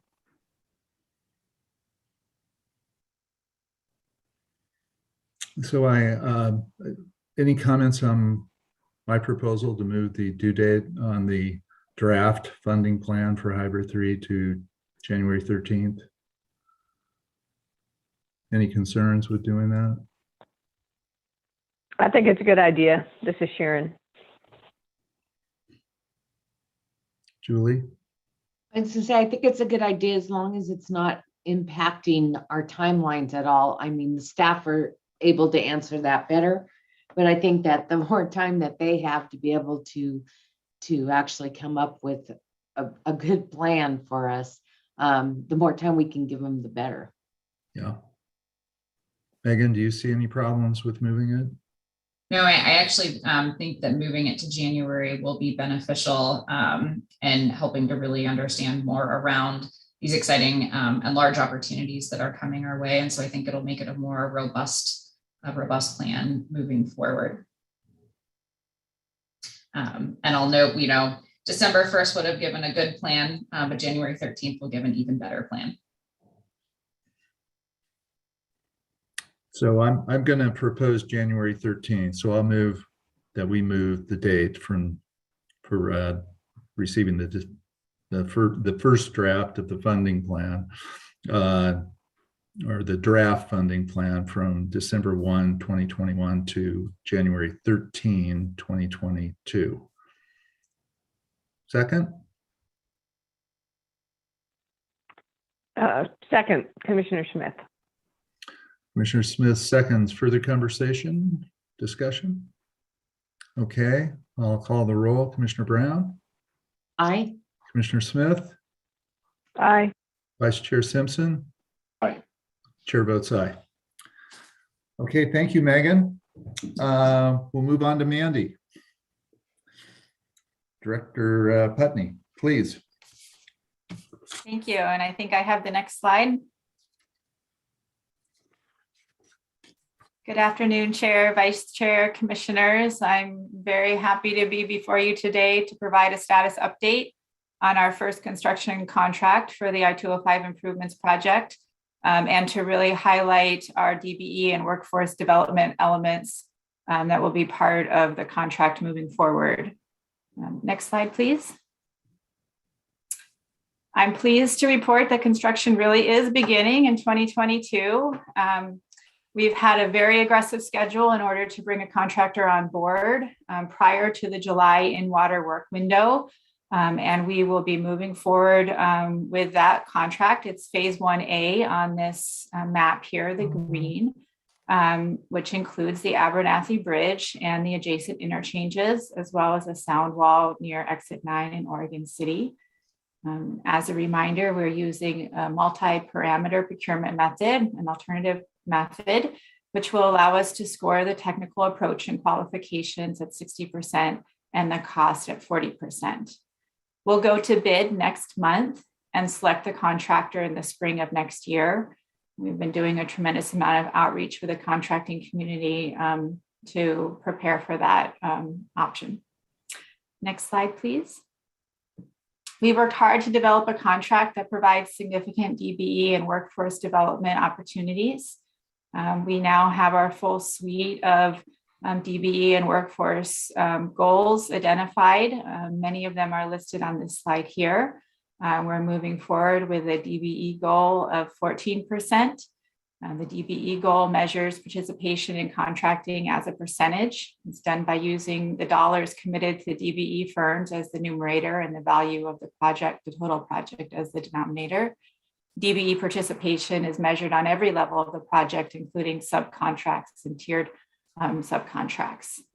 We also will have a 20% apprenticeship and on-the-job training goal, with the exception of operators. Operators will be at a 15%. This goal is measured by total apprenticeship hours by trade, by contractor, and by subcontractor.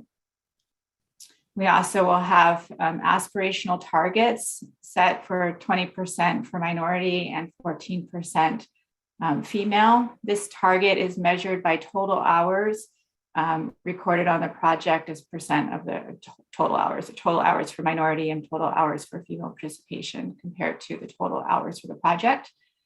And we're working with the Confederated Tribes of Grand Ronde with their TARO program, and they have set the TARO goal for 5% for this project. We also are requiring a diversity manager as one of the key staff positions that will be required to be listed under the qualifications section for the bid. And we have received approval from FHWA to require an equity management plan from the contractor following notice to proceed. This is a requirement that's not typically included with the type of contract procurement method that we're doing. We worked hard with FHWA to move that forward. Next slide, please. A few months ago, FHWA announced a new pilot program that would allow participating agencies the ability to incorporate a hiring preference when using certain types of contract methods, such as ours. Our team quickly mobilized to develop an application in response to this opportunity. Just last week, we learned that our application was approved. This is the first application that FHWA has received in response to their announcement, and they've indicated they were quite impressed with it and would like to use it as a national model moving forward. So with this program, with our project, we expect there would be 1.2 to 1.5 million total labor hours. And we're looking at setting an 8% goal of total labor hours that would be given to people that live in certain zip codes. And I will tell you a little bit more about that program in my next slides. Go to the next one, please.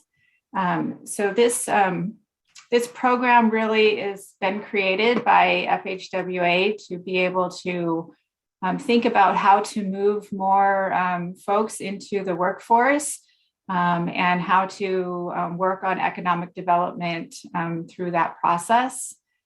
And so we are working on leveraging our current goals in terms of apprenticeship and on-the-job training, as well as thinking about implementation and success. We've been working with the Bureau of Labor and Industries to change the apprenticeship rules for our project, which would allow the ability to pierce the list. This means that instead of getting just a list by seniority for apprenticeship, we'll be able to have a list based on zip codes so that the contractor will be able to have easier access to eligible folks within these economically distressed zip codes. This program will allow contractors to utilize journeymen, supervisors, and apprentices to comply with the workforce priority hiring goal. And it will improve we hope, a potential pool of apprentices by targeting zip codes with high availability of working age individuals, and by coordinating with pre-apprenticeship programs and workforce boards to increase our outreach and engagement. The intent of this program is really to address inequities and past barriers that have resulted in harder access to the construction industry for some people. Next slide, please. We've identified 29 applicable zip codes in Clackamas, Marion, Multnomah, and Washington counties from which employees must come to satisfy the local hiring preference requirement. These zip codes were determined by looking at the prevalence of overlapping economic and social indicators, including the proportion of working age adults with incomes below 125% of poverty level, the proportion of adults with less than a high school education, the proportion of working age adults who have worked part-time in the last 12 months, and households with a high proportion of households that rent compared to home ownership, as well as looking at kind of total net worth for those zip codes. We use socioeconomic data from two primary sources, the 2019 US Census data estimates and from the 2015 American Community Survey and the 2017 Survey of Income and Program Participation. We're doing this as a pilot program, and we will be tracking our progress closely. And we're sure there will be many lessons learned coming out of it. We have had quite a good reception as we've been out talking to workforce partners as we've been preparing our application. Next slide, please. We've identified over 100 potential opportunities for DBEs on the project and have been sharing this information through local groups.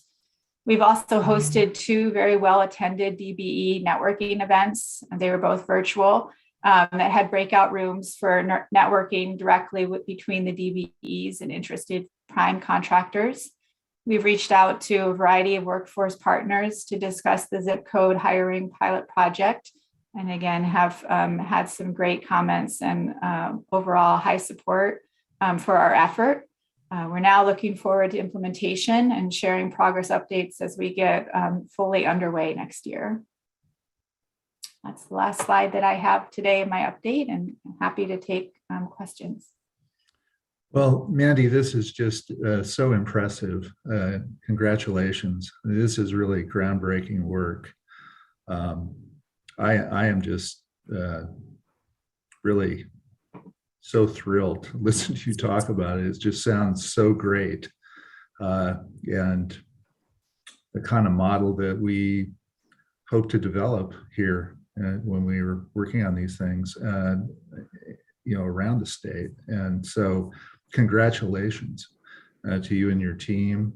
And this is not only could be a great model nationally, this would be a great model in the state and at ODOT. So I really commend you and your team for what has clearly been a lot of hard work to put this together. So kudos, kudos, kudos, magnificent, fantastic. That's my feedback. Thank you. It's been a tremendous team effort. I'm very proud to be working with the folks that I'm working on this. Yeah, it's great. I don't have any, there's nothing to ask. You're doing a really good job here. As is Megan. These are two really complicated projects, and you're both leading. So congratulations on your leadership on two very significant and complicated efforts. Other commissioners, questions, comments? Commissioner Smith? Thank you. If you could go back a couple slides, I just have sort of a technical question, just to help me understand. Maybe one more. Yeah. This is a kind of a new area for me. Help me understand what the second point is allowing a contractor to use more journeymen, supervisors, and apprentices to comply with the hiring requirement. Tell me kind of the basics of why that's important and what difference it makes. We do think that there is quite an opportunity here for folks that are interested in getting into the trades, that they'll be able to progress from apprentice to journeyman status through the duration of the project, given that we have a 4-year construction window. And that by pairing the apprenticeship and on-the-job training goals with our zip code preference, we're hoping that it allows access to more people that might be employable, but not currently employed or underemployed or not involved in the construction industry. And that with the ability to target those certain zip codes on the list, our hope is that it really allows more access for the contractor to strengthen those existing programs.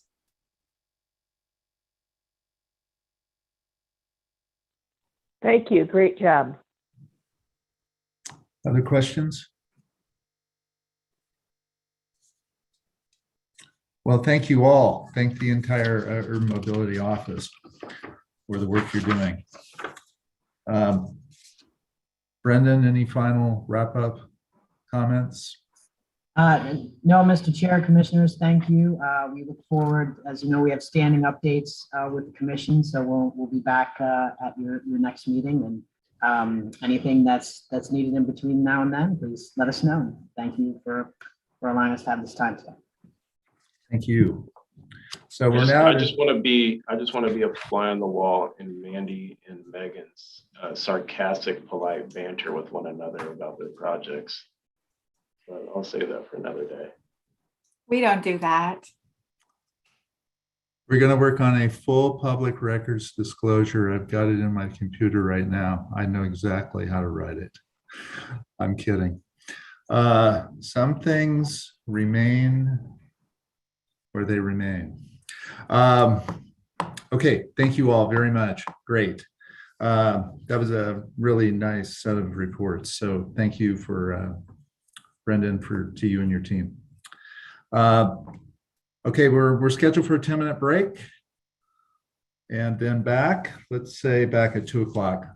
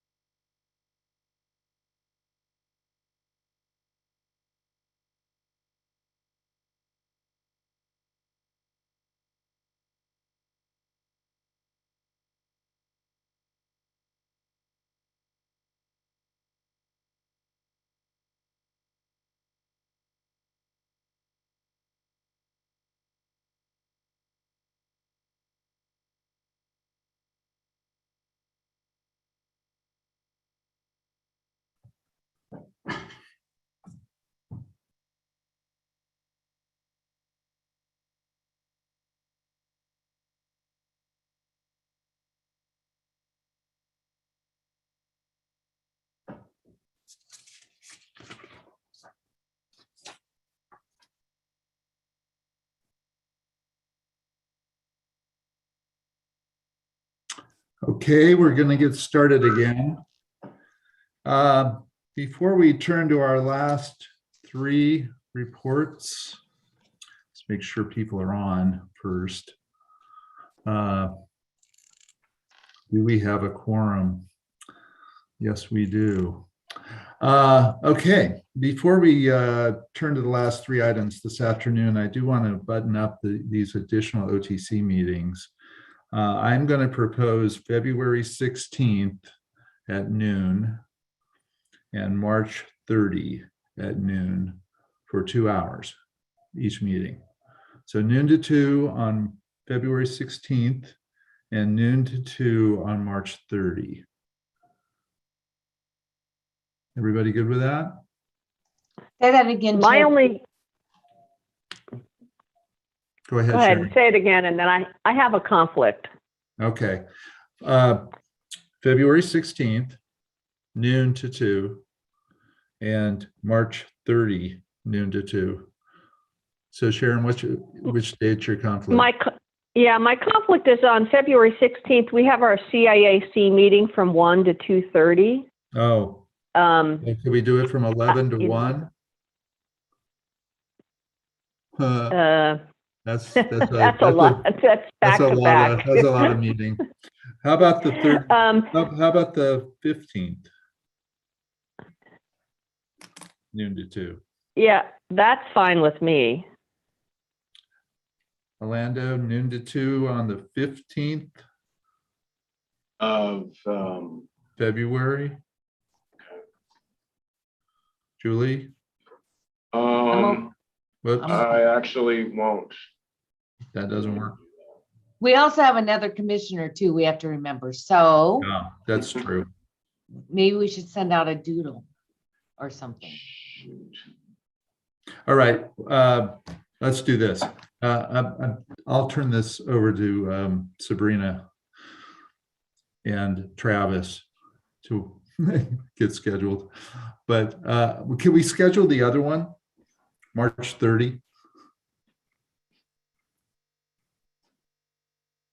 At noon. That works for me. Good for Julie, good for me. Orlando, June, March 30, not June, March 30. So does this mean we're going back to monthly? For the first 4 months, we may. These are being held in reserve as we need them. And I think we should assume we need them. So we're going to do monthly for the first 4 months. Okay. I know the January one, I think I already shared with either Sabrina or someone else that it was going to be a conflict for me. Doesn't work. As long as that February 15th isn't we can doodle that one per Julie's recommendations, and March 30th, I'm good. March 30th is good. Okay, so we're setting the meeting setting the second March meeting for March 30 at noon. And then Sabrina will work out, I hope, a time in February that week of the 14th. Week of the 14th for the February meeting. Chair, this is Sabrina. I can work on that with Travis. Perfect. Just one additional question, if I may. Are you anticipating that to be a Zoom meeting or an in-person for both those? I think a Zoom meeting. Okay. I think both of them will be Zoom meetings. They're just not long enough for the travel time. Sounds good. Thank you. Okay, thank you. Good questions. All right, so we're going to, we'll hear about the February meeting, and then you're right about we have to have Commissioner Burke hopefully in these. One other thing on this, Travis, if you could reach out to Commissioner Burke and get her up to speed on what we talked about today. And as part of her meeting, make sure you cover today's conversation so she's current. Absolutely, Mr. Chair, we can do that. Perfect. Okay, we're going to move to, we have 3 reports. Sorry to be starting a little bit late, Nakatris, but will this be your last report in a commission meeting? Is this the moment? This is the moment. I'd just like to, again, thank you for everything. And we're all very grateful for your leadership. Thanks again. And I will turn the floor over to you. Awesome. Thank you very much, Commissioner. Chair and Commissioners, for the record, Nakatris Perkins, Assistant Director of Social Equity. Today, I'll just be going over like a really high level just update of the things that are happening in the Social Equity, Office of Social Equity for your information. I am going to go through pretty rapidly so that there's room for any questions that you might have as we think about what's next. On the next slide, you'll see the impact statements for the Office of Social Equity that you've seen many times. And also, when I say the Office of Social Equity, I really mean all of ODOT. So these are the impact statements for the entire agency as we think about where we will be, because equity is a priority starting in 2020. And so thinking about those 10 years out, I do want to point out that my first week at ODOT, there was a commission meeting. And in that meeting, I spent time really listening to how equity was talked about and what that meant. And outside of us working on creating a strategic action plan, it wasn't talked about. However, in today's OTC meeting, equity was talked about in every single presentation that came before you. So I would say that if nothing else, is progress, right? We're really moving into a space where we really are getting what everybody's thinking about equity and climate and what it means to really engage and ensure that people who have been historically marginalized, excluded, and harmed from our work are now part of the decision making. On the next slide, you'll see what we are actively working on. Interrupting bias, we've had a number of trainings, pivoting longstanding institutional patterns. Like many other organizations, agencies, you just get into a rhythm of this is how we've always done it. And so interrupting that, as sometimes how we've always done it is exactly the way, but let's reflect on it because sometimes it's actually not working for us and the people we get to serve. Informing resource allocations, which we will continue to do as we think about the large infrastructure bill, evaluating our investments and making sure that our decisions are guided by those who are impacted by them. Also shifting a culture, which I'll talk about a little bit on another slide, and educating on the necessity and value of equity. In doing this, we have a pretty robust intranet. I've shared some of the resources with other entities in the enterprise, but we have a 74-page info and activity guide. We have a very robust glossary. We have an online library where every article and book has been vetted for ODOT and read in order to create a connection. We have a social equity index and a map and a social equity lens. And there's other things in motion as well, which I'll talk about on my last slide. So we really have been working to create all the things necessary to ensure that people have the resources to do these things. On the next slide, it goes in a little bit to what we really are shifting. And so I apologize that the comment on the second bullet is supposed to just be power hoarding. But these are the things that we are working and talking about culture. So we all have culture. It's expressed in very observable ways in how we interact, and what we value and what we hold true. And no culture is better than the other. We are, as employees of ODOT, servants to the state, and our ultimate goal is to create belonging and offer inclusivity for any Oregonian that would like it, right? Allow access to our decision-making and economic opportunity and quality of life for the spaces that ODOT influences. So we're working to pivot our culture. These are the things that we've found are the 6 things that we need to do the most pivoting in, and which is aligned to some of the work that we're also doing. So the either or thinking, where people are either you are wrong or you're right, or you might have said something inappropriate, or somebody might call you racist or sexist or ageist or anything with the "ist" at the end, and either you're good or bad. And the reality is there's a lot of intersectionality in who each of us are, and there's patterns that we've all learned and could unlearn, some of which don't even align with our identities. And so it's hard for us to really draw that line. And so really working on the fact that it's complex and everybody has to really think through it. And there's not going to be check boxes. There's not going to always be a right or wrong answer. We are going to mess up along the way, and that doesn't mean we shouldn't keep going.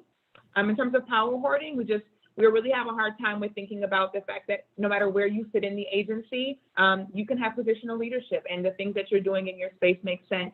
That is an agency. Director of directorship has talked a lot about, you know exactly what you should be doing from your seat, and we want to trust that, so let us know. But that's still something we need to interrupt. We're definitely still a place where people are kind of waiting to hear exactly what the person who manages them thinks, or is going to direct.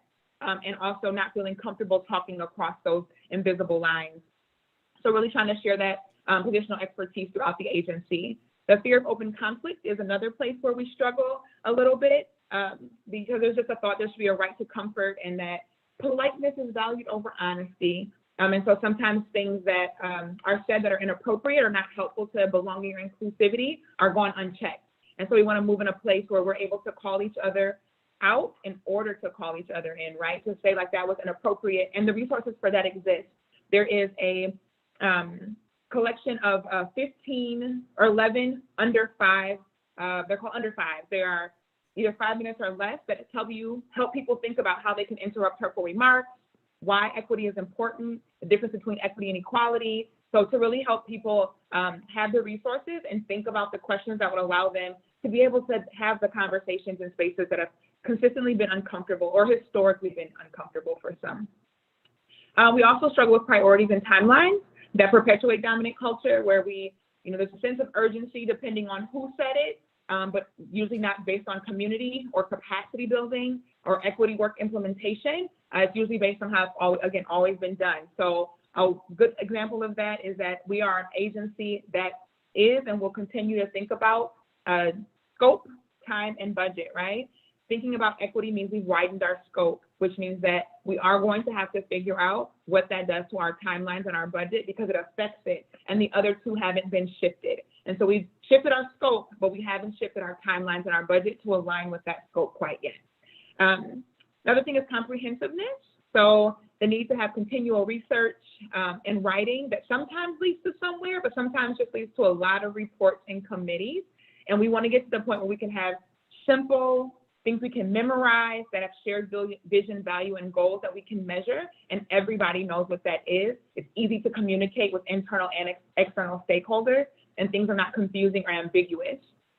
And then lastly, equity washing, where we have huge goals, but we're not enacting them, right? Where we hire people, but we're not supporting the culture shift to retain them, or we're focusing on inclusion internally, but not what it means for our partners. And so we just want to focus on all dimensions, which I do think we've made the most progress there. It is an issue, but we really have done a really good job of embedding it in a lot of places and ensuring that people throughout the agency at all levels and roles are equipped to have these conversations. On the next slide is simply the equity lens. These questions are the 4 ODOT questions that start a conversation or a reflection for anybody thinking about program, policy, or projects. And so this is built in right now to our scoping mechanism. It's built into will be built into the equity toolkit. It's built into how we're thinking about budget and federal infrastructure. We don't always have to use all 4 questions, as each question really does allow you to dig in even more. If you go to the next slide, I provided one example. So I chose a question, I believe this is question 2. So in what ways does this, whether it's project, program, policy, address the needs expressed by historically excluded communities, and what are the benefits or burdens to those communities? Sometimes the answer at this moment is, I don't know. So what other questions can you ask to get there? And it might be, what are the barriers to fair outcomes, or what data sources are we using to understand the social equity index that covers those things from race to ability, income, language, and ethnicity. It also asks us how we can modify or enhance our strategies. Sometimes it's not that we need to do a huge pivot. We can literally have one treatment to a road, think of one material that could be different, think of one party that wasn't asked. And in those small pivots, we really are creating more benefit and oftentimes mitigating some of the burden that we've traditionally offered. So the lens offers the entry point to allow people to think through their roles, think through their work, to dig into how they can embed equity. And then the next slide. So now what do we do, right? We have some very baseline things. We have resources. We have the information to help people dig in, the reading, the training. So now we need to get to the point where we are looking for alignment with the state. And so what you'll see here is ODOT has 3 big buckets, right? Engagement, economics, and culture. When we think about how we would create a social equity blueprint, the blueprint will really be in those spaces. And the blueprint is an addition to the strategic action plan. It does not negate it. All of the strategic action plan fits within it. This is just the 3 big buckets to help people think how they go about those things. On the right-hand side, those are 7 of the 10 strategies that the Diversity, Equity, and Inclusion Action Plan for the enterprise lays forth, asking each agency to get going and start tackling it, right? These 7 really point to the things that we're already working on. So when we think about the strategic action plan, we think about these 3 buckets and these strategies, and we are in alignment with the state as the entire enterprise moves forward. And then on the final slide, it just talks about the things that are in motion. So these things are the things that we are currently working on. We're thinking about what it looks like to do small business development programs, how we can make spaces where we can ensure that DBEs specifically are in a space where we can think about small businesses are in a space to become prime for our projects. Also building a workforce pipeline and a pipeline for certified firms as well. There's people who are stuck in the middle on both ends. How do we get people from just starting their business to certification, to being prime contractors, to having access and opportunity when it comes to ODOT? We also think about alternative contracting in a low bid environment. Some of that access is not possible. So what can we do to shift that? And then finally, the disparity study, when we think about economics, it's just kicked off. And so we've shifted some of our methodology, the questions we're asking, the list we're using in order to make sure we survey the right people or enough people to really dig into making sure that our disparity study is not only legally defensible, but is also centering equity.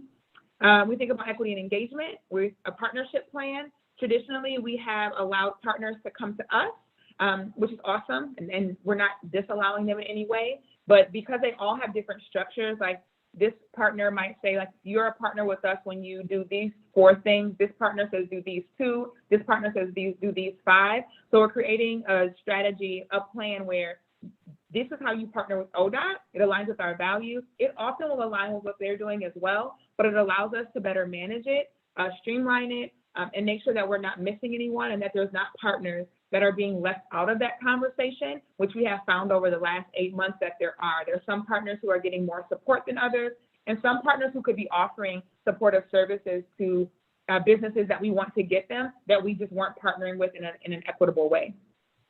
Also, the Equitable Engagement Toolkit, which is a very big list, bigger than we thought it would be, but we are definitely working on that right now to make it something that's easily accessible. And throughout the agency, people have asked for it to be more of a logic tree where they can go yes or no, and then what do I do? So we're putting it in a space that not only does that, but also still encourages critical thinking, because the goal is to not provide the answers for people, but instead to put forth the information that allows people to think through it for themselves from their perspective and from their expertise and roles. When you look at the equity and culture, there's a whole bunch of things. We're looking at our hiring process, diversity action teams, and standing up to employee resource groups to help with retention. Also, social equity partners. are doing an amazing job. There's 33 of them throughout the agency. They sit in every single division, and every one of them is working on a different goal, and they'll be working on it for the remaining of the biennium. Think about how they embed equity into their role. And so that's helping shift divisions, regions, buildings throughout the agency. The lens I just talked to you about, the index I've talked to you about before as it connects to our social equity map, those two also are starting to be leveraged by other agencies. Our map is very foundational, very simple, and so it allows people to put their layers on top.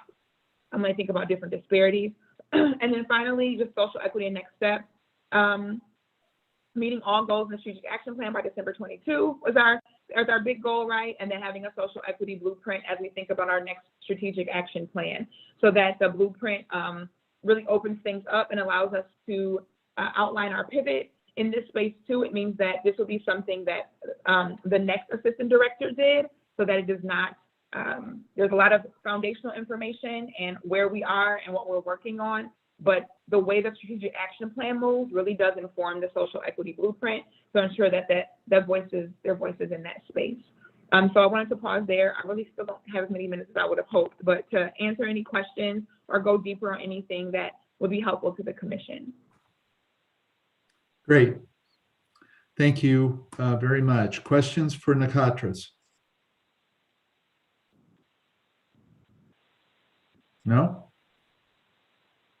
Oh, Commissioner Smith has her hand up. Commissioner Smith, sorry. Today's my day to talk, I guess. Sharon Smith speaking. Keep going. So it's not really a question. It's really more of a thank you for all the great foundational work you've laid. I'm really sorry to see you leave the agency. I think you have given us in the last year and a half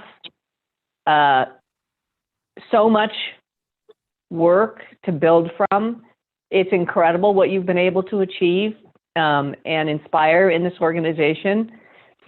It's going to be hard to replace you. So I want to just thank you for your work, give you best wishes, and thank you again.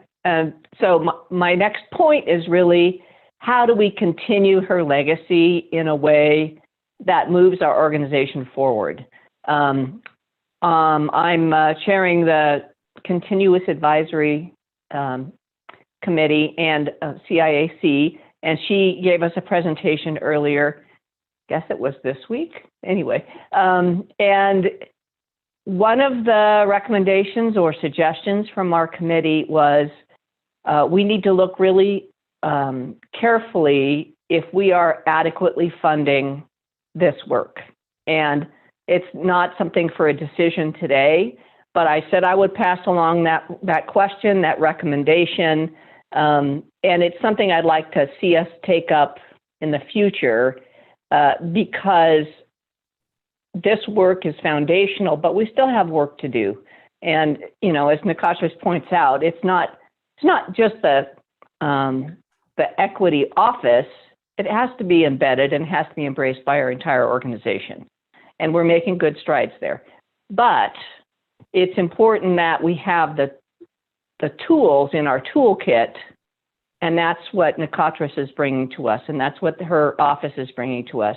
And we need to make sure that we are funding that adequately. So that's my ask for another meeting. Thank you, Commissioner. And I echo the comments you made about Nikatris's contribution. Again, we've really been outstanding, and always tough to be a pioneer. But I think you've set a very good foundation, as I said earlier today. So we really appreciate you, and we appreciate the work you put out there, which is making a difference, even though I suspect some days you wonder, but it is. Thank you very much. I do want to just respond real quick. Is it okay if I respond to Commissioner Smith? Of course. So first of all, thank you. The second thing is I just wanted to affirm social equity is not funded adequately. The end. It's not. So in that space, that is something that's going to have to be taken up and looked at, because we've been very creative and very fiscally responsible. And by that, I mean, we've just not spent money, right? Like we tap on different people on different teams. We've tapped on friends from other networks to really assist and leverage things. And also, we've just done things that usually in your job description, you just don't do to get things done. And that's not sustainable. So there's also people who are throughout the agency who have really like stepped up and like worked in the Office of Social Equity for 6 weeks or 2 weeks or worked on a very specific project. And we still have to do the other business of the agency. And so even with it being embedded everywhere, I know that's not a sustainable model, but it has gotten us this far, right? We were able to do a lot of work, but that won't work for like until 2030. And we won't get to our impact statements if we don't figure that part out. Yeah, that's a really good point. And I agree with the patchwork nature of it, as you described. And so it's definitely something to focus on going forward. I don't want to steal the time from the other commissioners. Julie, Orlando, if you have comments, I want to hear them. Sure. Nakatris, I just wanted to also thank you. I know it hasn't been easy.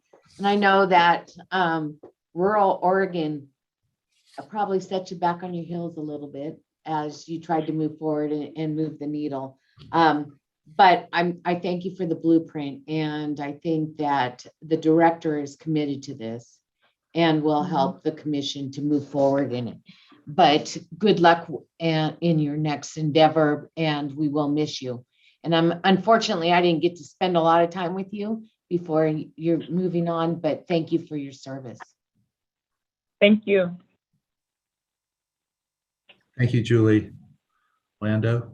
Yeah, I want to second all those comments that have already come forward. Katris, I remember going through the process with you know, the hiring process for this role, and obviously you were very intriguing and inspiring to me, and I was 100% all in. I'll bring you in. I think one of the pieces that mattered most to me was the fact that you didn't come from transportation, because social equity doesn't have to just be siloed into a transportation segment. This is a massive agency that touches all different walks of life and segments of society. And so having a broad perspective and lens on that, I thought, is what we really needed. And, you know, you were bashful, you weren't afraid to be who you are. And so I think that with those sentiments and those values, not only is it important that you leave that behind here for people to stand proud for carrying on such an important piece of what I believe will be legislation one day moving forward, but to make sure you carry that with you wherever you end up going in your journey as well, in your own progression through your life. But I would put this out there right now, and hopefully there'll be broad support about it, but I would really be inclined, as we look for the next individual in this role, for you being an important stakeholder in that process, given your experience thus far, standing up this portion of the organization, and ensuring that, you know, you can constructively, you know, criticize us and challenge us to think outside the box in that process a little bit more, but also making sure that we're not only just hiring the right person for the role, but hiring the right person for our state. And so I would really be encouraged if we could find a way to make sure to incorporate and engage you in that process. And I just want to say thank you in your short, let's say just under 2 years. I'm not sure time here, but you definitely left a mark, and we're going to build on that. So just want you to know that. Thank you. Thank you. And Director Strickler has already recruited me to recruit, so. Yeah, I might just say one more thing, which is chairing the director search committee in 2019, which was a very extensive process that went on for 10 months, and where we really kind of broke through the roof on a comprehensive A-level search with, I think, the best consultant for public sector hiring in the country.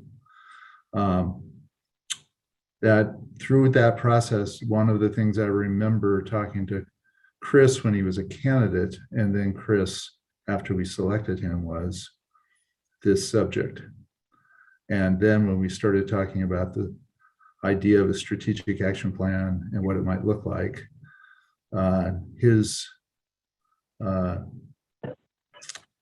really our shared consensus that equity had to be a priority. And Chris's leadership on that in particular was really important because it was, frankly, the unexpected theme in the strategic action plan. That I think, Chris, your leadership on this was very important, and I hope my support of your leadership was very important in getting us to having an assistant director for equity. And we were right on that, and you were right on that. So I think that looking back on that planning function and that reorg function that we did, I think your work on that, which I was in line with, and the commission became in line with, was really important. It was not business as usual. And it needs to be business as usual, which is what Nakatris is saying to us. It has been her whole tenure here. So I want to thank you, Chris, for getting us to Nakatris, because it didn't just happen out of thin air. It happened out of intentionality. And so I think we need to not just celebrate the contribution, we need to celebrate the process that got us to having this as a major function in our organization. We only have 4 assistant directors. We have 1 dedicated to equity. It's not perfect. It's just starting. I'm sure it needs to be better funded, needs to be better staffed. There are all kinds of things that need to be better. But the fact that it exists, I think, is an achievement. And the fact that Nakatris served in it is a parallel achievement, and both are important to celebrate. So I'm gonna make sure that you get some recognition in this for the role you played in us having this, and you made this a central part of what you said as a candidate. And we paid attention to that, and it was a important reason why you were selected. Not the only reason, but a reason. So I want to take this moment to connect the dots, because there are dots here. Thank you. So I'm giving Chris, you the last word here, even though we're taking a little time on this. It's important to take a little time on it. So you get the last statement, my friend. And real quick before Chris does, and maybe he can rope this in quickly, just one thing to keep in mind, I think, for everybody here, the commission, Nakatris, Chris. Bob mentioned a very important thing here. He said, we went out and used one of the best recruiting entities to find Chris, right? However, that recruiting entity is not a BIPOC-owned organization. And so if we're not looking for building the next largest public agency recruiting firm that is a BIPOC-owned business, then we're not standing by what we're committed to here as it pertains to this specific hire. And so I'll leave that with you, Chair and Director Strickler, because I know you're probably gonna have to go through an RFP process. And to me personally, I think we should be walking our talk. And walking our talk is not plans and talking, it's actually investing in those things, just as Nick Kotras alluded to about resources towards the department. So I'll leave it with that. Yeah, that's a good point. Chris? Well, Mr. Chair, members of the commission, to all the points that have been said, I'll be brief. Everything we do is about people. Everything we do and everything we're able to accomplish is about and through and by people. And so while I'm really proud of the things that the agency has been able to achieve, I'd be remiss if I didn't give all that credit to Nakatris for what she's been able to accomplish and how she's been able to bring an agency along. And that really matters. It matters how you show up. matters who you are, and it matters the actions that you take. So to all the points made, complete agreement. Thank you. And the Katras is going to leave a void, and I think that's as it should be, because it's a testament to the impact that she has had on our agency. I feel really privileged to have worked alongside her. I've learned a tremendous amount from the Katras, and in fact, probably learned more about what I didn't know than confirmed what I did as it relates to my comfort in how we move an agency forward. So Katras, thank you very much for your contribution and for your leadership.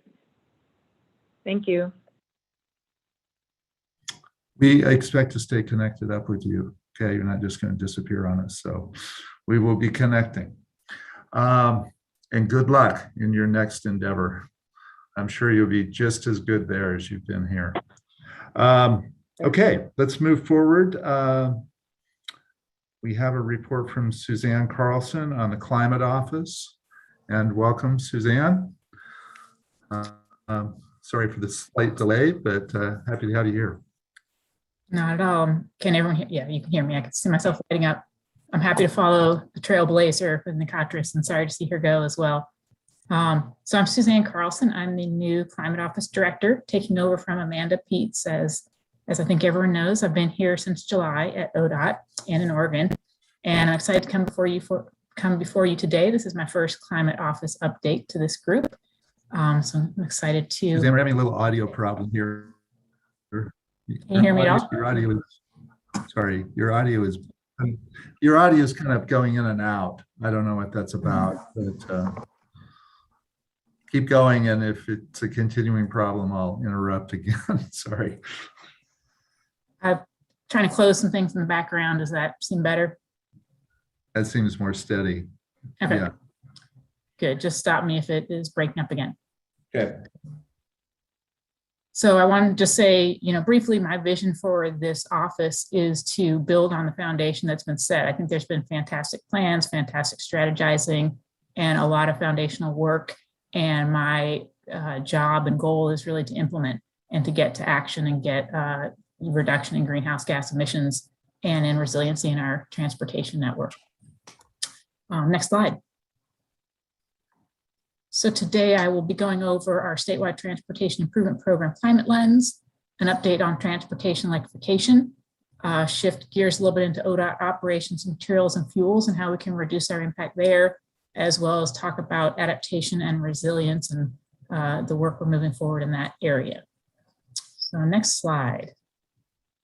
As you know, the STIP climate lens, we've established a process to establish a baseline of performance and share and integrate climate information at key decisions. Go ahead to the next slide. You've been intimately involved in phase one, of course. The Oregon Transportation Commission allocated the STIP funding to the program areas in January, and hopefully the work of the Climate Office was informative there in showing how different investment scenarios affected high priority goals of the agency, including climate mitigation, equity, adaptation, safety, and others. In phase two, which is where we are now, staff is collecting the same type of data about where investments will go, whether it's to walking and biking, bridges, safety, and other priorities, and informing scoping and then final selection of projects as the project lists get narrowed. We're looking across the programs and across regions and looking at which investments we can elevate to get further action on climate, and where we might be challenging to meet climate goals, so mitigating impacts in those areas, so that across the program areas, we're looking to reduce overall net greenhouse gas emissions. We've also made comparisons between the 2021 to 2024 STIP and the 2024 to 27 STIP, with the goal of, again, lowering those greenhouse gas emissions as we go forward. So next slide. We're roughly where that red star is. We continue to generate and share greenhouse gas index results. We'll be working on that, as you saw from our strategic action plan update earlier, working on that through spring and summer of 2022. In phase three, the Climate Office will be developing a methodology for quantifying the cumulative and actual greenhouse gas emissions from our STIP work, And that's going to be starting in summer next year through mid 2023. So as there was some discussion at the last OTC meeting, we're also preparing a state greenhouse gas performance measure in response to those conversations, so we can measure our successes and the impact of the statewide transportation strategy and strategic action plan actions. So we'll have more to share on that. Also, as you see in the sort of light blue box that's in the middle there, we're already hard at work with the federal infrastructure funding that's come through, looking at how to prepare some scenarios to bring forward to you about the impacts that different choices and decisions will make around climate outcomes as well. And we'll be getting with you next month, and it sounds like you have a lot more meetings in store, so be looking forward to having that conversation with you.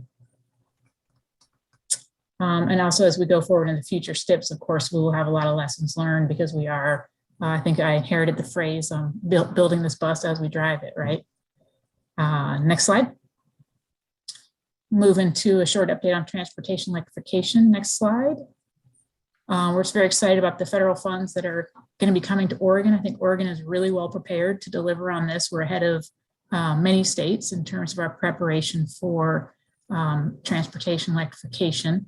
As you know, the transportation electrification infrastructure needs analysis is done.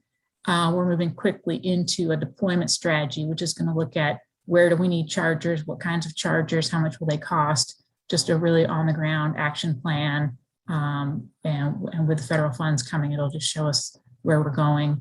We're also doing modeling and GIS work as well to narrow in on the charger deployment strategy, as well as to work with local agencies and others who are looking to put chargers in. As you probably know, we do have another study that's just coming to the end around hydrogen fueling, so we can also be informed about the possibilities there, and just starting a micromobility follow-up study as well. And as I've had a chance to speak with Commissioner Smith just a little bit, how can we really influence the market there? How can we really go big around some micromobility strategies as well? And just lastly, we continue to work with Every Mile Counts multi-agency group as well around the bigger electric vehicle landscape. So next slide. So we've got the Plug in Oregon program to provide incentives and expand public and private EV charging. On the left-hand side of your screen here, we've got some state funds already. We're preparing a community grant incentive program to launch in 2022 that will incentivize charging infrastructure in communities. And then I believe it was Amanda spoke with you earlier today that the federal formula funds will be for corridors. Those will be for the already designated alternative fuel corridors in Oregon, of which we have 7. So we'll be prepared to deliver on that. And then we're waiting to hear back on our RAISE grant application. It should be next Monday or sometime next week. Hopeful to get that to expand the dollars we have to deploy. And again, I think we'll be really well prepared as well for the competitive grant opportunities, which will also there'll be 2, one around corridors and one around community charging. So a lot of different variations on the theme, but ready to go to expand charging. Next slide. So we've talked a lot about, the transportation system, fuels and transportation choices and electrifying vehicles. Now we're going to talk a little bit about shifting ODOT culture and focusing on our internal operations with our impacts and our embedded emissions and our materials and fuels. Next slide. So the strategic action plan does have a goal on phasing in lower carbon materials, fuels, and practices, and this includes energy use from our buildings.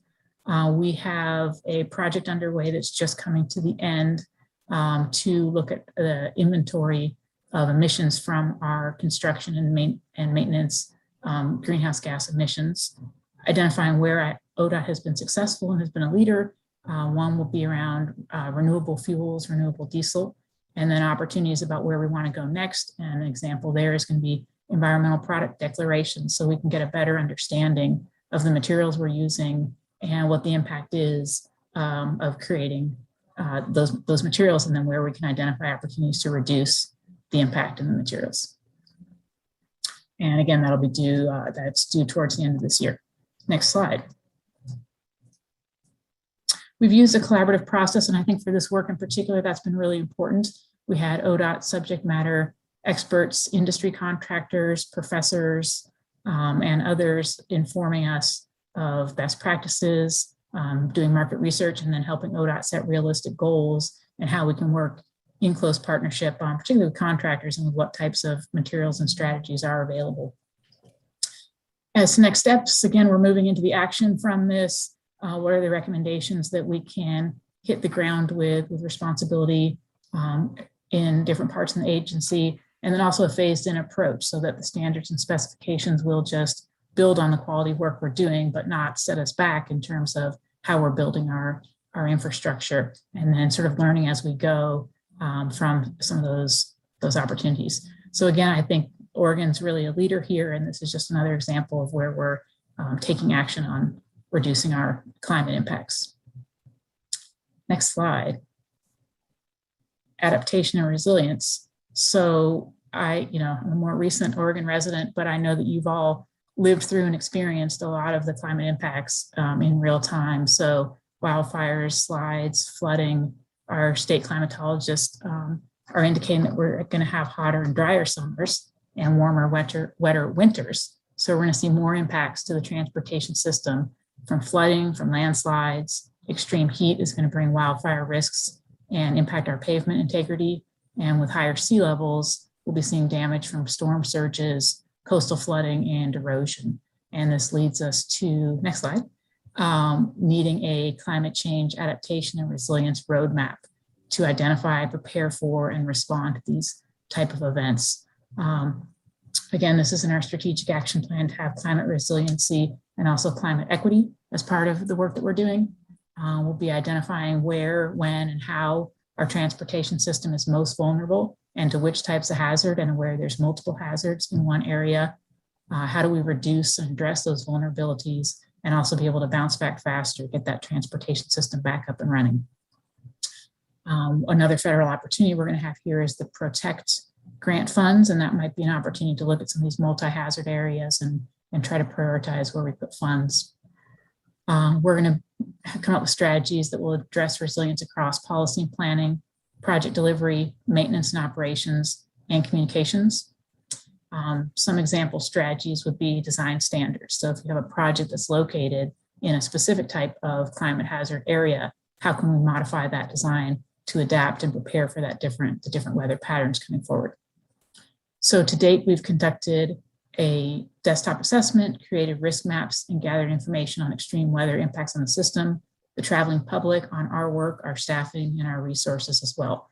And we expect this plan to be done in the spring of 2020. So next slide, and I believe this is my last slide. So work that's ongoing is to pilot and adopt some of these strategies, get them on the ground. From now through January, we're developing strategies and solutions that'll be effective specifically for Oregon and even into regions. So there's going to be different strategies and regional variation needed in some of the solutions. Mostly this is internal strategies, but there will be some external engagement, coordination, and strategic partnerships coming out of this. The draft report will be coming out early spring, around March 2022, and then the final roadmap to follow in spring 2022, and then again moving into implementation and getting some strategies on the ground. And with that, last slide, I believe, is to open up for questions. Thank you, Suzanne. Great report.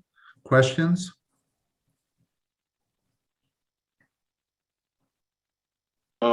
I just had a quick one just around, in one of your earlier slides, you were talking about sustainable materials.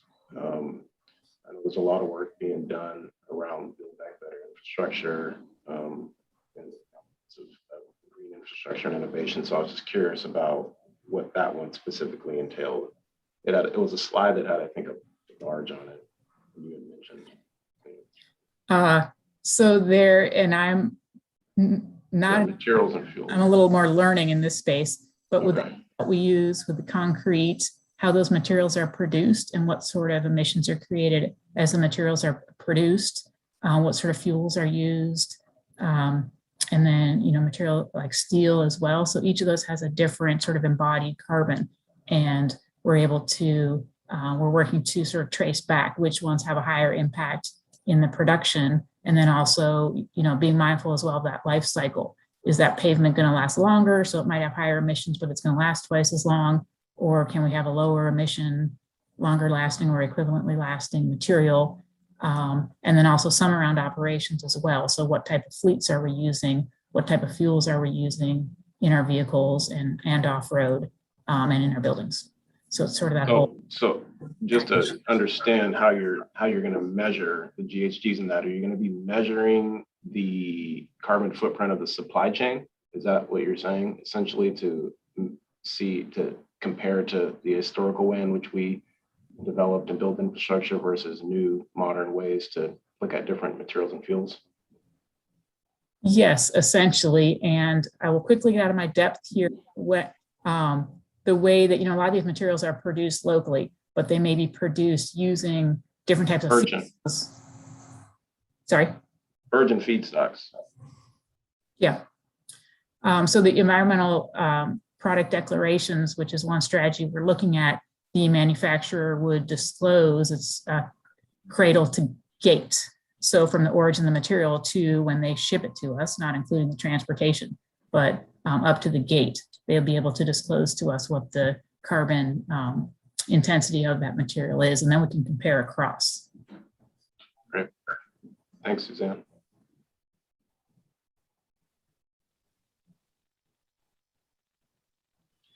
Other questions? Okay. Thank you, Suzanne.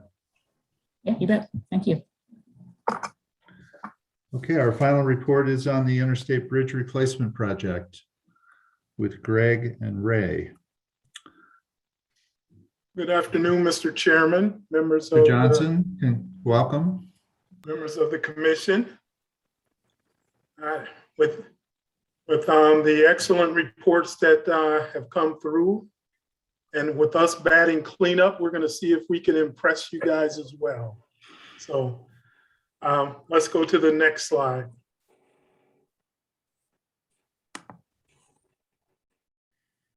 So it's been a while since we've had conversation with you. So we're trying to get you up to speed on some of our activities since this summer.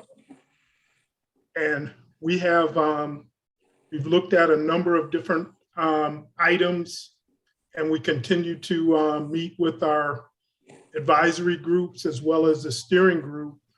We're meeting monthly with these groups, and we are now on a monthly meeting schedule with our bi-state legislative group.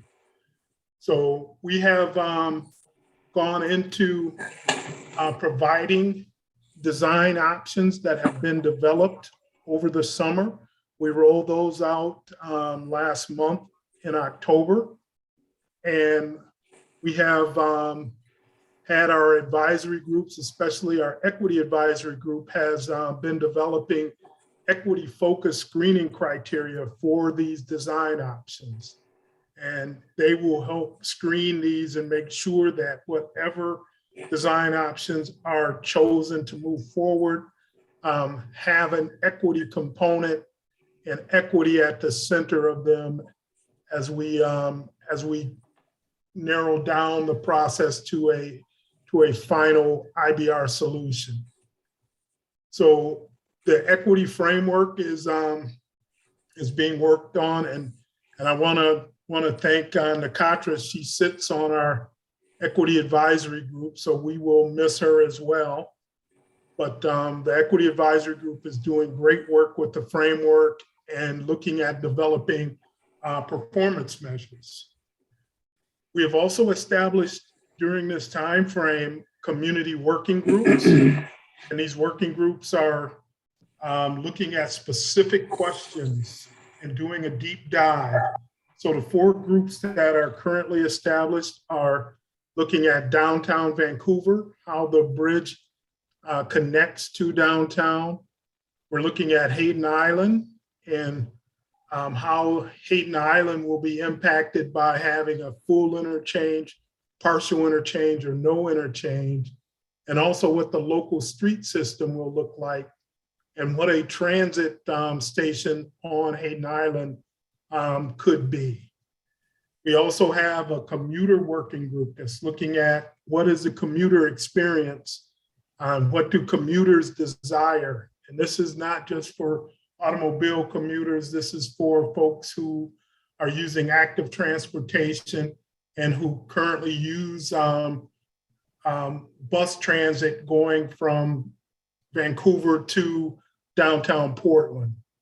So these groups have been formed and they are meeting, and they're going to give us their feedback before the end of the year. I think we're now looking at December to be their last meeting and their report out to us. One other group that's meeting for the first time, and I believe it's tomorrow, is we have a freight conversation that's going on. And the ports came to us, and along with a number of other stakeholders in the freight community, said they would like to have a conversation with us. So we gathered them together and we're putting them in a room to have a conversation about what they think of the design options and how it impacts freight movements in the corridor. Next slide, please. So once again, our commitment to equity and climate are being shaped by the frameworks that's been created in both of these areas. We have a principal equity officer, John L. Bell, as well as a principal climate officer, Sarah Auger.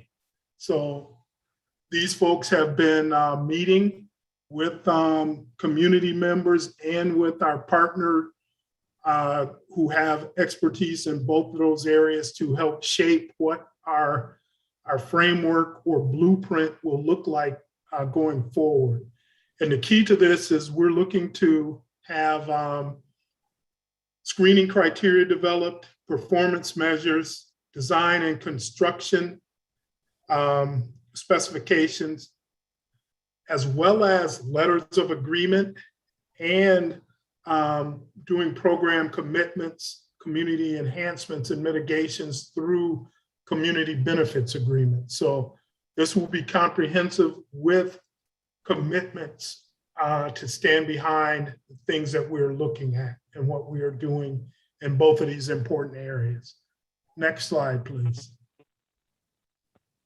So we are looking to build consensus, and that consensus we are looking at is going to reach a crescendo in the spring of next year, spring of 2022, where we are going to ask our partners to endorse a IBR solution that will determine what are the number of lanes going through this corridor. What is the high capacity transit mode? What will the interchange configuration on Hayden Island look like, or will Hayden Island be accessed from the south from Marine Drive? And also whether we're going to replace or retrofit the North Portland Harbor Bridge, and that's the bridge that carries I-5 from the south side of Hayden Island to North Portland. We're also looking at a request that came from both the city of Portland as well as Metro, looking at how we can impact demand in this corridor. So they want us to turn up all the dials on land use, on transit throughput, as well as on tolling in this corridor to see if that changes the number of auxiliary lanes that will be required to move traffic appropriately through this corridor. So we are meeting and rolling out these design options, but also doing a lot of modeling and trying to, once again, answer all the questions we can and reach consensus.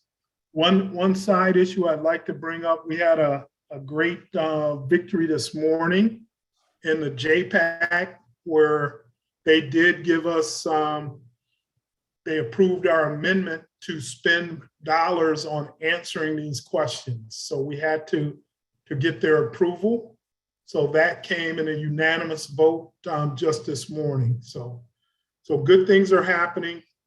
Let's go to the next slide. So one of the questions that we received is what is the role of the of OTC in this? So we are looking at providing you this meeting with the update that I'm giving you, but also letting you see the design options and take any feedback you may have on these design options that have been developed. And sometime early in 2022, we will be bringing the draft IBR solution in front of you for your guidance and input. So we are also looking at the MOUs and intergovernmental agreements that will be a part of this program. The tolling authorization and the toll rate setting will be a function of the OTC as this program gets approved and moves forward. So the construction finance plan, we'll be seeking your guidance and feedback as we refine that plan. So these are some of the base level involvements that we anticipate that OTC will be involved in giving us guidance and input to move this the program forward. So next slide, please. So once again, the design options that we have created are design options that are in response to changes that have occurred since the last CRC program was enforced. So a lot of things have changed, and I am going to flip it over to my partner, Ray Mabey, to walk us through some of the design options that exist. So Ray, the floor is yours. Thank you, Greg. As Chair Van Brockland, Vice Chair Simpson, and Commissioners, Ray Mabey, Assistant Program Administrator for the Interstate Bridge Replacement Program. Happy to be here this afternoon. I'll be going over the design options, preliminary design options that have been developed. They've been developed in the following areas that you have listed here. The main river crossing over the Columbia and alignment, the interchanges at downtown Vancouver, Vancouver interchanges and interchanges into Washington, the blend or interchange configurations between Marine Drive and Hayden Island, transit options, as well as bike pad improvements. Next slide, please. So as we share these design options with you, it's important to note that we've done this with our partners and with our working groups. And so as we do look at these and screen them and model them, we'll be doing it with that community feedback, help us differentiate between the design options. As we select design options in one area or another, they'll be combined into an alternative that we'll take through the environmental process. And we hope to land on that early next year. And we also hope to bring that combined preliminary options into that alternative to the bi-state legislative committee also early next year in spring of 2022. Next slide, please. Great. So as I mentioned before, the identifying the IBR solution includes the program area. It's a 5-mile stretch, 5-mile stretch with 7 interchanges in a very tight space. So there's a lot of movement between and interaction between them. So we're looking at those interchange improvements. We are looking at improving transit. As we know, The current transit is in the same lanes of traffic and suffer through the same congestion as regular traffic does.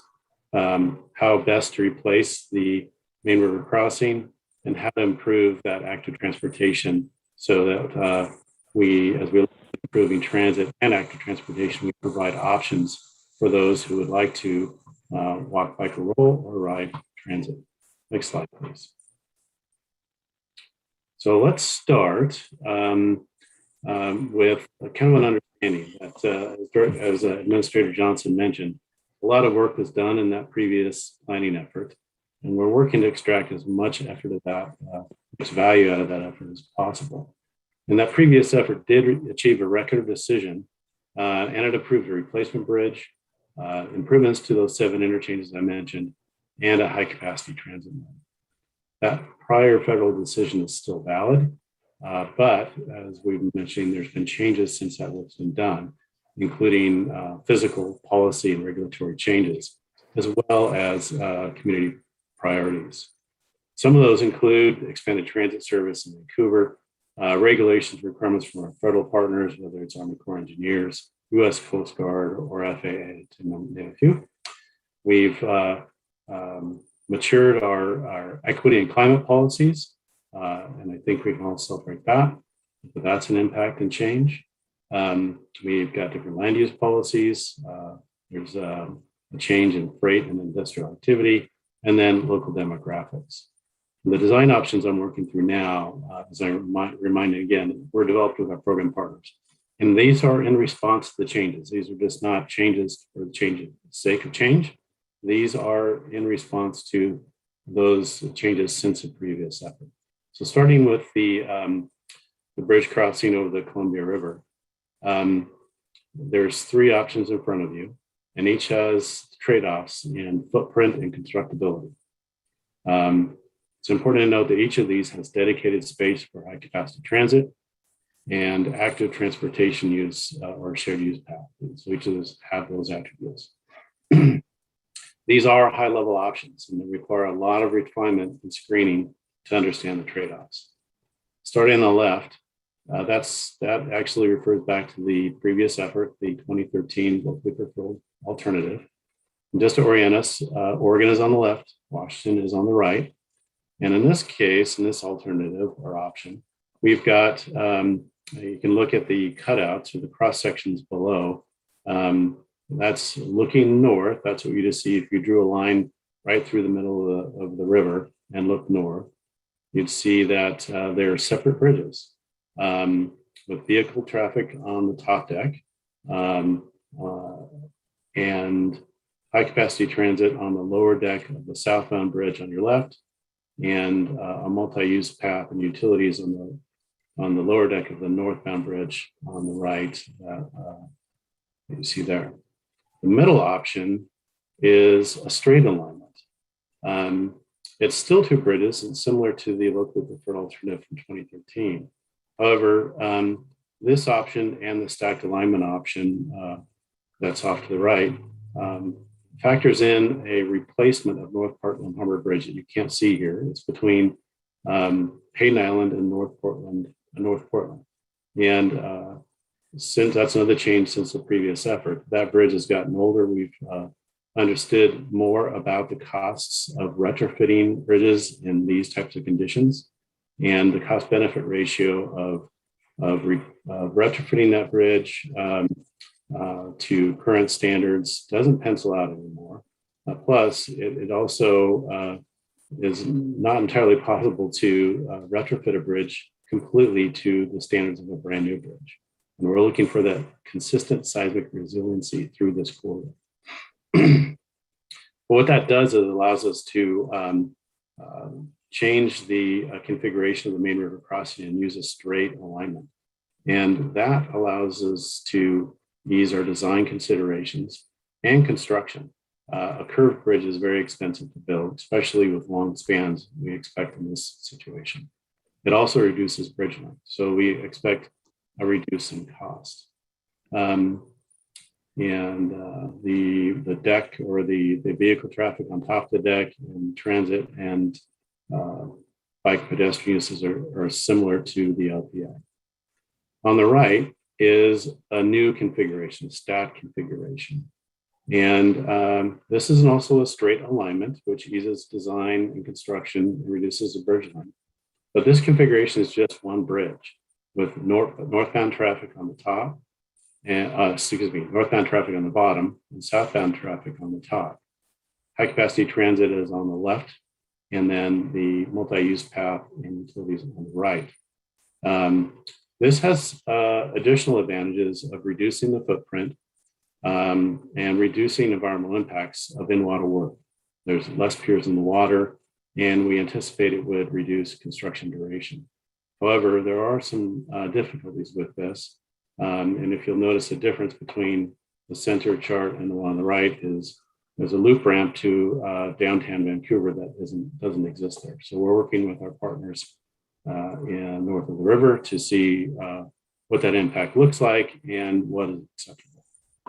Next slide, please. So here is options in downtown Vancouver. These options include ways to connect in.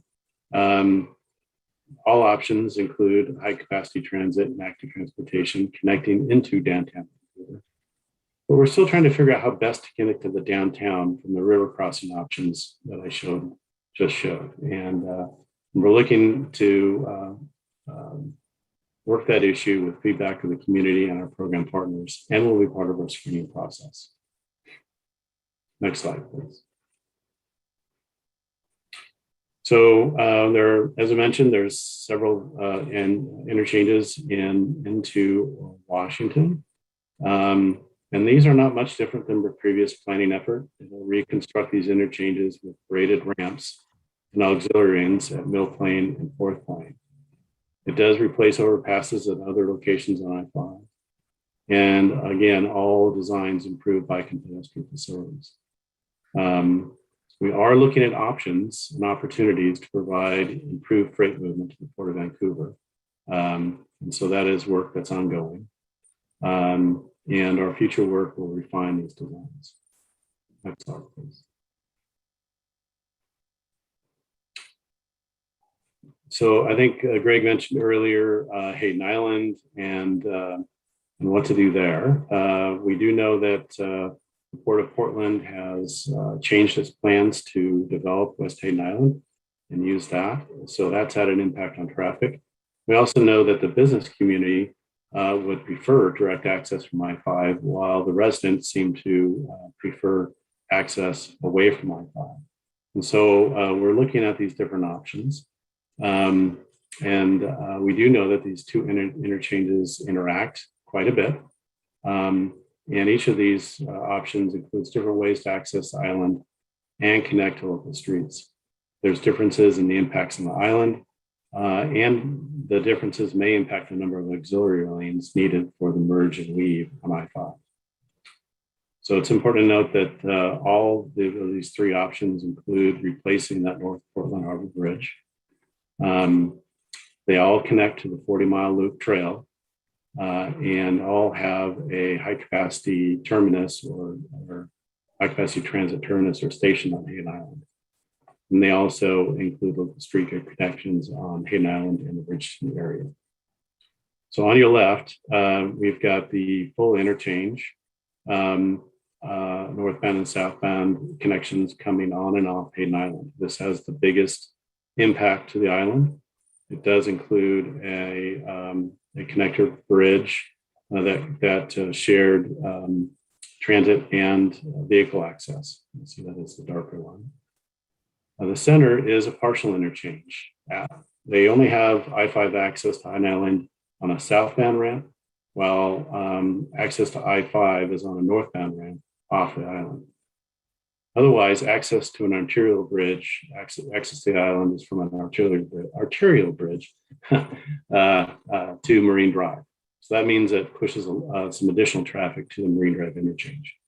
This reduces the overall width of the footprint on the island, and it does include a Tamaki Island Drive connection under I-5, which is something we've heard from the community there. And then the option on the right is no interchange on Hayden Island. But it does include a full interchange at Marine Drive. Access to Hayden Island is now through Marine Drive by additional arterial bridges. You see additional bridge there. Some of our early traffic analysis indicates that this overloads Marine Drive interchange. And we are studying that more to see if that can be alleviated. Next slide, please. Transit options. So we've been partnering with our metropolitan planning organizations and our transit partners to develop transit options. We currently are looking at 10 different options, including no bill. They include high capacity transit in the form of light rail, bus rapid transit, and a bus on shoulder option. Next slide, please.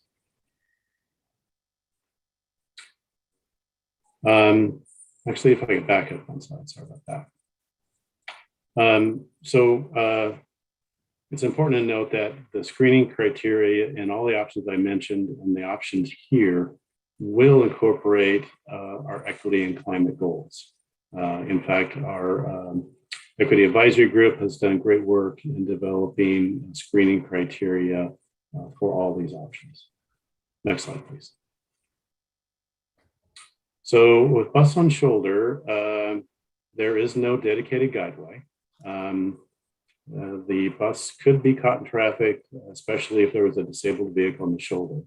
But it does include complimentary service of express bus from downtown Vancouver to downtown Portland. And it would have a limited length. Next slide, please. There are 3 bus rapid transit or BRT options. All include a dedicated lane. The first option extends the existing BRT from Turtle Place, which you can see there close to downtown Vancouver, to a terminus near the Expo Center. The second option would include BRT from Kiggins Bowl, which is further north, south to the Max Expo Center station, and that alignment would be along I-5. The third would extend the existing BRT at McLaughlin through Vancouver, downtown, and then across the river to the terminus near Expo Center. Next slide, please. We're looking at 4 different light rail options. The first is the 2013 LPA that extends light rail from the Expo Center all the way up to a terminus near Clark College through downtown Vancouver. The second option would extend light rail from Expo to Turtle Place, just in downtown Vancouver there. And then the third would extend again from the Expo Center further north to McLaughlin Boulevard on a dedicated guideway adjacent to I-5. And then the last option would extend from the Expo Center up further north to Kiggins Bowl, also on a dedicated guideway. Next slide, please. This is a hybrid option that combines the best of both worlds. BRT would extend down from Turtle Place in Vancouver to Hayden Island, and light rail would extend from Expo Center to Hayden Island, and they would share a station there. All of these different alternate options are being studied and modeled with our partners in Metro. We will be working through that screening process through the end of the year, and then developing an alternative that will be taken to different bodies in the spring. So next, I'll turn it over to Administrator Johnson to discuss our community engagement on these options. Okay, next slide, please. So our community engagement has been tremendously robust. So we are seeking community feedback through a number of channels. So both the Community Advisory Group and Equity Advisory Group have community members. We are having our second online open house that started in late October and ends at the end of November. We have our second community input survey that started late October and will close on December 10th. Community briefings we continue to do. One of the most impressive things that I've seen our team do, we had a community briefing meeting that was held in 8 different languages simultaneously. And it worked well. We got great feedback from folks who attended, and they were happy that we reached out to them in their language. So we've talked about the community working groups that are currently doing work for us, and the freight focus group, which will have their first meeting tomorrow. So these are the ways that we are reaching out and gathering well-rounded information on what the community needs are. So next slide, please.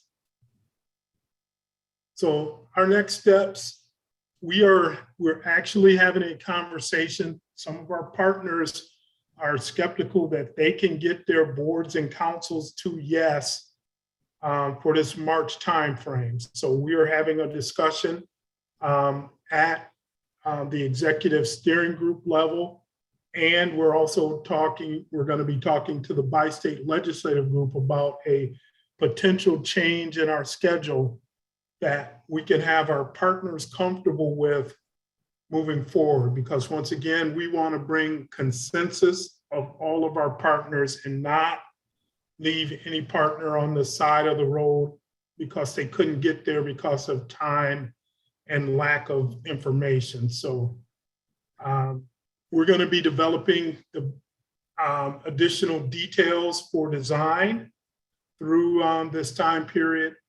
Our funding needs and timelines in anticipation of the 2023 legislative sessions we're already working on those things.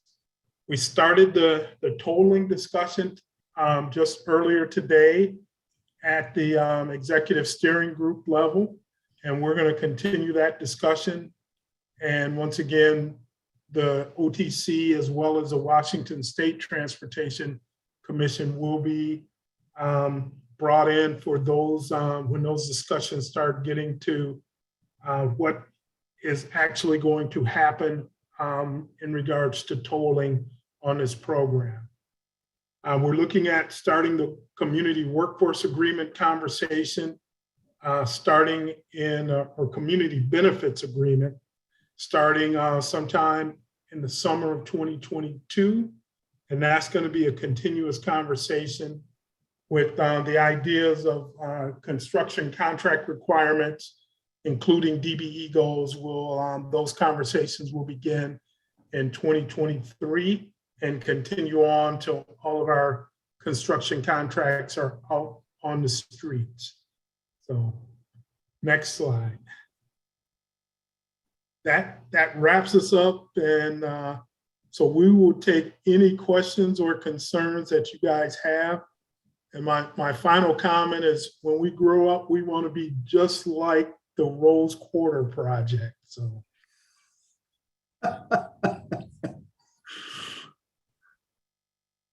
I'm not sure about that, Greg.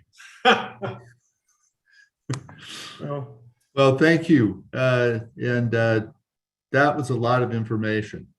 So I guess my first question is, how many opportunities will we have to comment on these designs? And we can outline kind of our opportunities for input here. So with the schedule that you laid out for a January meeting as well as a March meeting, those will be opportunities for OTC to weigh in and give us feedback.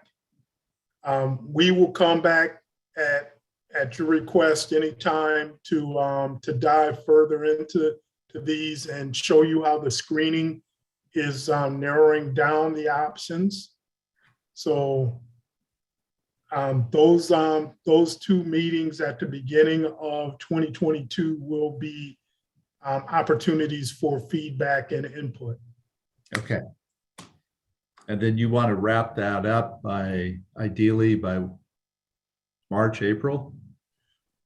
We're hoping if we get the nod from the bi-state legislative team to change our schedule, and our partners would begin to take the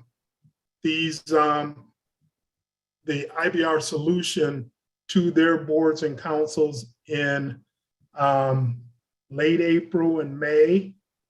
And that process will last through June.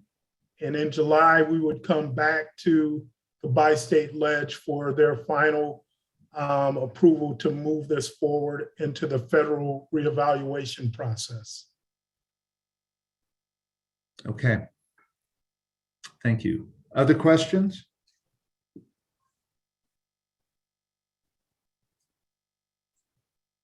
Get on the screen here where I can see people.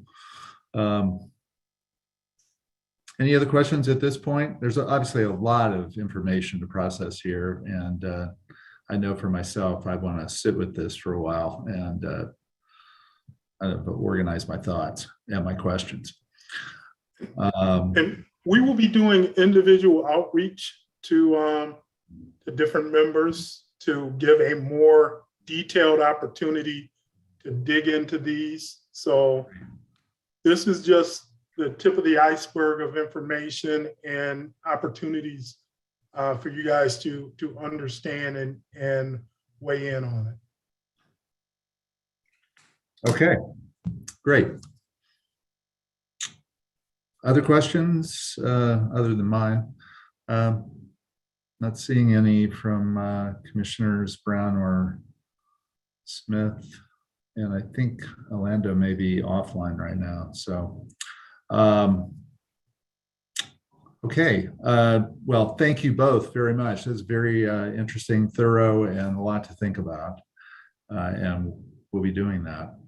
So look forward to seeing you early in 2022 for further engagement. And I'm going to keep thinking, Greg, about your thought about your ambition to become like the RQIP. We're going to have a sidebar on that someday. All right. Well, thank you. Well, how about this? When I grow up, I want to be just like Brendan Finn. How about that? Okay, well, that's an ambition that we all have. So, thank you all very much. And is there any other matter that any member of the commission would like to raise? Okay, we will be hearing about when our February meeting date is from, I'm assuming from Sabrina. And other than that, you've got your March 30th date on your book. Much more to come. It's obviously going to be a tremendously busy time. And 2022 is going to be another very busy year. So look forward to working with all of you and to welcoming Marcelin to the commission. Should be great. Should be a great new member. So thank you. Thank everyone for the work you've done on the meeting today. I thought it was a very good meeting. Have a good Thanksgiving. Enjoy. Bye. You too. Thank you. Bye. Bye.